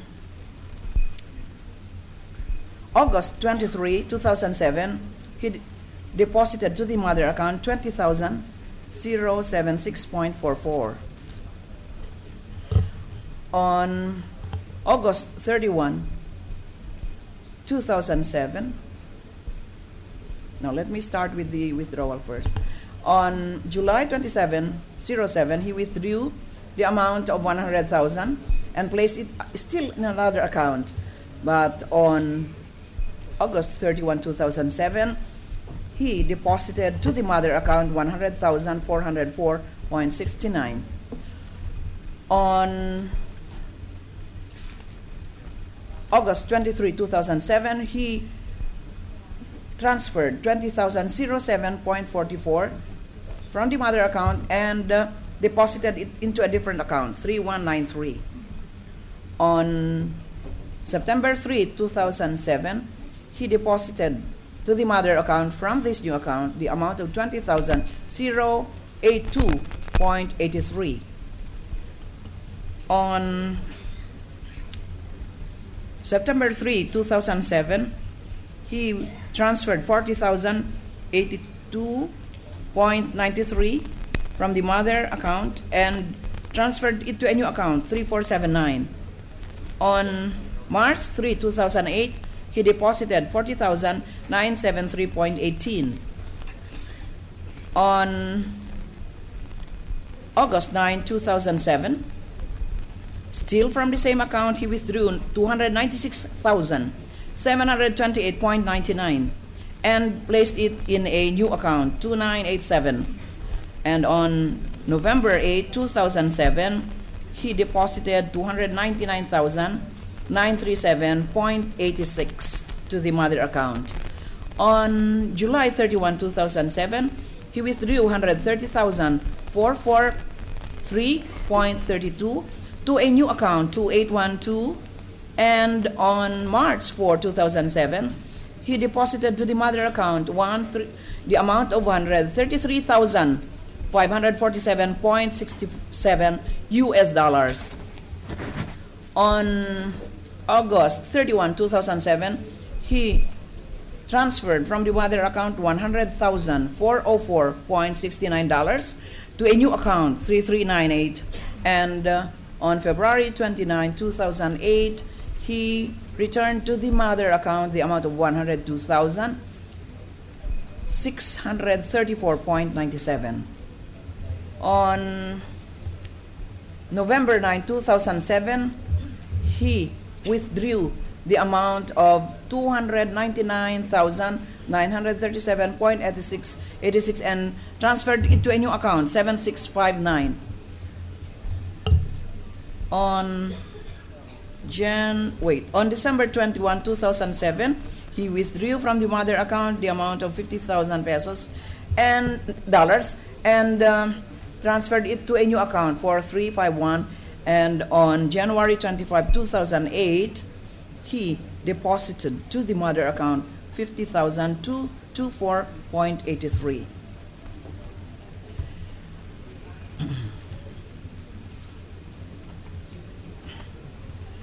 Still in BPI San Francisco del Monte account number 8104.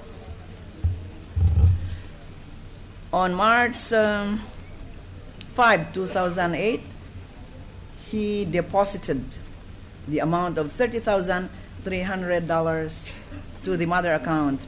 On April 17, 2008, he deposited $24,000 to the mother account. On July 31, 2008, he deposited $30,000 to the mother account. On January 28, 2008, he transferred from the mother account to a new account the amount of $50,000 to $24.83. From this new account, he withdrew on August 15, I think this is 15, 2008, the amount of $51,167.70. On January 28, 2008, he withdrew the amount from the mother account, $50,224.33. On July 7, 2008, he withdrew the amount of, it's not July 7, it's March 3, 2008, he withdrew the amount of $143,608.15 from the mother account and transferred it to a new account, 4874. And on July 7, 2008, he returned, or rather he referred back to the mother account the amount of $144,947.79. On March 5, 2008, he withdrew the amount from the mother account, $175,000 and transferred it to a new account, 4912. And on July 9, 2008, he deposited $176,561.40 to the mother account. On April 17, 2008, he withdrew from the mother account $24,000 and transferred it to a new account, 52277. And on June 26, 2008, he deposited to the mother account $24,102.63.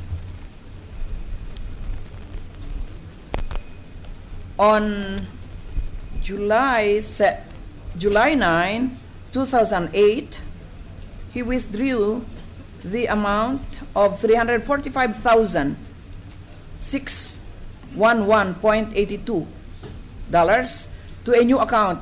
The following day, he returned what he withdrew the day before in the amount of $345,640.68. On July 7, 2010, July 10, 2008, he withdrew the amount of $345,640 and created a new account. And on October 20, 2008, he deposited to the mother account the amount of $348,334.93. On August 6, 2008, he withdrew from the mother account the amount of $130,443 and also withdrew on October 20, 2008, the amount of $356,372.34. on December 15, 2008, he withdrew from the other account the amount of $20,000 US dollars and created a new account, 7393. And on January 19, 2009, he deposited to the mother account $20,022.49. Finally, on July 3, 2008, he deposited the amount of $100,630.83. I think I'm done with that. Maybe there's still so many things, but I would like to believe that yes, there are withdrawals on a particular date and returning back to the same account on the same date. Deposit and withdrawal on the same date. There are still many here, but if you will allow Ms. Mendoza to take over, I'm a bit enervated. If there's no objection, we can. Anyway, this is just a continuation of the power presentation. The request of the Ombudsman is granted. Sige, mag-take over.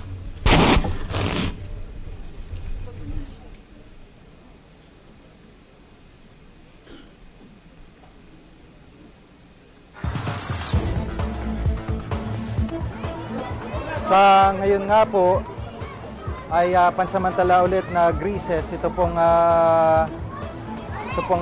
ginagawang presentasyon ni Ombudsman Morales kaugnay ng sinasabing dollar accounts ni Chief Justice Renato Corona at yung mga movement nito sa iba't ibang mga bangko. At meron siya mga sinasite po ng mga significant dates bukod pa po sa mga mismong account ng mga sinasabing dollar deposits ni Chief Justice Corona. Kanina po ay medyo pinagbotohan pa kung ito'y pe-present, itong PowerPoint presentation at nanaig nga po ang presentasyon na nauna ng pinututulan ng Defense Panel. Samantala, magbabalik po ang News TV Quick Response Team. Bantay biyahe tips ngayong summer. Establish a journey plan. Make sure na okay ang kondisyon ng katawan at sasakyan. Avoid driver fatigue. Dapat alerto sa daan. Kaya mag-stop over sa isang safe location at tumidlip kung mahaba ang biyahe. And protect your engine. Para tipid gasto sa repair, sulit sa performance at safe pa ang lahat. Kasama mo ang weekend getaway sa maginhawang pagbabantay biyahe. Kapartner ang Shell V-Power. Mag-spot and text na. Kapartner ang TM. Sali na! Kapartner ang Pond's Clear Solutions Facial Wash.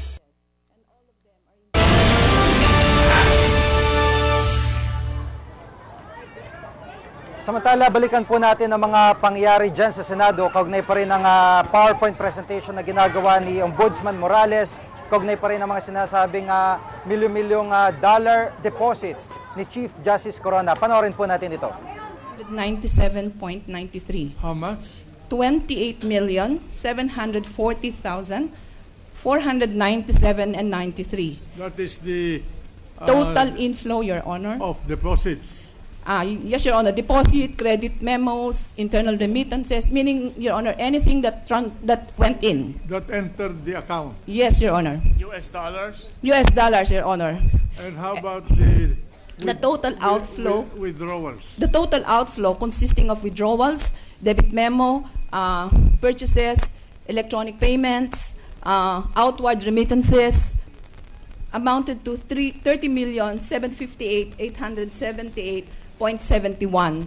As you can observe, the withdrawal is bigger than the inflow simply because we have to emphasize these are transactions captured by the AMLC. And it only shows that there are heavy balances on the top of each account. It could either be the beginning balance.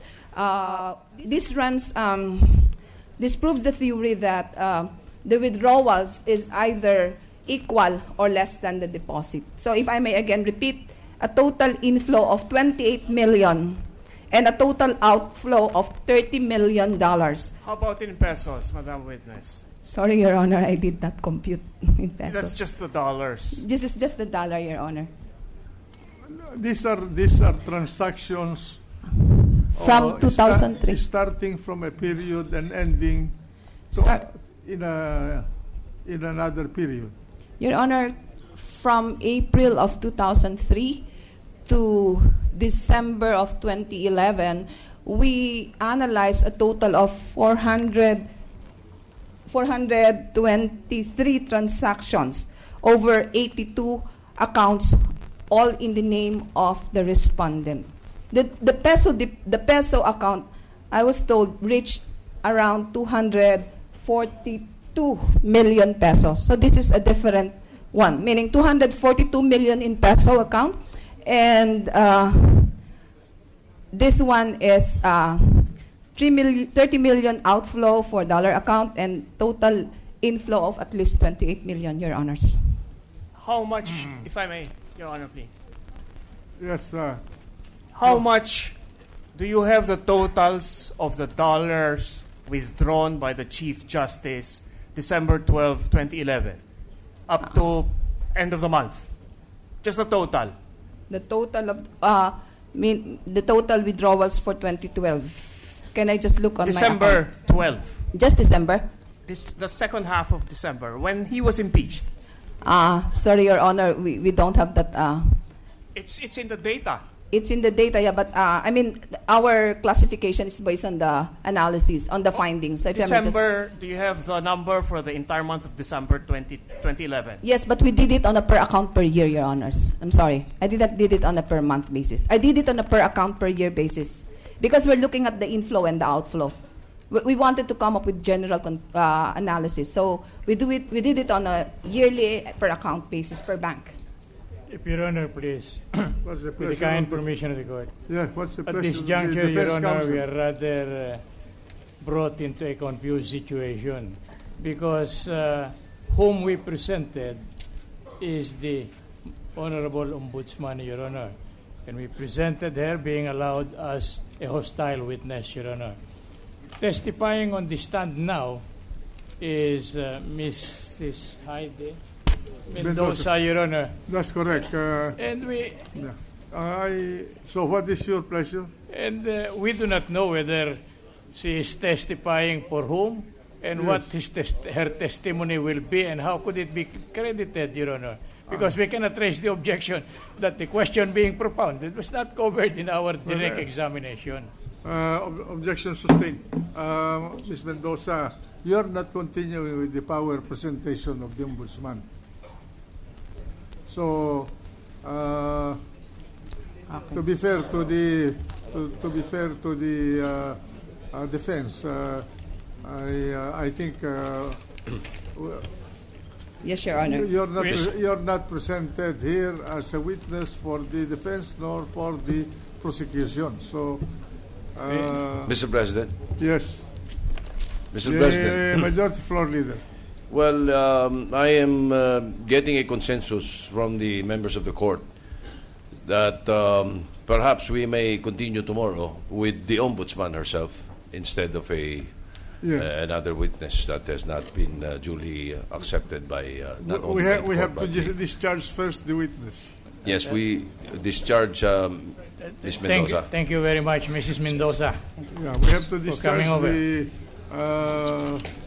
witness because she's not submitting a power presentation. Rather, she's testifying on the nature of the transactions involved.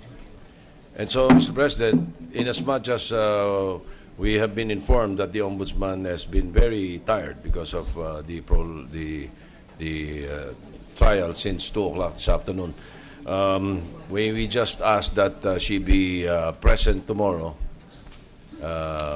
for the continuation of the cross-examination. The Honorable Ombudsman is requested to come back to the court in tomorrow's proceedings so that we can continue and hopefully finish with her testimony.